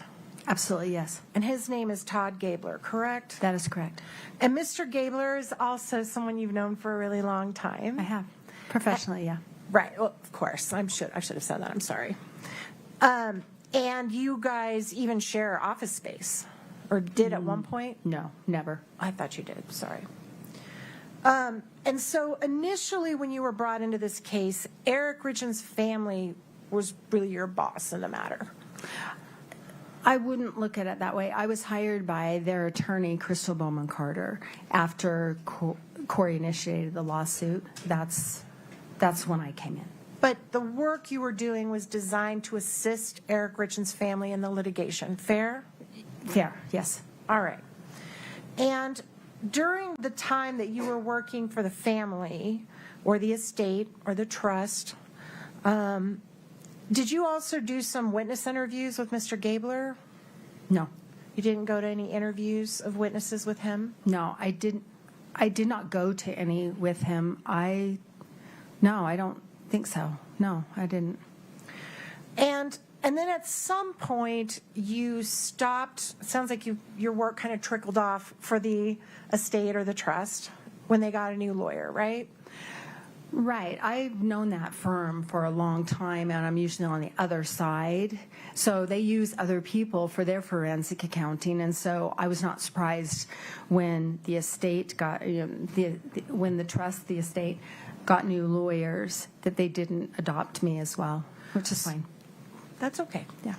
And then how is it that you became associated with the prosecution team? I don't know how that happened. They reached out to you? They did. And are you aware of whether Todd Gabler recommended you? I have no idea. And Mr. Bloodworth asked you on direct, he mentioned that they've retained you at your normal rate. Is that right? That's correct. So it looks like you've done quite a bit of work. I have done a lot of work. Binders worth of work? Yes. And so how much have you been paid by the state or by the county? I don't know exactly, but it's probably about $200,000, which is a lot. All right.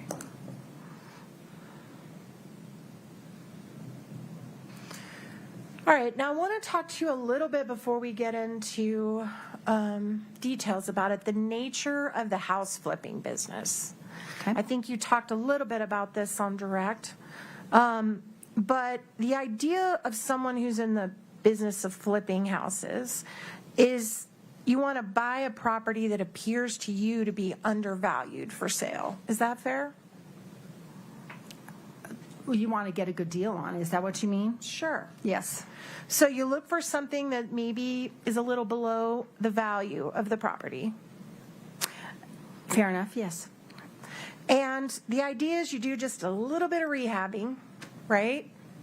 You don't want to sink a ton of money into it or you're going to not make a profit. Well, it depends, right? It depends. I mean, it depends on where where it's located and what's the upside. Ms. Richins' properties spanned a lot of those. Some of them were very small, easy fixes and flips. And then, like the one that we were talking about, the Mill Creek project, that was enormous. The Provo project was enormous. So it could be any of the above. Sure. But if you want to make money, the goal is to do as little rehabbing as you need to flip the property. Is that fair? I think that's fair, sure. And as I would say, put a little spit and polish on it and then get it ready for sale, right? Fair enough. Okay. And then the goal is to flip it as quickly as you can for more than you paid for it. That's correct. And enough more that it covers whatever you paid to spit and polish it. That's the idea. All right. And the nature of this business is the goal is to hold that property for as short a time as you possibly can before you flip it. Absolutely, especially because of the way the financing works. Right, and let's talk about that. Okay. So because you know the goal is only to hold that property for just a really short time, you often use what are called hard money lenders, right? That is true. And we did hear you talk about that on direct, but just as a quick refresh, because I think that was 20 years ago, the hard money lenders lend money without all of the formalities that a bank requires to lend money, right? For example, that is correct. For example, the underwriting process is almost nil. And to sound really kind of juvenile about it, it's basically wealthy people that are willing to loan you money short term for a short period of time at a super high interest rate, right? Right, and they assume the risk of that, and in exchange, they have very strict zero-tolerance default clauses that make a loan just skyrocket in cost and interest if it's not met, if those terms are not met. And the reason for that is this is a risky business, yes? For both sides. I'd say it's risky for the borrower. And for the lender, because they're not putting someone through all the vetting that a bank would. They're just trusting them that they're going to show back up in 90 days and pay them off. But you're missing a key piece. They secure that property with their trust deed, so they've secured their collateral. Totally fair. That's absolutely right. So riskier for the person that's doing the flipping by far than for the hard money lenders. Yes. But the hard money lenders generally do not expect to get paid monthly payments in between when they loan the money and when they get paid back. Fair? Well, it depends, and I think that's usually a true statement. Kouri Richins had most of her loans that were like that were 6-month balloons. There was nothing expected. In fact, when the subpoenas went out, I expected to get all these ledgers back, and nobody has a ledger because they didn't care. They just knew when the balloon was due, and they were going to get their money or their property. Exactly right. Ms. Richins had 3 property. Well, she had 2 lenders that had monthly payments. And because of what you just said, the hard money lenders have what we call a promissory note, just a promise that if I don't pay you like I promise on this note, you can get the value, you can get the property and sell it yourself and recoup your money, right? Yeah, there's a promissory note on any kind of a loan. So when you put all those loans up there, they're backed by the collateral, the house. Can you clarify which loans I put up where? Sure. And that was a broad statement. So I just want to make sure we're talking about because the loans I put up there are the payday loans, and those are different. I'm talking about the hard money lenders. Okay. When you showed some notes, for example, where I think Matt Strong paid a couple $1 million on one property. Somebody else paid $300,000 on another property. All those loans were backed by the property. They were totally secured. For the first position lender, they're totally secured. The others are secured with the property, with the caveat that they are in second, third, and fourth position. For example, the Midway house, the Legacy Way house, the second, third, and fourth position lenders did not recoup any of their funds on that. Okay, well, we'll get to that in a minute. Okay.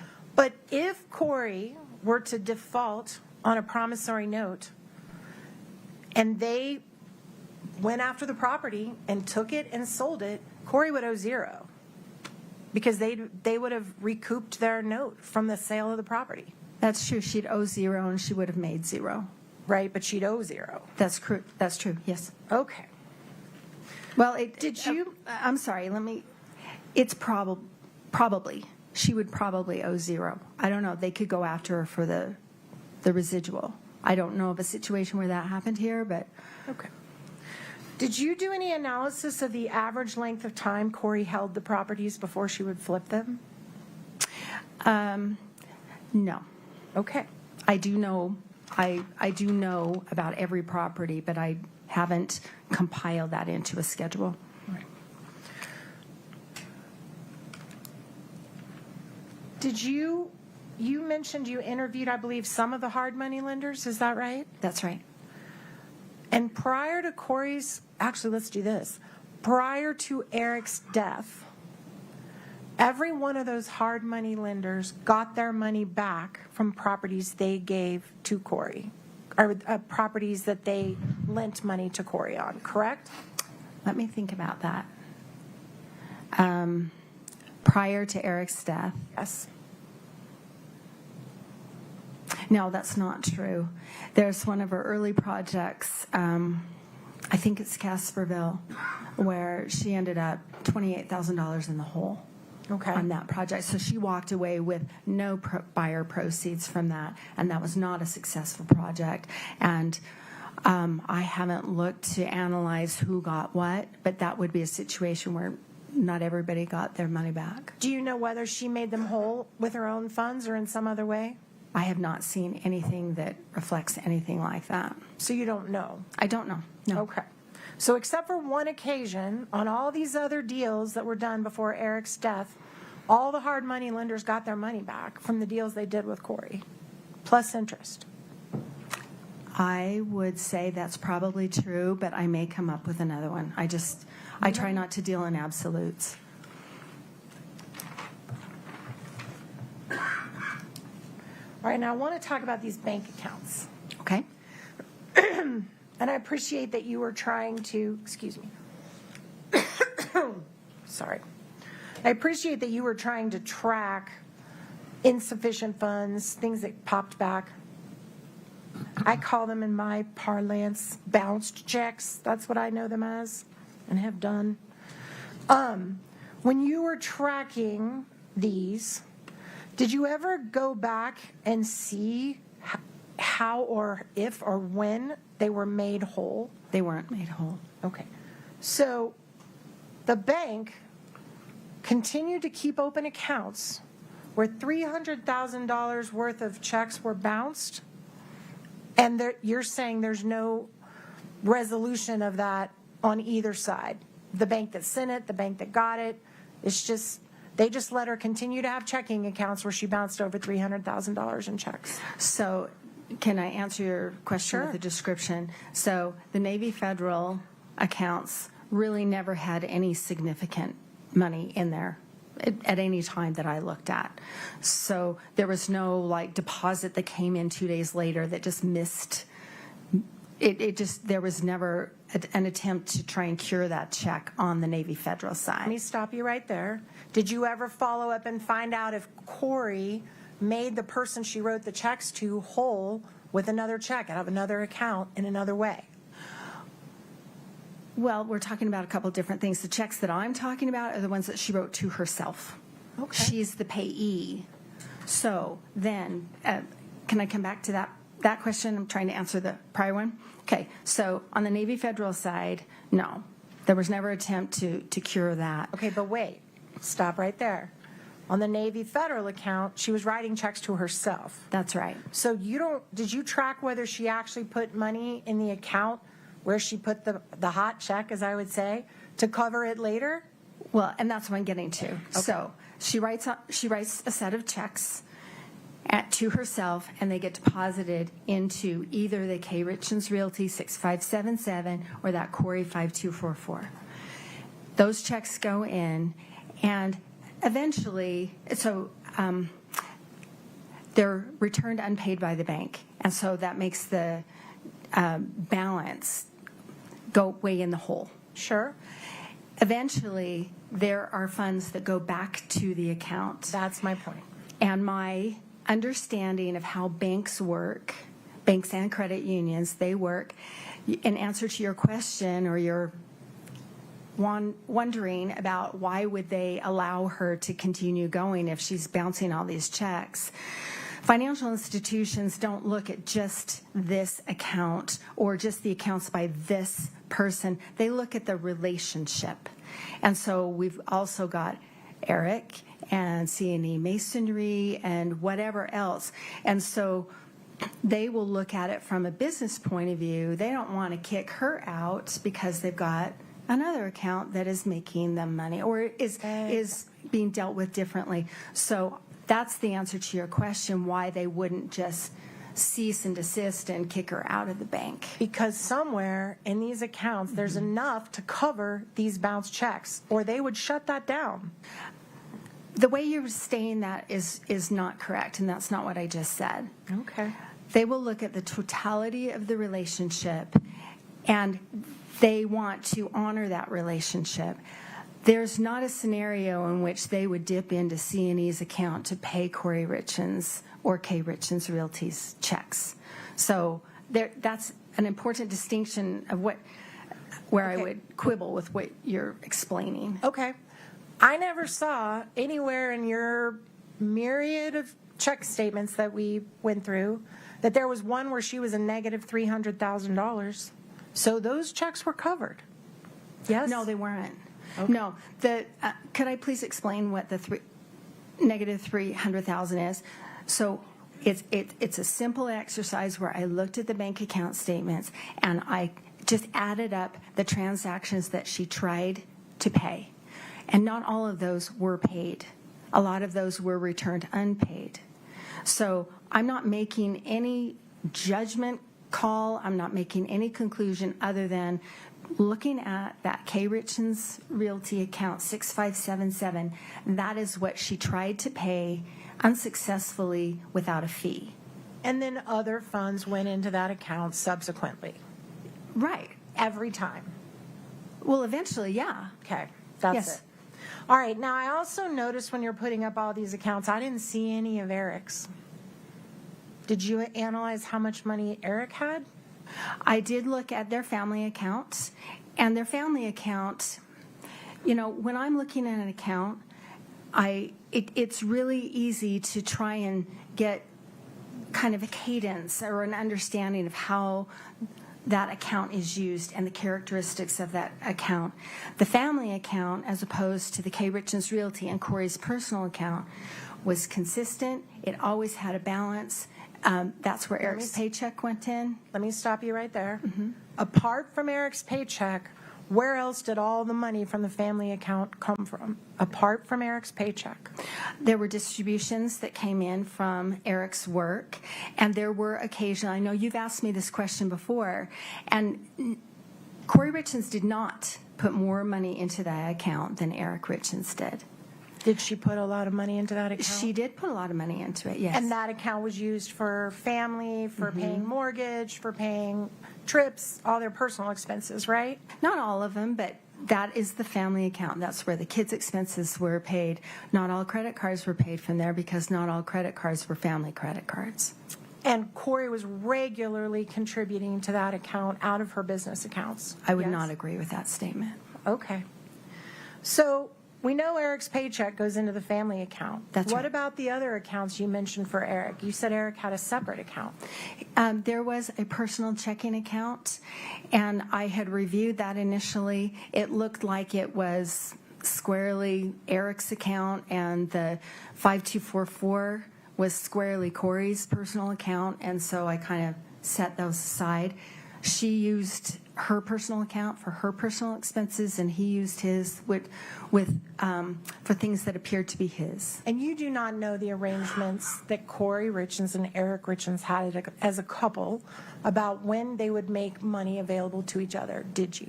I don't. Okay, so how much money was in Eric's personal account? Habitually, there was enough to pay whatever was attempted to be paid from it. I know that my recollection is it had, $10,000, $20,000, something like that. I don't recall it bouncing checks, and I don't recall it going into the negative. Okay, but you did not provide that to the jury to review in terms of assets that were out there for this family? Objection, Your Honor. Based on, Your Honor, can we approach? of course.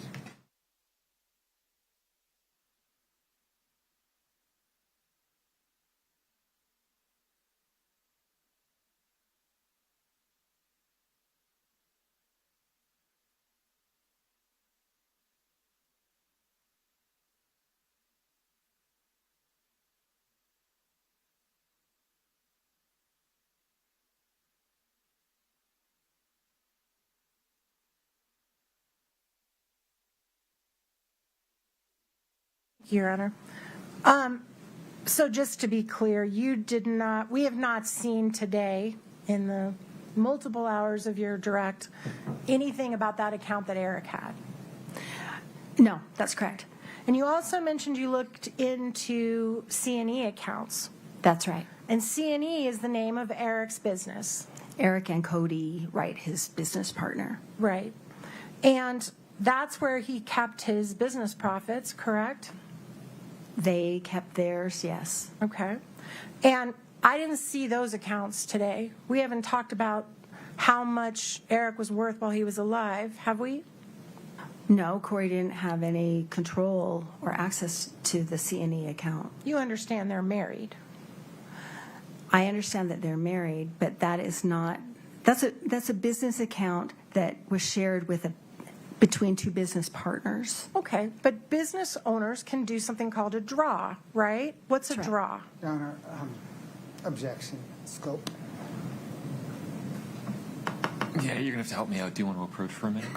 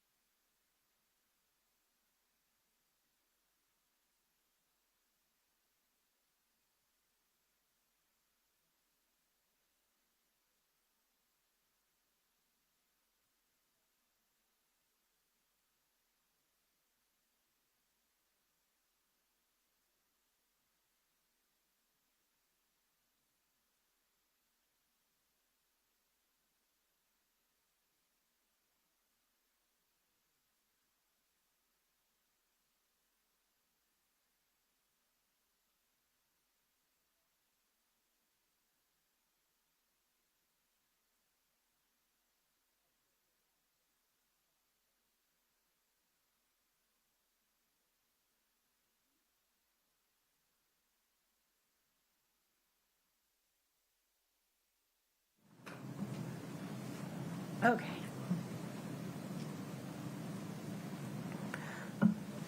The C&E accounts, that's the business accounts that Eric and his partner put money in for their business, correct? That's where their revenues and their expenses were paid, yes.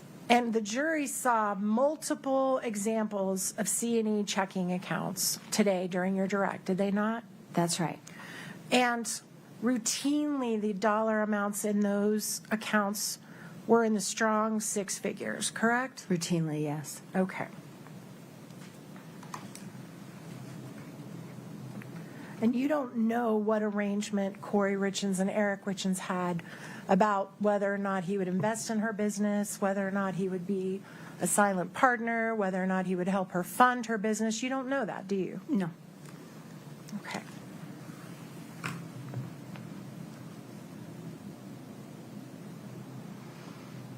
All right. I want to talk a little bit about the Barney house, Chelsea Barney's house. You guys spent a couple hours on that, or about an hour and a half on that today in direct. And as I understand your testimony, Ms. Barney was going to provide $45,000, or did provide $45,000, which you traced all through Ms. Richins' accounts, to Ms. Richins to be used at a closing in the future, correct? To be used at a closing that day. Thought they never had the closing. Well, they didn't. Right. My understanding of that whole text string is that there was this closing that was going to happen imminently, and this was the $45,000 down payment that Chelsea was paying toward the house to then be in her name. Right. And the $45,000, well, strike that. Let me back it up just a little bit so it's not confusing. Kouri Richins Realty had already purchased the Chelsea Barney home prior to all this, correct? That's right. And you went through all the efforts she was making to try, well, let me ask it this way. When it's first purchased, the idea was probably to flip it, right? Like she does all her business. No. She was going to keep it. She was going to keep this one. Okay, but she had hard money lenders the same way she did on her other flip properties originally. Well, remember, she's got those two different kinds. You know, she's got the hard money where she's got a 6-month balloon and she doesn't have to pay anything in between. And then she's got the other ones where she has a due date, a maturity date, and she has to make those monthly payments. This was one of those. And so her original loan was due January 8th of 2022, and that's about the time that this transaction with Chelsea's going on. Okay. And as you explained in your direct, she was trying to shop around for a long-term mortgage to get better terms of the mortgage, right? Right, with David Ige and Excel. She was trying to refinance a few things. Right. And while she's looking for a new mortgage package, Chelsea sends her this $45,000, right? No. I think I could be wrong about this. She had been dealing with David Ige since August and September of 2021. It was right about this time that everything just fell apart because he needed wet signatures from Doreen and he never got those. Okay, And so everything try fell to apart. focus on my question if you can. Okay. While Kouri's looking for a new mortgage lender, a new mortgage package, during the time that she's shopping for people, and you kept putting up all the ways she's trying to get new lending, that's when Chelsea provided to Kouri the $45,000. I don't know. I don't know what she's thinking. I don't know what she's doing. What I can say in response to your question is that I'm aware that she had been dealing with David Ige on a number of properties over a number of months. I don't know who else she might have been shopping, looking for a new loan. I know that she had a deadline and she had extended that loan. Okay, I thought you said she was shopping with Excel.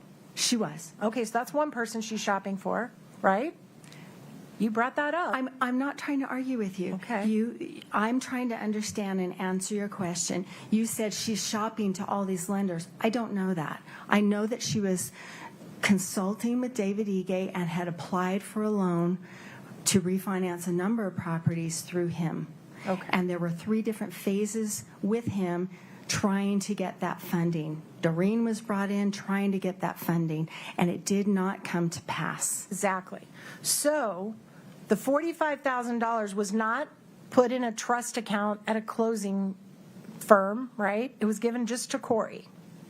That is true. And Wait, please Okay. wait and let me just ask my questions. my apologies. So the $45,000 is given to Kouri, not in trust, not to be held, was given to Kouri, correct? That's right. Okay. As long as Kouri Richins shows up at the closing, whenever it's set, with $45,000, she's complied with her agreement with Chelsea, correct? I suppose that would be true. So if Kouri knows that she's got money coming prior to that closing that will more than cover the $45,000, and she uses the money quickly to pay some quick debt, she still hasn't violated her agreement with Chelsea if she shows up at the closing with $45,000, correct? Your Honor, foundation.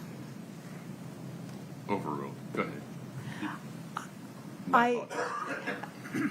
I believe some of that requires a legal conclusion. I'm not a lawyer, and that's for the jury to decide.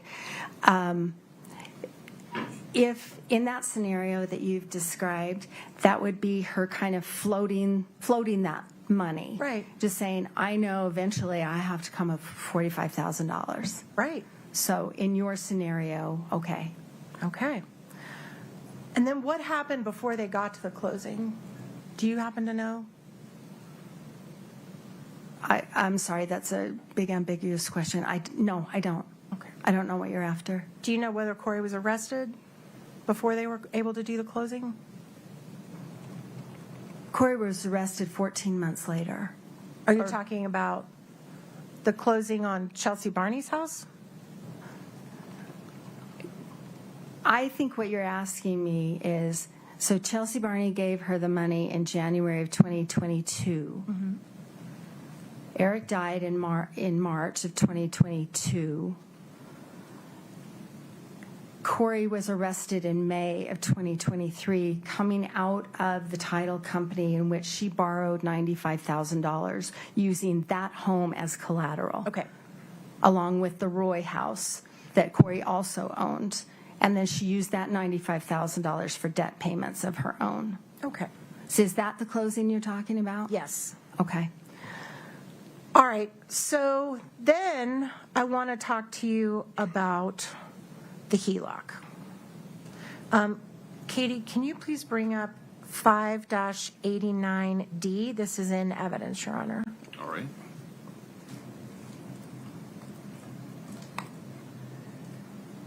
All right. And that's where you kind of kept track of the balance on the HELOC, right? This is correct. And yeah. Katie, can you blow up the dates on across the top line? Make them bigger.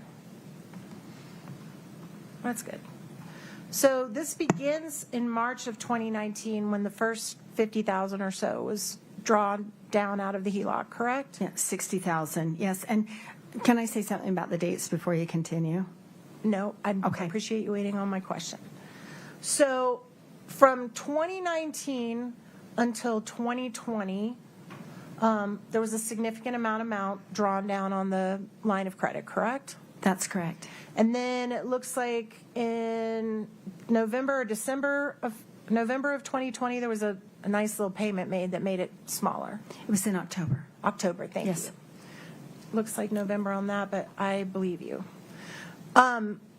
If Eric Richins' sister testified that Eric became aware of the use of this HELOC back in 2020 and it precipitated his creation of a trust, would it be fair to say that if he knew about this back in 2020, for the whole rest of that chart, Eric is still utilizing the HELOC, Eric and Kouri? Objection, Your Honor. Calls for speculation. Sustained. Is it fair to say that there's no more significant payments made by either Eric or Kouri all the way up until Eric's death? There's never evidence that Eric made a payment. So, All right. yes. So is it fair then to conclude that if he knew about this in 2020 and never made a payment until his death 2 years later, that he was aware of this and could have checked it at any time? His name is on the account, right? Objection, Your Honor, calls for speculation. Sustained. His name was on the HELOC, right? That's correct. So is, in all your experience and your expertise, if he calls the bank and says, hey, what's the balance on my HELOC, and it's in his name, as you said on your exhibit, they're certainly going to tell him, right? Objection, Your Honor, calls for speculation. It lacks foundation. Your Honor. Okay, let me ask it another way. Eric's name's on the HELOC. You put that evidence in yourself, right? Yes, That's correct. Yes. As an owner of a HELOC, do you have access to your own statement balance at any time you want to look at it? Yes. Okay.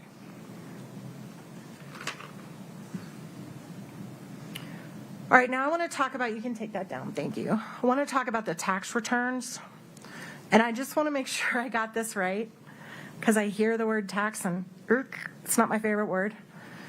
You're basically saying that she over-reported her income on her taxes. Is that fair? No. Well, the net income. What I'm saying is the accounting that she gave to her tax preparer, her CPA tax preparer, for the expenses on her properties did not match what her own notations in her bank account. So because of that error, she paid too much taxes, in your opinion, like a lot too much taxes. She had a larger tax liability. And remember, I also said there's that big category of loans. All those payday loans are not on the CPA's financial statements. Like for 2021, for example, there's nothing. Well, and if she'd have reported the loan, she'd have paid even less taxes, right? Absolutely. So she way over-reported her taxes and paid too much taxes. Whether or not she actually paid them, that's a different story. But the tax liability was significantly larger than it would have been had she accounted for everything correctly. And you stated through Mr. Bloodworth that it's possible she did this just to look successful to people. That is not what I said. Okay. And a note about the 2019 tax return, I don't know if it was ever filed. Well, that's a good point. I do know that she prepared it, and she did submit it to the government as part of her PPP loan forgiveness. Did you ever review the packet of information of what she actually did submit to her accountant? Yes. I've looked at every page. And do you have any evidence as you sit here today that she ever provided proof of that tax return to any of her hard money lenders? I don't know which, other than giving, submitting it to the government and through UCCU Credit Union for that loan forgiveness. I don't know if she ever showed that to anybody else. So it's fair to say that if she never did, it's pretty hard to argue the whole reason she way overpaid her taxes was to look successful to people if she never shared it with anyone. Fair? No, because you're talking about just that one tax return. Greg White did not prepare that tax return. Greg White prepared other tax returns for her. Do you know how Greg White is related to Eric Richins or to Kouri Wright? I'm sorry, his business partner? No, I don't. Okay. Did you know they were family? No. Okay, so now I want to talk about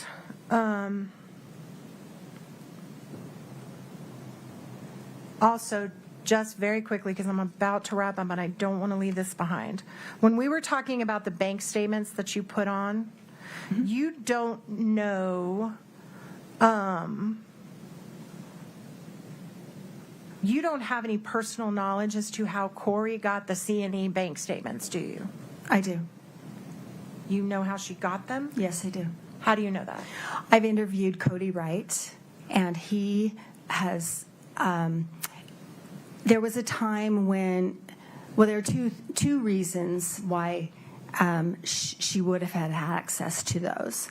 Okay, let me stop you. So you're speculating on how she could have gotten them, right? No, I'm telling you what I understand from my work. Okay. Okay, so there was a time when Kouri Richins and Eric Richins, being the business partners, had their wives associated with the back office kind of stuff, doing the books for the business and that sort of thing.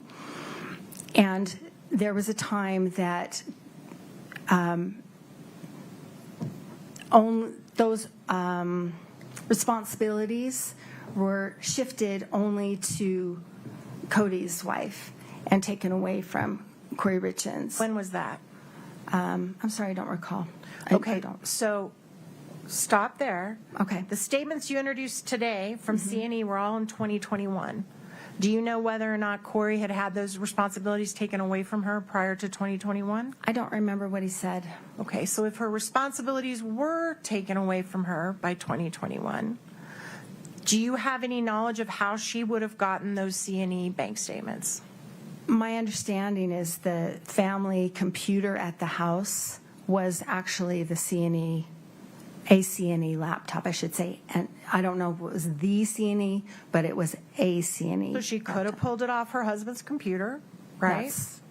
That's possible. Or her husband could have pulled it off his computer and handed it to her.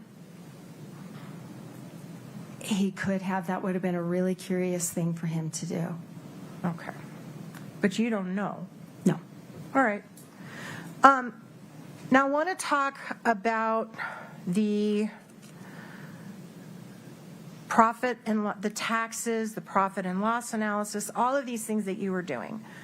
Is it fair to say that someone who's not a you, someone who's a me, who barely can balance their checkbook, that we judge our success on what we report to the IRS every year? Did we make money? Did we lose money? Is that fair?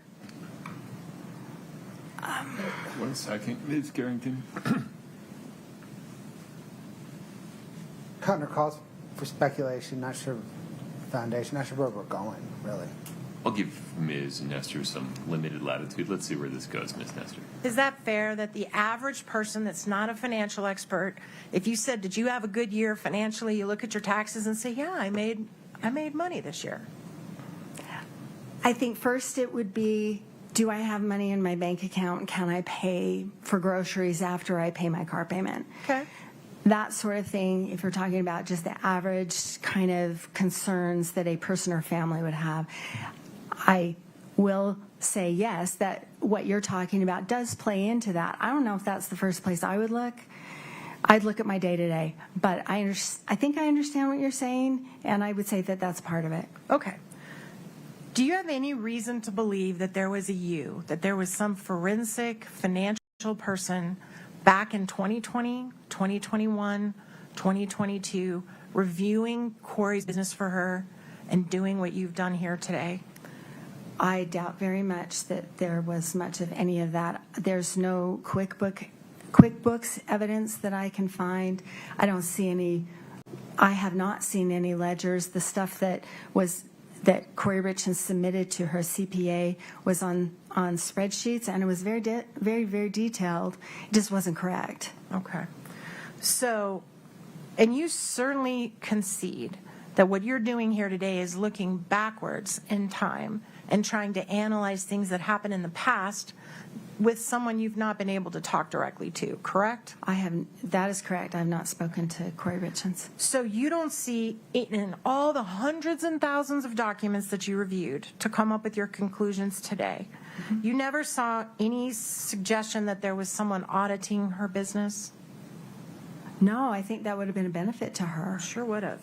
You never saw anybody doing a profit and loss analysis by property in her company, in her business for her? You know, her tax accountant was doing that based on the stuff that she gave to him. Yeah, and you said he got it wrong, right? Based on the stuff that she gave to him, sure. And you didn't see that she was conferring, you didn't see emails with financial advisors or business advisors? No, there's an email string between her and Matt Strong where they talk about how to reduce tax liability by retaining rental properties. And she was getting advice from him, right? Because she didn't know that stuff. And he was helping her. I don't know why. You read the email. In that specific instance, but I'm sorry, I thought your question was a little more general. No, I think she was so busy running her business, acquiring properties, trying to fix them up, acquiring funding, capital, wherever she could grab it, that the tracking of finances was completely just not on the priority list. And you don't have any personal knowledge as to how involved Eric was with her, if she talked with him about it every night, if she talked with him about it every morning. You don't know. No, I do not. And did you even know that the day he died, he was out working on one of her properties, spreading gravel? Did you even know I do know that. Okay. And you don't know whether or not she got advice from other people besides her husband, Matt Strong? You don't know? I don't. Objection, Your Honor, misstates the testimony. Overruled. The jury can hear both pieces of what Ms. Carrington just said. And speaking of Matt Strong, there was one thing I did want to bring up. Katie, just for the witness only, Your Honor, could we please pull up Exhibit 1066? Did you review this when you were looking at all of your documents? Yes, I did. And you relied upon this in terms of making conclusions about potential rehab of the Midway Mansion? I did, absolutely. Okay, Your Honor, I move to admit Exhibit 1066. I can't, Katie, can you zoom in? I can't see what it is. Okay, from Matt to Kouri. Will you... So the bottom half is from Kouri, right? Yes, sir. And are you seeking to admit the entire thing or just the top half? Yes, sir, the entire thing.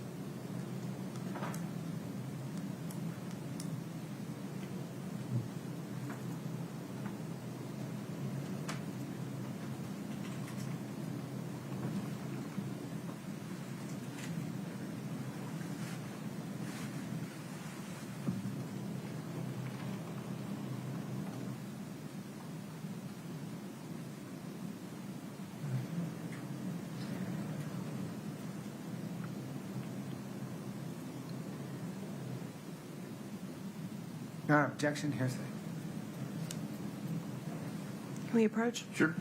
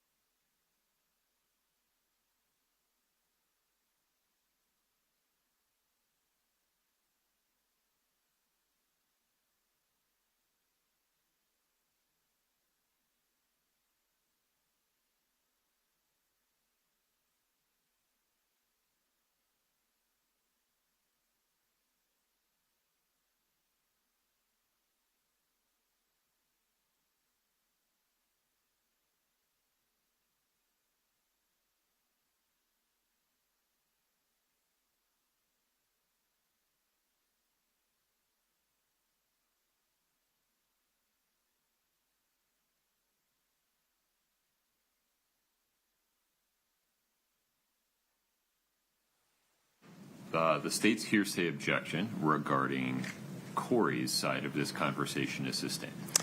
Without revealing what is in this email or commenting on what was said in the email, once you read this, plus the email that we put up on the screen that showed Ms. Richins did not have the $3 million available to rehab, is it your understanding as you were doing your analysis that there was never an intent to do a significant rehab on the Midway property?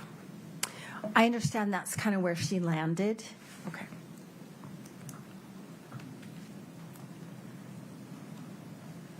Court's indulgence for just 1 minute. I'm very close. No problem.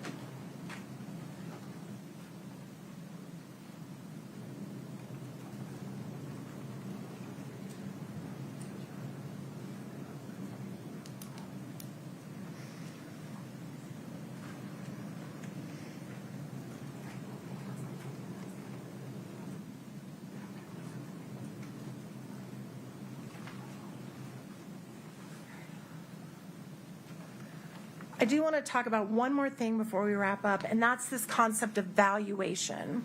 Okay. You made a statement that a house is valued at whatever someone's willing to pay it for it, right? That's not just my definition. That's the IRS, and that's Okay. Business Valuation 101. Certainly, if I had 2 houses and I decided I wanted to give you one for a great deal because I think you're great, and I said, you know what, Miss Carrington, I'm going to sell you my house for $5. Doesn't mean that my house is valued at $5. It means that's what the value you put on my house or that I put on my house, right? That's the value that you put on your house, I suppose. Yeah, Right. sure. And the county, every year we get a little letter from the county telling us what they think our house is valued at, and that's what they tax us at, right? That is the assessed value. That Right. is not what they actually think it's worth, but that's the assessed value. And it's kind of a rule of thumb that the county actually does us a break and usually values it way below what it actually is, what you could sell it for. Yeah, they at least in Salt Lake County, which is the county where I'm most familiar, they do it every 4 years, and they draw it from comps, comparable properties. Right. And so you're certainly not suggesting to this jury that the Midway Mansion was only worth $2.9 million just because that was the purchase price, right? I think every indicator is that it wasn't worth a whole lot more than that. Do you know what it actually ended up selling for? I do. How much did it actually end up selling for? It was about $3.4 million. Matt Strong sold the note. It's a complicated transaction, but Matt Strong foreclosed on it. And wait, stop right there. He foreclosed on it after Kouri was arrested, correct? It was in the works already. I think the actual notice of default was filed shortly after. After Kouri was arrested. Right, like 4 days after, but it had been coming for many months. I mean, we have to look at the totality of the circumstance. She had defaulted on this many months before, and there were indicators that this was coming one way or another. If Kouri had been able to stay till the very bitter end when the sale was made, they would have made $1.5 million? No, nowhere close. What did you just say they sold it for? He sold it. He sold the note. So this, not the note. What did they sell the house for? But this is part of the transaction. Okay.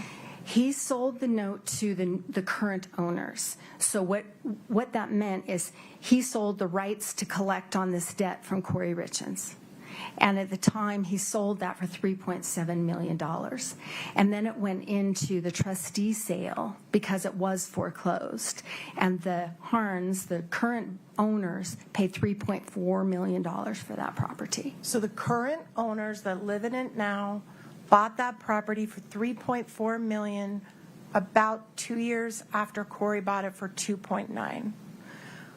Let me do the math. They bought it so she bought it in March of 22. I think it's a year and a half. Better. 18 months later, they made somewhere like that. About $500,000 in profit. Flipping. No. Because they bought it from themselves. Okay. What was the purchase price that it was ultimately sold for? $3.4 million, but they bought it from themselves. I understand. Do you know the condition of the property when they bought it for $3.4 million? I do. Okay. Had they rehabbed it? No. So they hadn't done anything to it, and they sold it for $3.4. And they also hadn't dealt with the Armored Corps of Engineers. So had they been able to do all that, it would have realistically sold for more. If it's, okay, let me understand your question. If it's completed, finished, and all the issues with the wetlands and having to grow the new plants and all that stuff, if that's all, I would think it's worth more. Okay.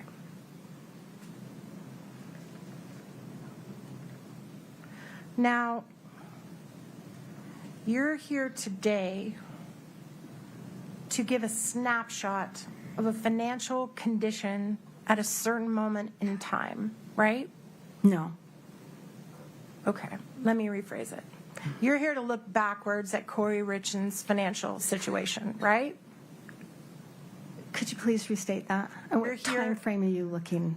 Backwards, the past. From You're here- today? From today, backwards from today, you are here to evaluate in the past what Kouri Yes. Richins' financial Okay, situation no was. projections for the future. Correct. Okay, yes. But certainly, and you're here to do that, to come up with your conclusion that at the time that Eric died, she was financially, I believe your words were, in distress. That's your conclusion. Yes. Okay.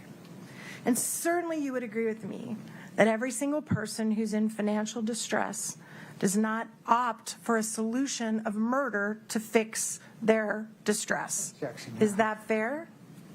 Your objection, Mr. Bloodworth? Speculation. Sustained. Okay.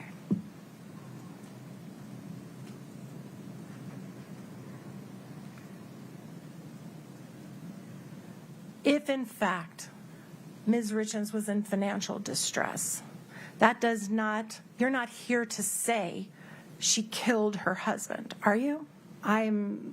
That's for the jury to decide. I am not making any conclusion about that at all. Because you don't have any knowledge about that at all.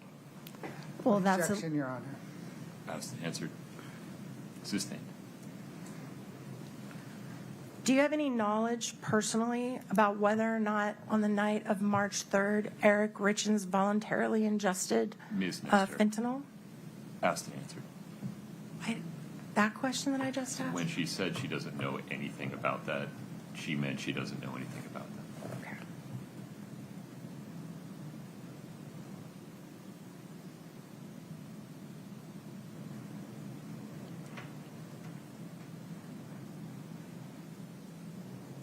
And nothing in all the 100 and some thousand pages that you reviewed, did you ever see any statement by Kouri Richins written down to anyone, to any of our investors, to anybody, saying, I know how I'm going to fix this problem. I'm going to kill my husband, and then I'll have plenty of money. Objection, Your Honor. Did you ever see any of that?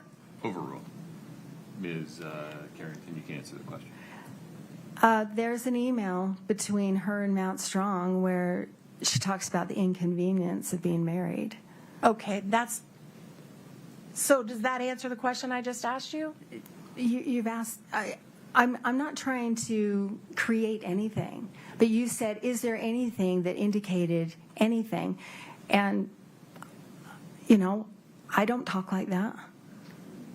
So apart from an email that she sent saying it was inconvenient being married, have you ever seen any suggestion in anything in writing that Kouri's financial plan was to collect on life insurance and pay all this money off? Have you ever seen that? To collect the life insurance to pay everything off. No. Thank you.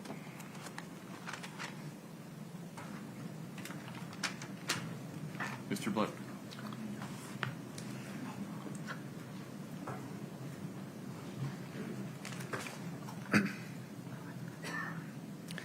Thank you, Your Honor. Ms. Carrington, in analyzing Kouri Richins and K. Richins Realty's finance, did you see any evidence that Eric Richins or C&E was investing in her business? Not really. There's the Franson Lane house in Oakley, where I can see some checks that were paid, and they indicate a draw. So they're from C&E. They get deposited into Kouri Richins' bank account. And then when she sells that project in March of 2021, that's that big spike in my graph, that orange line that's bumping along the bottom, and it spikes up. As soon as she sells that Franson Lane, the Oakley house, she pays C&E $217,000. That's about what they had paid in. And the memos on the checks say, draw number 1, draw number 2, and they indicate that house. And I have talked to Cody Wright about that, and he said, he's explained to me what the arrangement was for that particular house. It was related to the fact that Eric had just learned about the HELOC, and he was afraid of losing his house.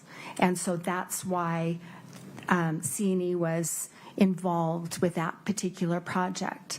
Absent that, I don't see any indicator that C&E or Eric was an investor or a participant in any of the transactions. He's not on any of the bank accounts. He's not on any of the real estate documents or loans or anything like that. Does the accounting suggest that C&E money put into the Franson Lane project was a bailout? I don't understand what you mean. Was that money needed to see the project through to completion? It spanned the rest of the project, if that's what you mean. And it was significant, And then they were paid $217,000, which was about. So Kouri Richins Realty and Kouri Richins got $406,000 from that, and then Kouri got $60,000 in commissions from that project. And then once that hit the bank account, other expenses, let me say that, were paid for that project, and then the $217,000.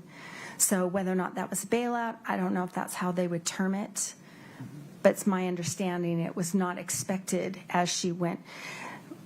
Eric Richins and C&E did not expect to be participating in that project at the outset. It was somewhere in the middle. Other than that Franson Lane project, any other C&E or Eric Richins involvement in Kouri Richins or her business activities? No.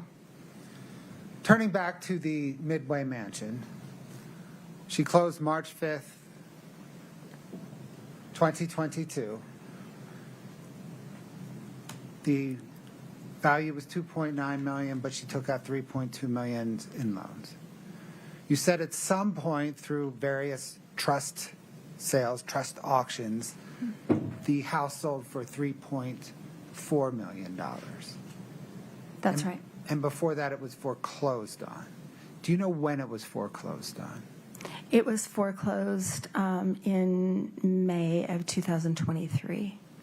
So between purchase March 5th, 2022, and foreclosure on May of 2023, did the $3.2 million in debt on the house stay static?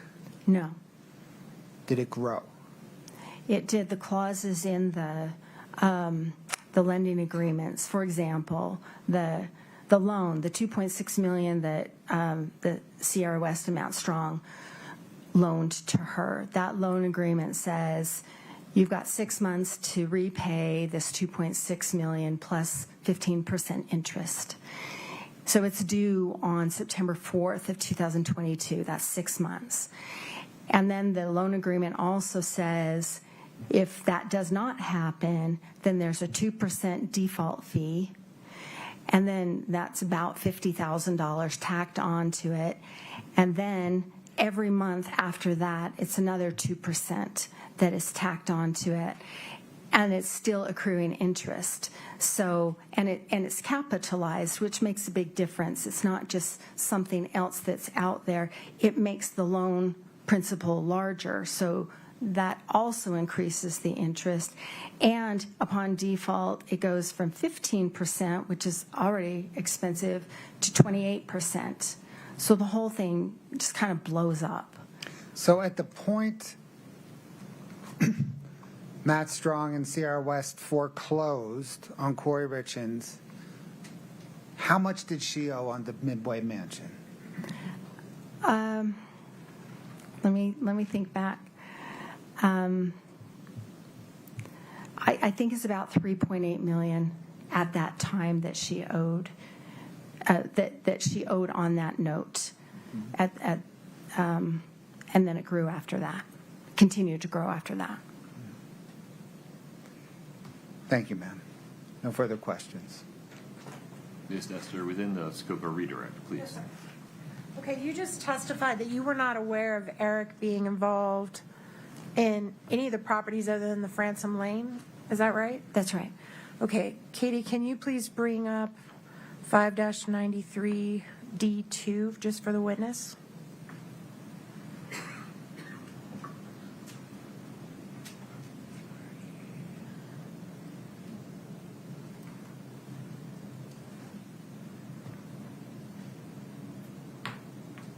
Okay. So, actually, this has been admitted, Your Honor. Can we show it to the jury? Of course.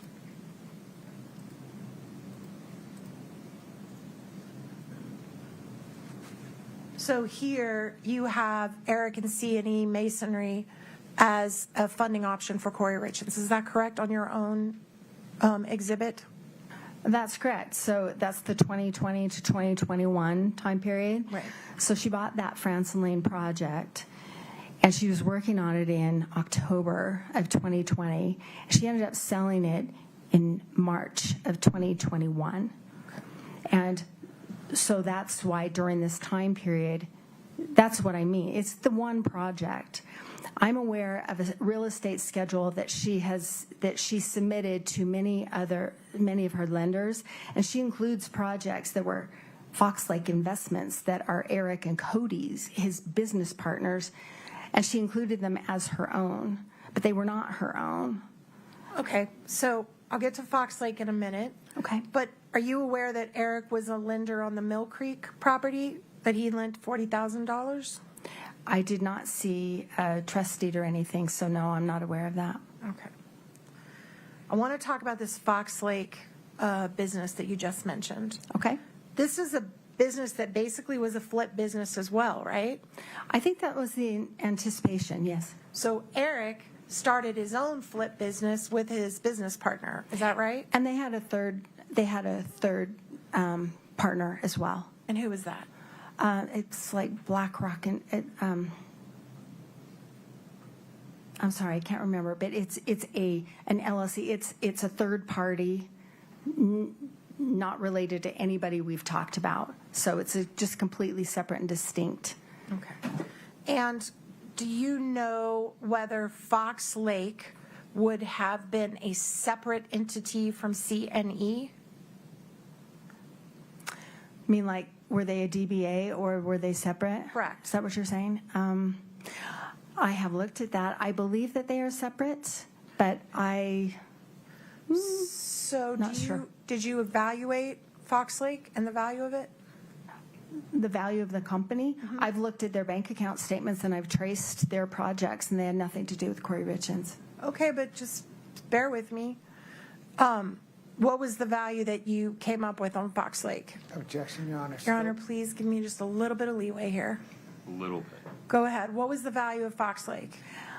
Okay, let me ask you to clarify your question. Are you talking about valuing their business? Just how much assets did they appear to have in your analysis of them?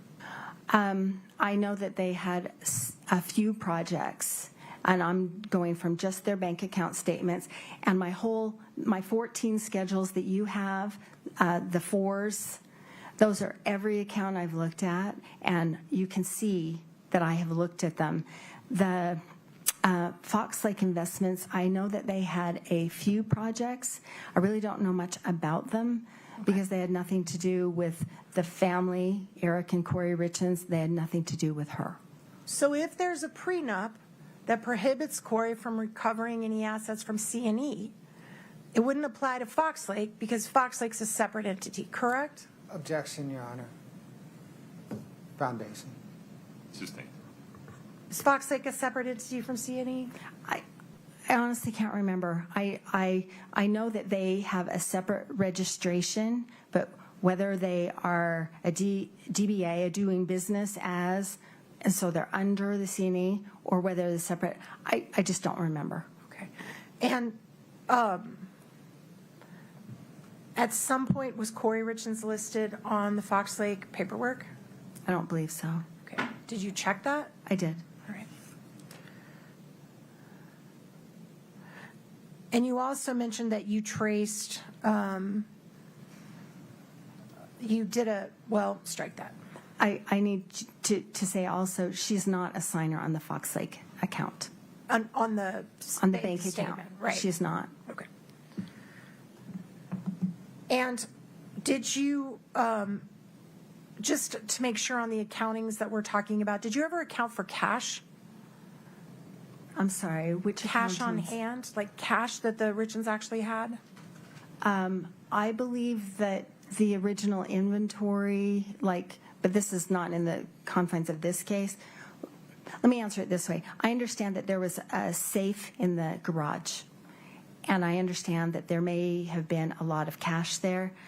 That's outside of the scope of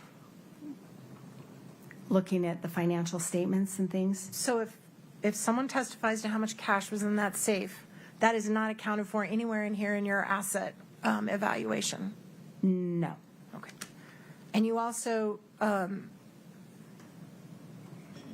I know there was like $10,000 or something in a backpack or something that was part of the search warrant. okay. And that cash isn't in here either? no. And also, I don't know anything about where it came from, whose it was, so no. okay. And also, did you account for Kouri Richins' life insurance policies and their cash value anywhere in your asset evaluation? No, because she's alive.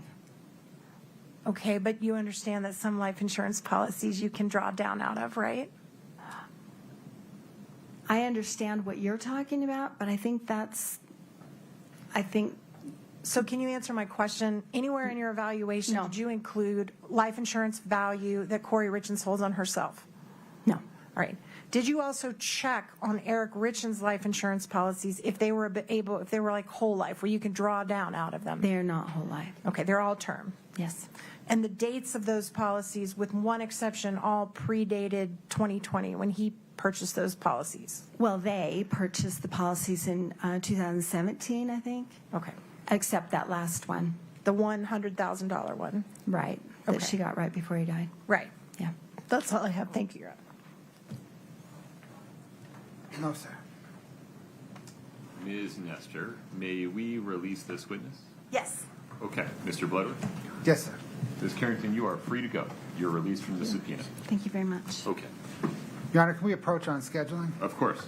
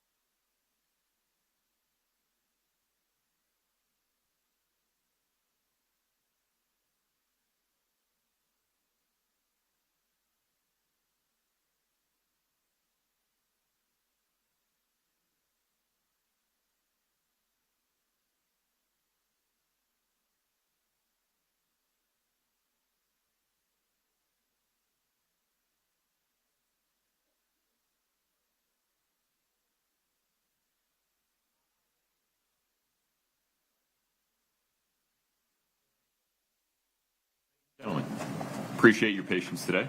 We're going to recess for the day. As noted, we're going to start at 9:30 a.m. tomorrow morning. I appreciate your patience with my calendar. Same warnings. These require diligence, so please be thoughtful. You have to affirmatively avoid any information regarding the case. So please affirmatively avoid watching, listening, or reading anything about the case. Please don't speak about it. Don't let anyone else speak to you about it.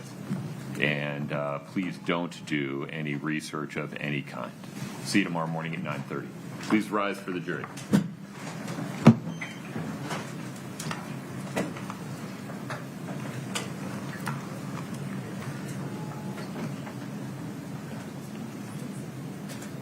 Yes, thank you for the reminder. Okay. And you're okay with end of each week? Okay. Folks, have a seat, please. One administrative issue. This applies only to the state at the moment, but will apply to the defense to the extent that you put on a defense case in chief. If you would please, at the end of this week, Mr. Bloodworth, have your team provide to Brittany a physical copy of the exhibits you've admitted so far, and then just do that at the end of each week through your case in chief. Yes, sir. Easy. Okay. And then once the defense is in their case in chief, if you would plan to do the same. That way we're not leaving it until the end. Mr. Bloodworth, anything else on the record today?